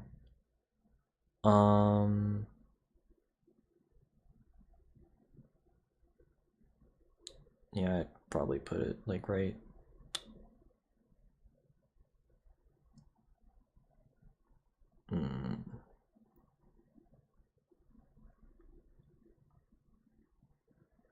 Put it like right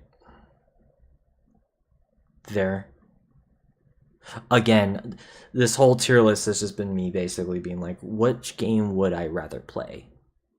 Again, and that's kind of what I'm basing this whole thing off of, so keep that in mind. And then Age of Mythology, I'll just put this next to Age of Empires. So, because, I mean, some of the annoyances that I have in this game were present in Age of Empires, so, but I still like it. I do definitely think it's interesting that they made a spin-off of Age of Empires in this. So, yeah. And then Max Payne. Okay, actually, I'll put this in average as well. Though, keep in mind that I didn't finish this game because, again, it was just a... This is not a complaint about the game itself, it's just a me thing. This game just got a bit too dark for me, personally. So that's kind of why I didn't, like, finish it. So this average score does not mean that, like, it's a bad game. It just means that I never finished it. So just keep that in mind. All right, and then Command and Conquer. This is the OG version. And I like the OG version. As a matter of fact, I'm actually going to put this...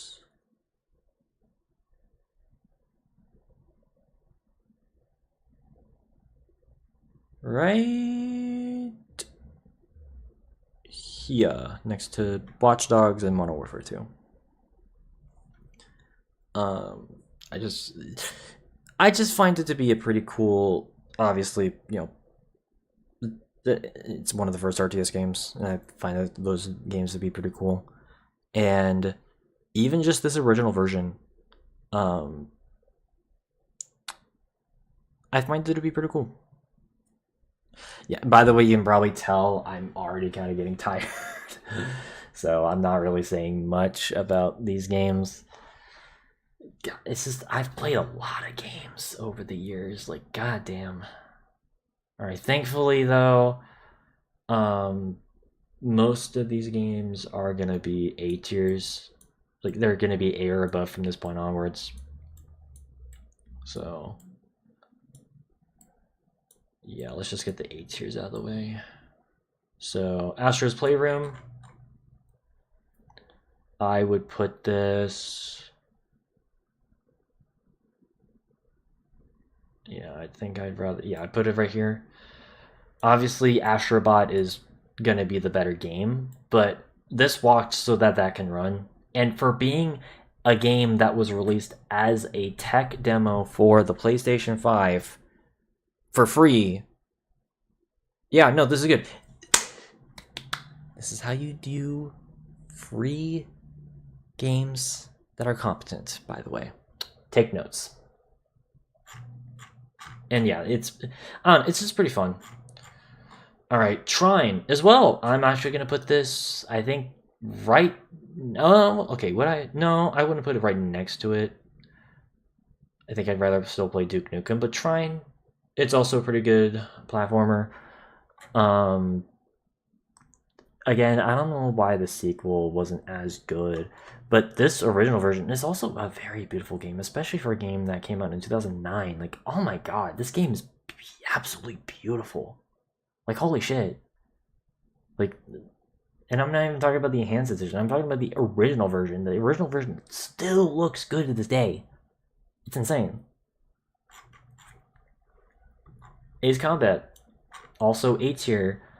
And I think I would rather. Yeah, I put it right here. So I just remember playing this 3 years ago. Actually, fun enough, in my last dorm. So I guess this is more of an apartment, but still. And I need to play more flight sims. This was the game that I feel like made me kind of realize that I need to play a lot more of those types of games. And I don't know why I haven't even gotten to that since. I mean, I've played a couple, obviously, for the Caspian Game Awards. I played Days Combat 7, Assault Horizon. I even played Tom Clancy's Hawks 1 and 2 for stuff like that. But I didn't. I feel like I definitely need to go more in depth on my own, for sure.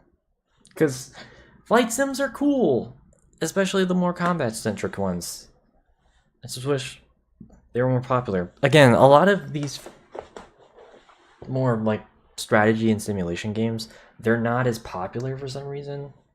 And that's a damn shame, because these are honestly some of the most fun that I can definitely ask for, that's for sure. But it is what it is. Alright, and then what else is in A tier here? Okay, yeah, Helldivers 2, A tier. You know what? I'm even gonna put it above Deep Rock. Again, these are essentially like these four games. I think I've determined are basically the four horsemen of the apocalypse as far as co-op shooters are concerned, because these are honestly some of the best co-op shooters that anyone could ever offer on the market and just even play. Granted, I still think that my personal favorite is definitely Payday 2, because I mean, you get so much content in the game, and there's just so much customization in it. There's just the amount of content, I think, just kind of overrides all these.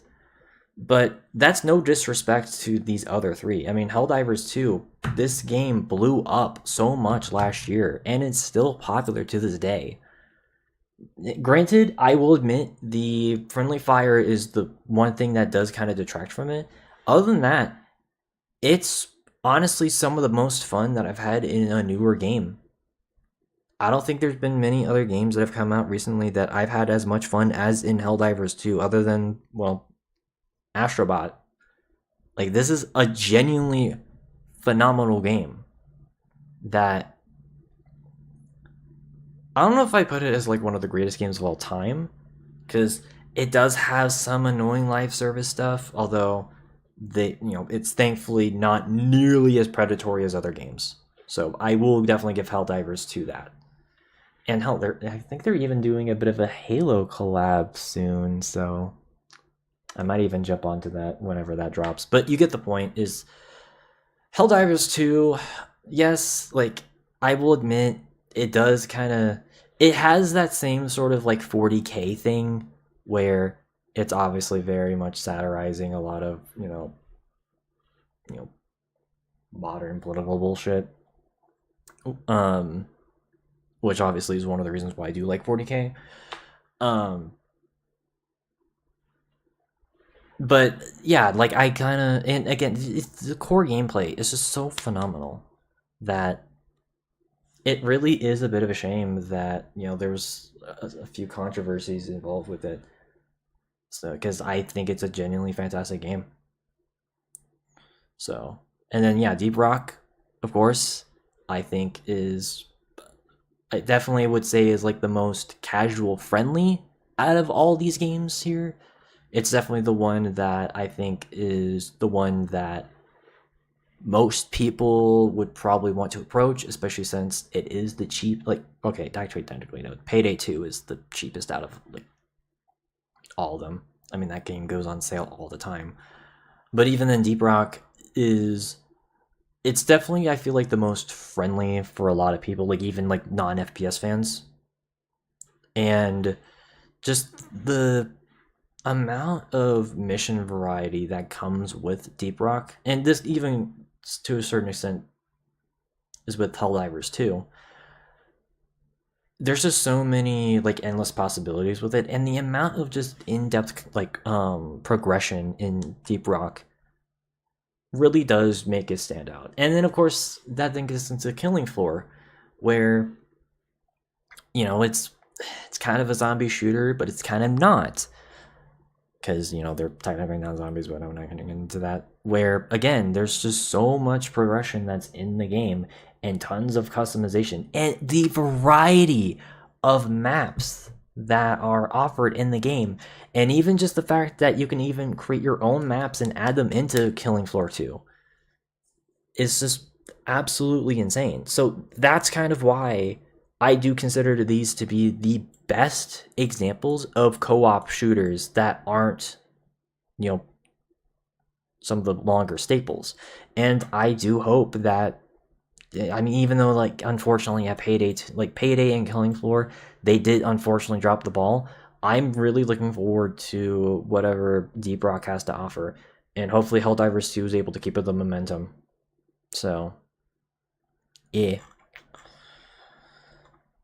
All right. All right. Then that gets us into, I'd say, the last of the S tiers before I kind of want to like finish it off with like other like basically like the games that are kind of close to me.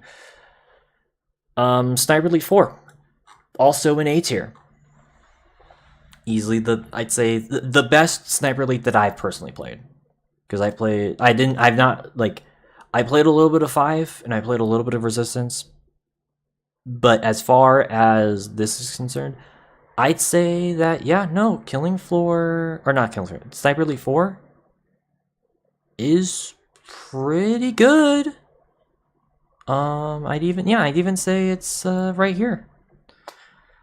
It's definitely, there's way more, like it basically does a lot of what Sniper Elite 3 did, and ups the ante way more, and it just makes it a lot more engaging. And plus, it's in a setting that isn't too common in World War II shooters. The Italian front, which I find to be pretty cool for that as well.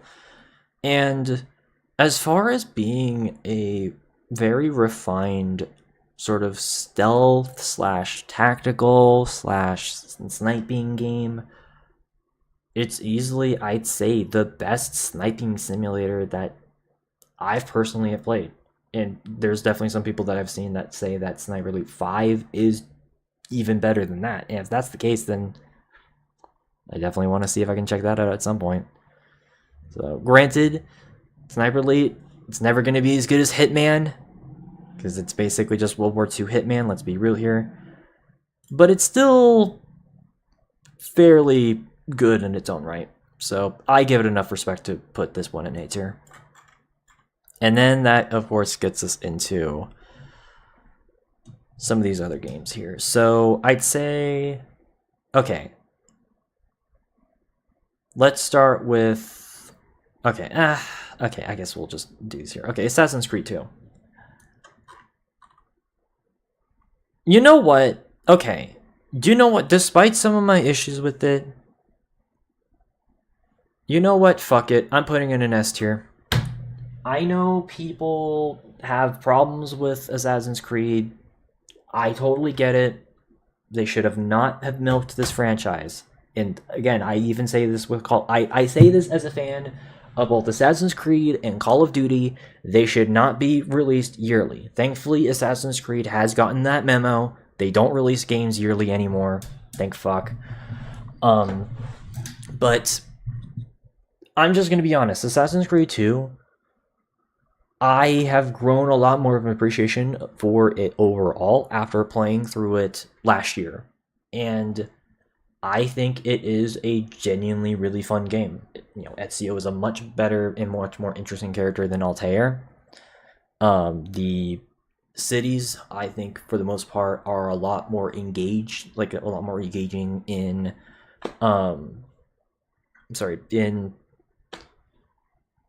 this game compared to the previous game. Despite the fact that I do prefer the locations of Assassin's Creed 1, Assassin's Creed 2 just does its locations just way better. There's a lot more collectibles. The fact that you can actually build up your own little town, I think, is absolutely like a ingenious sort of system that I kind of wish was a lot more common in other games like this. Like, they've done it here and there with other Assassin's Creed games, but I just think the fact that you're basically like controlling your whole town, I think that's cool. And even just like the general progression of the game, like it adds in a lot of RPG mechanics. It's not an RPG because there's no leveling system, but again, it's just a fantastic game. And frankly, I'm gonna even be honest about this. I would actually put this kind of high. I'm gonna put it next to OG Splinter Cell. So yeah, no. Assassin's Creed 2 is pretty good. Alright, and then we get to Metal Gear. Metal Gear Solid, specifically. So... okay.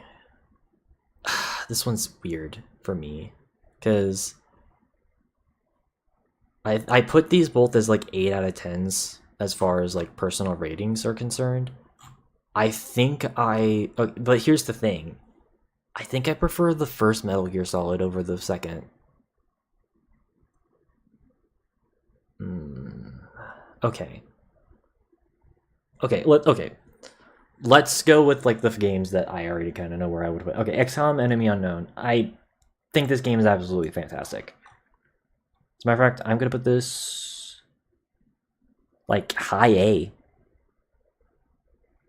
I think. Okay, no, I think I would rather play. I still think I would rather play Total War over XCOM, but XCOM Enemy Unknown is absolutely fantastic. I do think that the sequel is, improved on it even more, but XCOM Enemy Unknown, for being a reboot of an old 90s series, they knocked it out of the park. And I highly recommend you guys check it out, especially if you're into more turn-based, tactical-based strategy games. So, if that sounds like anything up your alley, there you go. And then we got Red Dead Redemption 2. S tier. I don't think anyone's going to argue with that. I am going to still keep it at a lower S tier, though, because I will fully admit I've not finished the game. So, like, I played, I'd say, like, the first, 3 to 4 hours, because this is a long game. But even just kind of playing the first few hours of the game, I can recognize that this is easily one of the best games of all time. I mean, there's a reason why I gave it the Game of the Year for 2018. So, and thankfully, because this is a prequel, I don't have to play Red Dead Redemption 1. I do own it, and I even played a little bit of, I even played it, obviously, but I can just enjoy this game's story on its own without having to play that. And I think, that is something that I think a lot of sequels should probably do better at. But yeah, no. S tier, for sure. Alright, then that gets us into the conundrum about Metal Gear. So, because I don't know if okay, because here's the thing. I really liked Metal Gear. I liked both of these games, but they do have their pros and cons. I'd say, I definitely prefer Metal Gear Solid 1 for its story, and then I prefer Metal Gear Solid 2 for its gameplay. I think that's kind of where my conundrum is between both of these games, is that they have pros that pretty much outweigh their cons. I just don't know if I should put them in S tier or A tier, because I like both okay, I feel like if I have Splinter Cell and Assassin's Creed on here, I have to put them in S tier. That said, though, I think this is gonna piss some people off. I prefer the game. Hold on, where's my? I prefer the gameplay of Splinter Cell. I'm sorry, but that doesn't take away from the fact that Metal Gear Solids 1 and 2 are absolutely amazing games. Without a doubt. Without a doubt. And yeah, I can see why they're highly respected. I don't know if they're amongst my favorite games of all time, but they're still absolutely fantastic. So I'm glad I finally got to play them for the last couple of years for you guys, because at least these first two. I know I never made it to Metal Gear Solid 3, but I mean, there's the remake that's going to come out, so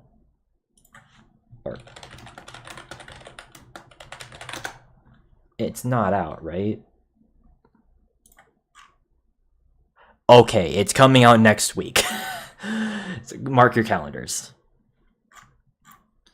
All right, and now that it gets us into some of these more closer to home games. So, I think first of all, Silent Hill the second, that's going in God.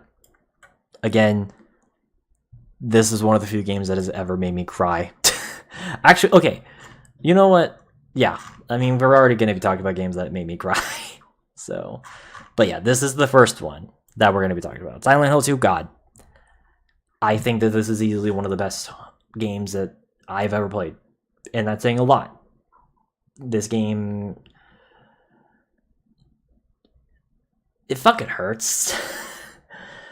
But it's still, I find it to be an absolutely fantastic sort of commentary, or not even commentary, but just kind of a lesson talking about mental health, which was something that just was not a thing from either movies or especially video games. So the fact that this game, that was one of the main things that tackled, already alone was a massive big deal for this game.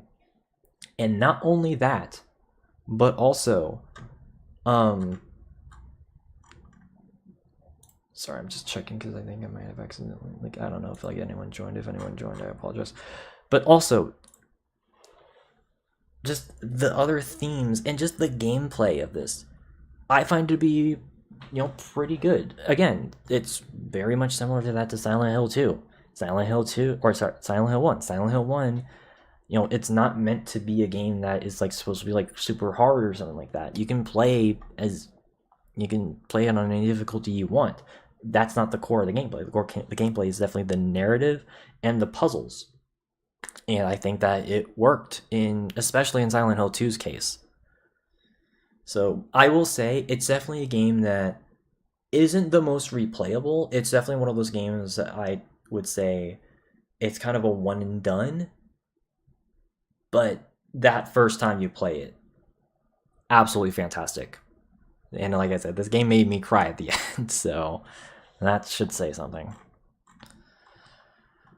But yeah, let's go to something a bit more lighthearted. By Woe, I'm putting this little guy in S tier. I fucking loved playing through the Reignited trilogy. I think I was a bit too negative in some parts because this is just a fun game. Granted, okay, I think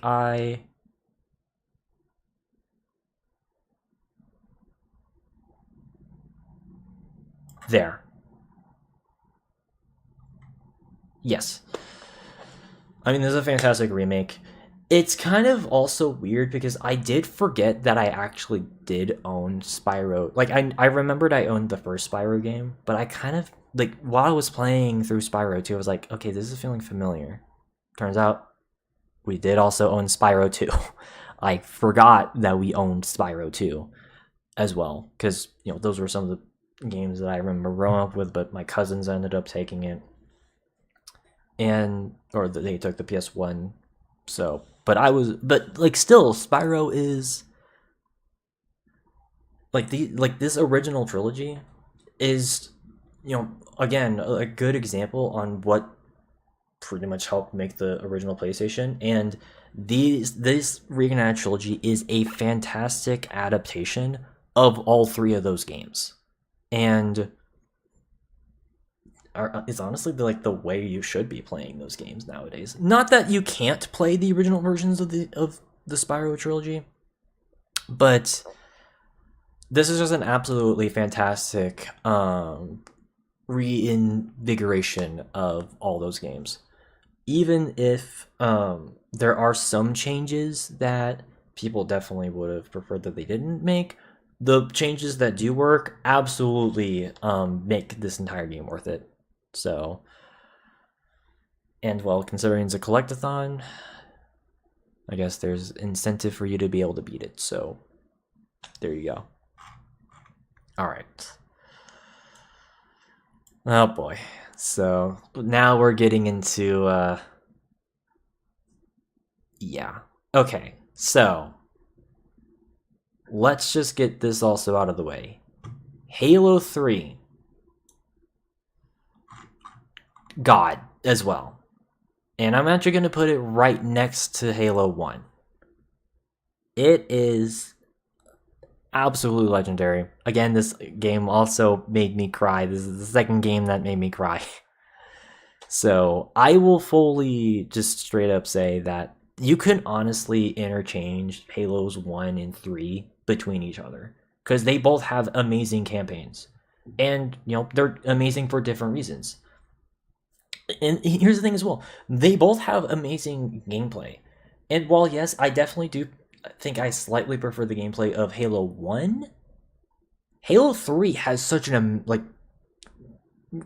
amazing finale to this trilogy. And just kind of tying up a lot of the loose ends of Halos 1 and 2. And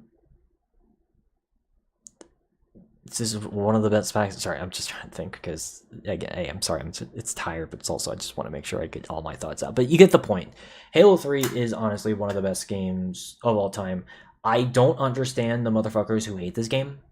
Again, you are not correct. Because yes, there is a group of people that say that this was like a shit sequel. Granted, I don't think those people have been active for years. Although, I think if there's anything that we've established on this tier list series, or even talking about the Caspian Game Awards, is that there's always going to be people who are going to be complaining about games. I mean, fuck. I remember seeing people complain about the Dead Space, the original Dead Space. Because, dude, okay, I have to rant about this. So, I'm just going to be straight up right now. There's a reason why I don't try to look up to a lot of there's very few video game reviewers that I look up to today. I'd say the one that I still kind of hold close to me is James Rolfe from Angry Video Game Nerd. But he's kind of the only one that is held up from that era, because I mean, I'm sorry. I guess I'm just kind of because I'm just remembering. There's this one fucking reviewer from The Escapist. I think his name was Yahtzee. He recently had a falling out with The Escapist, but he had some of the most bizarre takes I have ever fucking heard. He was again, he was one of the people who was complaining about Halo 3 back in the day, and he said that Dead Space was one of the most bland games of all time. Like, really? Dead Space 1? One of the most blandest games ever? And Halo 3? Are you fucking kidding me? I don't fucking know. Which I guess that then leads us... This is kind of a bit of a segue to the next game that I feel like I have to talk about. Because, unfortunately, this Yahtzee guy had some very fucking choice words to say about our next game. Which, to be fair, I don't completely disagree, but I disagree with his, exact placement. And of course, well, you can probably guess which game it is.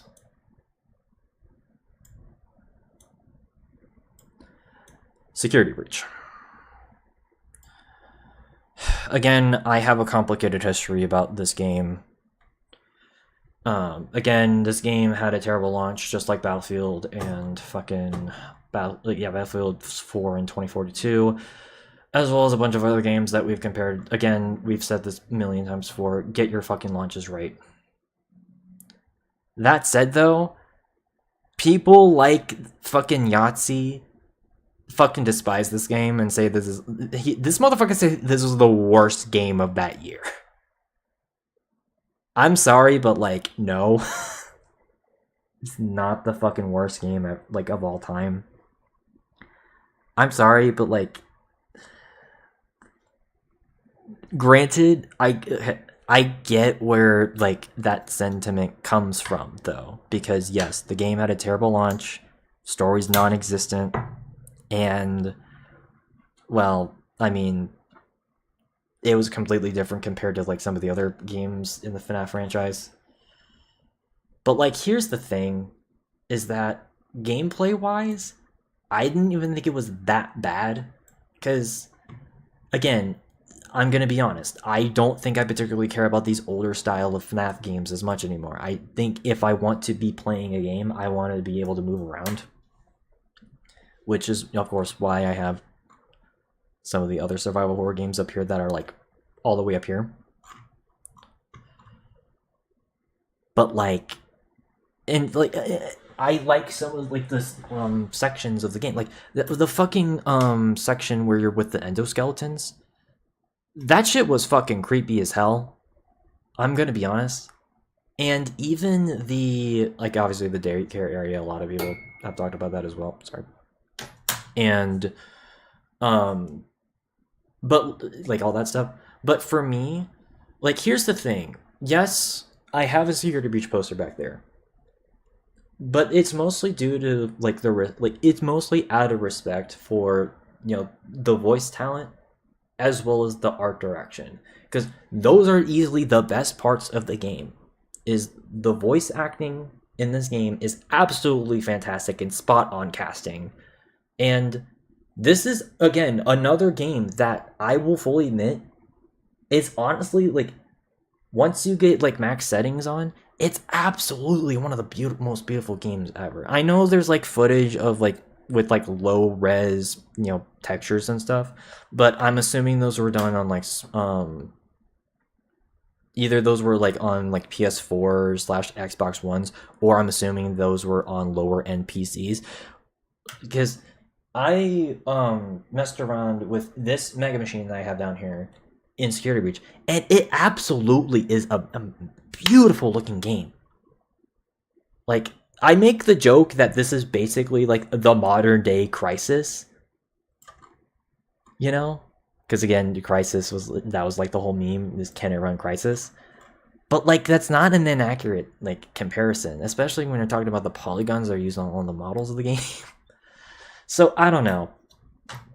I will fully admit, though, if it was just the base game, I definitely would put this in average. Because I'm gonna be real with you. It's not the fucking worst game. Dude, have you not played literally, a lot of these games down here? Have you not, again, it's not even the worst FNAF game. Fucking Pizza Sim is absolute dog shit. I don't know why people defend this shit. It's trash. It's trash. I stand by that. But yeah, like at its core, it's an average game. But here's the thing. And I didn't necessarily like go into it too depth whenever we were talking about this on our horror tier list, or even just in the other times we talked about this, is that I haven't a complicated history with this game, because this game basically came out during a time whenever I was just kind of not in the greatest state mentally. And that was definitely pretty reflective on a lot of the streams that I did around 2021. Or hell, even like starting in 2019. Whenever I started streaming, I'm just going to be honest, I was in an absolutely just terrible state in my life. Like I've talked about this before, but like I suffered a lot from like a lot of just like mental problems over the years. And it just kept getting worse and worse over time. And again, that even started affecting a lot of the stuff that I was doing on YouTube and Twitch. And how even just, going into college. But then, security breach eventually came around. And, well, I mean, you already know what security breach, brought us. I bet I'm your favorite. And I'm just gonna say that, like, because of characters like her, like Roxy, it kind of helped me go through a lot. So I'm not saying that the game is, like, amazing, because at the end of the day, again, it's a pretty average game. That said, though, once the Ruin DLC came out, I'm not gonna lie, I mean, there's footage of it. I fucking cried my teeth. Like, I was in tears. Like, I was, like, that, again, this is the third game that somehow made me fucking cry. A fucking FNAF game made me cry. I don't know how that happens, but it did. And so because of that, like, and again, I said on like the horror tier list, like, if we're talking about this being a horror game, this is like double F, because it's not a horror game. It's a stealth adventure game. But if we're basing this off of like personal, I have to put this like at least, like, I'm gonna put it in like the same category as like Wizard/Pyre 101. It's like, it's kind of in that same thing for me, where it's a lot more personal. I guess in this case, not really nostalgia, but just more in the fact that, like, it helped kind of shape who I am, if that makes sense. Because, like, I'm gonna be honest, I've met some amazing people through, like, the fact that, like, I was interested in this game. Because this is the game that not only got me back into FNAF, but this game, like, I wouldn't have been, friends with people like Goldie if it weren't for this game. And that's the truth. And I wouldn't have known about some of the other people that I've met in real life if it weren't for me, getting into Security Breach, and then by extension, feeling more confident going to like talking to people and going to conventions, and then of course, meeting some amazing people who are even a part of the cast here, and even just meeting, people from like that exchange. So in a weird way, this game just means a lot to me, just for just the fact that it basically made me who I am. That said, though, objectively speaking, like I said, it is closer to like an average. But for me personally, I'm gonna put it right here in B tier, like a low B, high A, just because of what it meant to me personally. Like, it's the one like thing I'm willing to admit is a guilty pleasure of mine. So you can take it or leave it. Actually, you know what? Fuck it. As a matter of fact, fuck it. I'm gonna put it right here. Fuck it. Sue me. So, but yeah, now let's get into the games that I feel like a lot of people would just say are just more objectively good. So, let's do it. So, first of all, all right, we got the other Shantae games. So, okay, OG Shantae, or excuse me, we already got OG Shantae. Risky's Revenge. This is definitely better than OG Shantae, that's for sure. And yeah, I would definitely play it above a lot of other games here. Though it is better, it's not better by like too much. So, because it is admittedly a pretty short game, because there's not really too much for you to do, and admittedly, art direction wasn't the strongest in this game, but I think the areas still look pretty good. The pixel art of the actual in-game stuff, I think, is also pretty fantastic in this game. So yeah, no, it's just an overall solid game all around. So could have done some stuff better, but pretty good. But that's where Pirate's Curse comes in. And this is the God tier game. Pirate's Curse is fantastic. If you've never played it, go do it right now. Okay, you probably should have Genie Hero first, and then play Risky's Revenge, and then play Pirate's Curse, because, you know, you might get lost and wonder why she doesn't have powers. It's explained in Risky's Revenge, but it's a fantastic game. I think that Pirate's Curse is easily the best game in the Shantae series. It takes all the concepts of it being a Metroidvania and cranks it all the way up. And it's just a fun game all around. You know, there's some really funny dialogue and exchanges that are made throughout the game. It has really good art direction as far as like the pixelation stuff. And again, I don't even really care for anime that much. Like, I'm gonna be real with you guys. Here's a bit of a secret.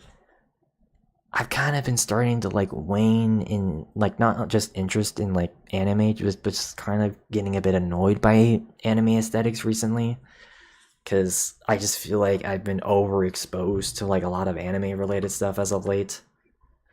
That said, though, Shantae is still kind of the exception, which, I mean, to be fair, it's technically not like an anime art style.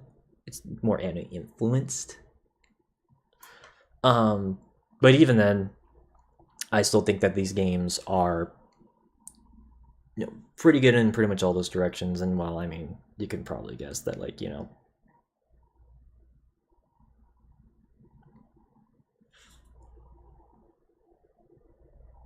Shantae be another interest in me, but whatever. You get the point. Like, even just putting that bias aside, it is still a fantastic game. And again, it helped me get into more 2D style of games, because, keep in mind is that by the time that I was a kid, 2D side-scrolling platformers were kind of dead. It was mostly 3D games. So this was the game that helped me, all the Shantae games. Those are the games that helped me kind of ease me into that style. So I genuinely have like a genuine thanks for it. So yeah. All right. Childhood is about to be ignited. So Ratchet and Clank. So obviously we talked about Ratchet and Clank 1 going commando, and we even talked about the 2016 remake. But we have finally since played the other PlayStation 2 games since then. And I'm just going to be straight up, Ratchet and Clank Up Your Arsenal. Not only is it going in God, I'm actually going to put it like right here. Above Doom. Actually, okay, I can honestly swap places between this and Quake, because Ratchet and Clank Up Your Arsenal is... Okay, there is another group of people who love to say that this game is overrated. You're wrong. This is not an overrated game. Half-Life 1, Shadow of the Colossus, fucking Call of Duty Modern Warfare 2, those are overrated games. This fucking game is not. You're not going to change my mind. This game is awesome.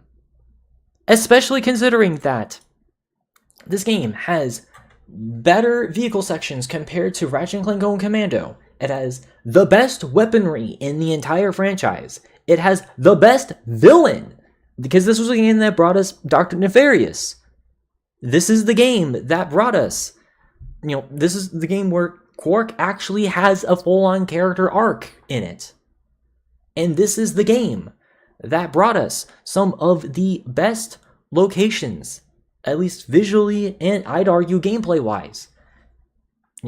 Planets like fucking Aquatos, Tyrannosis, Dax, the Obani Moons. Like, I'm gonna be straight up, the Obani Moons are like some of the coolest fucking levels ever. I know there's similar levels that were in Going Commando, but I think that like the Obani Moons, that concept was just made perfect in this game. And hell, I'm even just gonna be straight up honest with you guys right now. I know people love to shit on the Galactic Ranger missions. I never had a problem with them. As a matter of fact, I'm just gonna be straight up. Those are some, I think those were objectively a better replacement compared to the tedious and really annoying vehicle sections of Going Commando. I would rather play a million Galactic Ranger sections than ever touching any of the space combat missions of Ratchet & Clank 2. And I'm dead serious when I say that. Actually, you know what? As a matter of fact, to do this again, I would rather play the Galactic Ranger missions over and over and over again than play a single Ratchet & Clank Going Commando vehicle section ever again. I said that with straight face too. So, but yeah, no, I genuinely find it to be a fantastic game. It's one of my favorite games of all time. So, and I'm glad that I was able to finally play for you guys. So,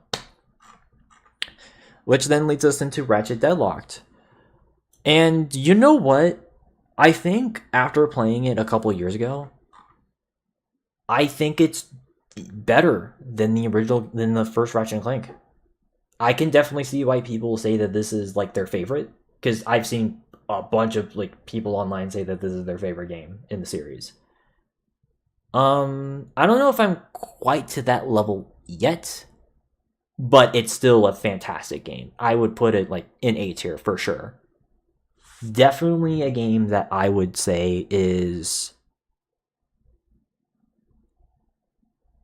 one of the better games that you can ever ask for on the PS2. And the fact that it's technically a spin. Okay, it's treated as a spin. It was marketed as a kind of a spin-off in North America, even though it's really not. You kind of have to play it in order for you to understand kind of what happened to the characters in UPA, which I will admit, that's kind of the one thing that I don't like about this game, is the fact that it just completely got rid of all of the characters, because I guess some people really didn't like UPA, and those people are just objectively wrong. But even just besides that, story criticism, it's still a fantastic game. Okay, Gleeman Fox is an absolutely fantastic villain for this game. And even just exploring all of the different challenges, because this is basically just the challenges from this is basically the Annihilation Nation challenges / the arena challenges from Going Commando, but just put it into one game. And those were some of the most fantastic parts of those games. And so yeah, no, I'm just gonna be straight up Deadlocked, find a PS2 copy if you can. And I do mean PS2 copy. Do not get the PS3 version. That is a cursed version. So, but then that leads us into the Sly Cooper games, the final games that we're going to be talking about tonight. So, Sly Cooper, of course, is my favorite series of all time. Sly 2 being my favorite game of all time, and Sly 1 being an absolute god. Well, this is where an interesting thing comes around, because interestingly enough, Slice 3 and Thieves in Time. Okay, this is where we have a bit of an awkward conversation. So, Sly 3 came out 20 years ago. September 26th, 2005? Yes. And this was okay. Let's talk about Sly 3. So, I guess just to kind of put it bluntly, recently, I guess not recently, but like weirdly enough, I have kind of discovered that Sly 3 kind of has a weird, like, weirdly enough, Sly 3 has a group of people who don't really like this game. Where, like, you know, it's mostly like a story thing. Then there's also some people who have massive problems with the gameplay and how it was like, a lot of the gameplay was different. At least the level structures were different compared to Sly 2. Because here's the thing about the Sly Cooper series, is that the games, they're very different from each other. I'd say, like, at least, obviously, like, as, like, look-wise, Sly 2 and Sly 3, you know, they're almost visually identical to each other, but they have two completely different level philosophies. Because Sly 1, it's basically just a Spyro clone. You know? That's kind of what it... Like, I love Sly 1, but, like, it's pretty much just a Spyro clone. Let's be real here. But then Sly 2 changed it into being kind of a general stealth adventure game, like a stealth action game. Because Sly 2 is not a platformer, and I've had that stance for years. And that stance even continues on to these games here. They're really not platformer games. They're more action-adventure / stealth games. Honestly, these games walked so that Assassin's Creed could run. And I'm being serious when I say that. Like, these aren't platformer games, or at least the sequels to Sly 1. Sly 1 is a platformer, its sequels are not. But here's the thing, is that Sly 2 had a lot more emphasis on the stealth missions compared to the more, like, action-y missions. But that was kind of the opposite with Sly 3. Sly 3 was a lot more, you know, there were a lot more just open action levels in the game as opposed to stealth. Not that there weren't stealth sections in the game, obviously there's plenty of stealth that's in Sly 3, but the core of the game is a straight up action adventure game. And a lot of people took issue with that. I personally didn't. And you know what? I'm even going to put this in GOAT. Because I still love Sly 3, and I'm going to be honest, this is our last game that I did cry at the end, so...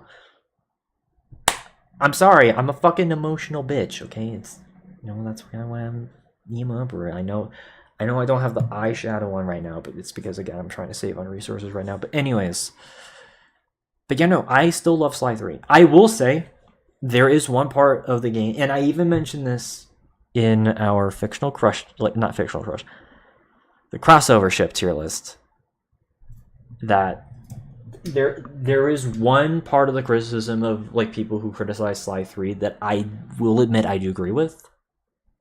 It's the way that they handled Carmelita in this game. Because she has a complete 180 character arc in this game. Okay, let me phrase it. She has a character arc rejection in Sly 3. Because at the end of Sly 2, she's kind of interested in him by the end of it, which, was kind of brewing, that started, like, those seeds were, like, put up, obviously, at the end of Sly 1, and then that kind of developed throughout Sly 2, which, makes sense. But then, at the beginning of Sly 3, she doesn't give a fuck. And it's like, why? So, like, that's, like, admittedly, like, yes, that is a bit of a nitpick. But, like, I guess my point is that, like, that did kind of ruin at least that part. But, like, that's, like, the one thing I will agree with people who do dislike Sly 3 a lot. but I disagree with him on every other aspect because this game is still fantastic. So, you know, character-wise, I think for the most part, pretty good. Levels, absolutely fantastic, especially like Fear, like Opera Fear and Cold Lions. Oh my god, those sections are goated. And even like the pirate ship sections in Dead Man's Hell and Tale. I know some people who fucking hated those sections. You're wrong. You're objectively wrong. So yeah, no, like I would definitely say that Sly 3 is, again, another absolute favorite game of mine. So I acknowledge that it does have some issues, but it's still a fantastic game. Which, of course, leads us into the final game on the tier list. Unfortunately, what people consider to be the black sheep of the Sly Cooper series. And, well, this is where things get pretty awkward. Because, while yes, there's people who have issues with Sly 3, well, there's an even greater amount of people that have issues with Sly 4.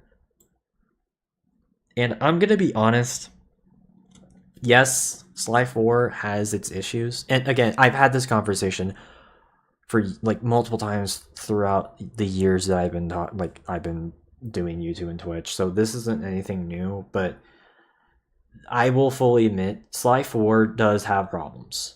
It has like, for some weird reason, how they treated Murray was kind of weird in this game. Like, that's a criticism that I've always understood, is how they handled some of the characters. Specifically with Murray, I would say is like the biggest offender of that. And I will even admit this as well. There's also some, like, admittedly some more like technical issues. Well, not issues, but just kind of quirks. Like the fact that the safe house is its own separate instance, which is weird. Also, the fact that there's so many loading screens in the game, I will fully admit that did kind of get a bit monotonous even whenever I was playing. But here's the thing as well, and this is something that I've always was really bothered with, is that not only is this considered to be like, you know, the black sheep, as in like this is like the one that like is considered like the worst. There's just straight up some people that I've seen and even met in real life who fucking despise this game to the point where they say it's like one of the worst games of all time. And I'm gonna be honest with you guys, I don't get it. I get it with like some technical stuff, but like the criticisms with, like, again, some of the characters I understand, but like with some of the other characters, like people always say, oh, Sly acts different in this game. I mean, not entirely, no. Again, I mean, yeah, like he's a bit more jokey in this game compared to Sly 3, but like he does a lot of like wisecrack comments in Sly 3. Like, do you not remember the Salt of the Earth, that Black Spot Pete? Like, he did the same thing in like Sli's 2 and 3. And especially like in Sly 1, which, I mean, to be fair, you know, is whatever. But like, no, they didn't fucking change his character. Again, I played these games basically back to back. And yeah, he's a bit more jokey, but like that's still in character. And no, there's still moments where he is serious in this game. So I don't know. That was a weird criticism. Also, the whole Penelope Bentley thing. I'm gonna be honest. I'm just gonna be straight up. I feel like a lot of that is just straight up bad faith criticism between like what happens with that. Also, I apologize for the ambulances again. The freaking thing. So, like, and that has always been, like, a thing that I never understood. God damn it, the freaking alarms. God damn it. Now I'm gonna have to figure out how to, like, do these streams. Okay, they're gone. Sorry. Okay, but yeah, no. I'm gonna be honest. I've always found that to be a very bad faith criticism because here's the thing: is that like I've always thought that Penelope was kind of fine in Sly 3. Like she wasn't ever one of my favorite characters. So it just feels weird for me, like for people to just all of a sudden like, get pissed on how they handle Penelope in the game, especially since it kind of makes sense in her character. So, and also, I mean, I can also go on and on about a lot of other issues that people have with this game, such as the level design, which I don't really. Okay, not even level design, just like the level structure, or just like some of the writing choices, which I don't really fully agree with. Again, like people also complain about how Carmelita is treated in this game, which in some aspects I can get it, especially with the second to last section of the game. But like for most of the game, they actually treat her like an actual character. And I'd argue corrected a lot of the issues that I had with Sly 3's writing with Carmelita. So I don't know. I'm gonna be honest. Like again, this is one of those like things where it's like it's not like Security Breach where it's like like the obvious issues. I can understand why people just despise this game. This is just one of those games where it's just like I don't understand why people hate this game so fucking much. And again, I'm even just kind of putting like my love for Sly Cooper aside and just looking at it as its own thing. It's still a good game. Like it brought back the stealth stuff. It has more stealth missions like the Sly 2, which is what people asked for. So and even like some of the boss fights I thought were actually kind of cool and creative.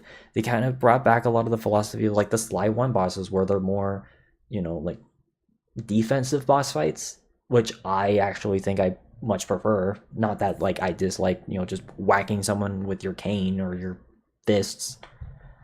So I don't know. I'm gonna be honest. And again, like this is coming from someone who has played these games multiple fucking times. Not just this one, but all the games. So it just feels weird. I don't know. So yeah, I'm just gonna be honest. This is like probably the game that I feel like I've seen the most bad faith criticism against. And well, I guess as a final, pouring salt against the wound, well, here's the thing. Most people like the game. like that's what's confusing to me is like, I mean, yeah, like that's kind of a lower score on like critics, but like 88.2 on fucking Metacritic, that's a pretty good score. Like hell, like even like 95% on Google.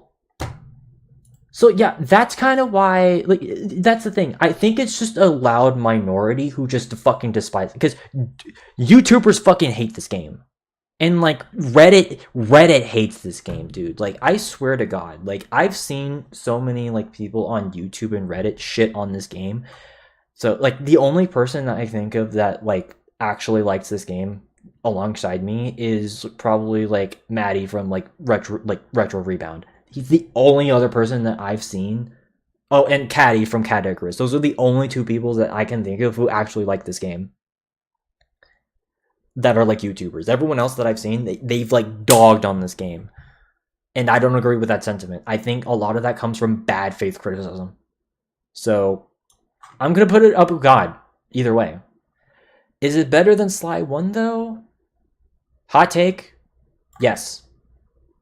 And I know that's going to get me some shit from people online, but I don't care. Like, It's not a bad game. I'm actually tired of people saying that this is a bad game. It's like, dude, again, I don't know. It's bizarre. But either way, I still think it's a good game. Fantastic game. It's still, I would put it alongside the other games. I'm not going to put it in GOAT because I obviously think that Sly 2 and 3 are better games. I can definitely confirm that for sure. But it's still a faithful sequel for the most part. There's some things that I can definitely question about, but like, I don't know. I don't get it. Fucking people online are weird. But either way, goddamn, this still ended up being 5.5 hours long. Although at least it's not the 7 hours I did on the original cut of like the tier list. So I'm not even gonna read through all of that. You guys can just read it for yourselves. God, I can't even put this all on thing. So I've definitely become a lot more charitable over the years. I think I've just kind of realized as well, like over the years, that I kind of just want to play. Like, I think just over the years, I've just kind of realized that I just want to play games that I am interested in. You know? I don't want to just be playing games just for the sake of playing something. And I mean, I've been able to avoid most most bad games. Unfortunately, I didn't avoid every single one of them, but I've definitely for sure have played a lot more good than bad. And hell, even like the stuff that I've even put in average, I guess it's just more so me just kind of either kind of being apathetic about the game that I played that are average, or it's just, I still like some of the games. Like, I'm going to be straight up honest. I still like some stuff from Black Ops 3. Hell, I even, like, this whole basically top row are games that I will admit, I guess are more so guilty pleasures of mine. But I think just objectively speaking, I got to be real with myself that, they're not as good as, like, other games in their respective franchises. But I don't know. Either way, though, I think this is definitely representative of just kind of a massive change of who I've become over the years. Because, again, 3 years, you saw at the beginning of the stream that most of the top was like FPS games. And well, yeah, there's definitely still a decent amount of FPS games here because that's just a genre that I personally love. There's a lot more variety because I've realized over the years that I definitely need that variety. And, some of my favorite games of all time, I mean, they're not even related to the FPS genre. I mean, obviously, Sly Cooper, I love those. I love that game. Minecraft, there's that. Hitman, which I know they're shooting in it, but still. Portal, Silent Hill 2, Shantae, Medieval Total War. Like, these are just some of my favorite, like, these are just, I'm gonna be honest, I'd say, yeah. These, like, everything that's, like, in the S, like, in the A, like, if a game is in, like, the A tier up, I would consider to be, like, favorite games of all time.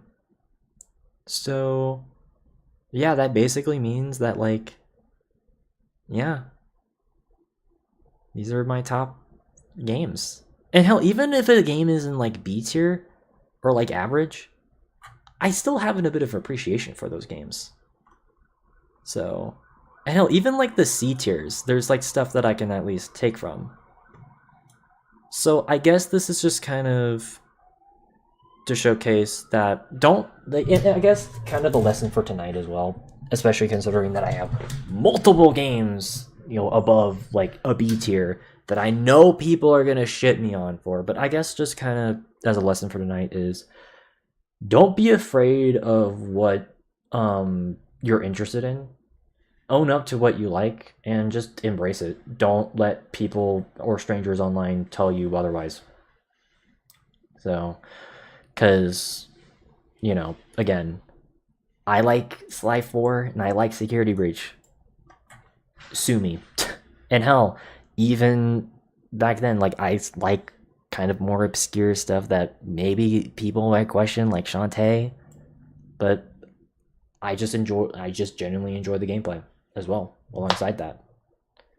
So I guess I want to at least, give to you guys, if you end up watching the end of this, is don't be afraid to like whatever you want, because you're your own person and you shouldn't be, afraid to just be interested in what you're interested in.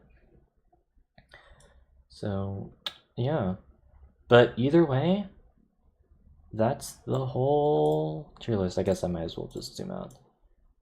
So, but yeah, that right there is the tier list. Unfortunately, this is gonna be the third to last tier list of this series. So we got 2 more. I'm gonna be doing them in September. But yeah, I'm kind of tired.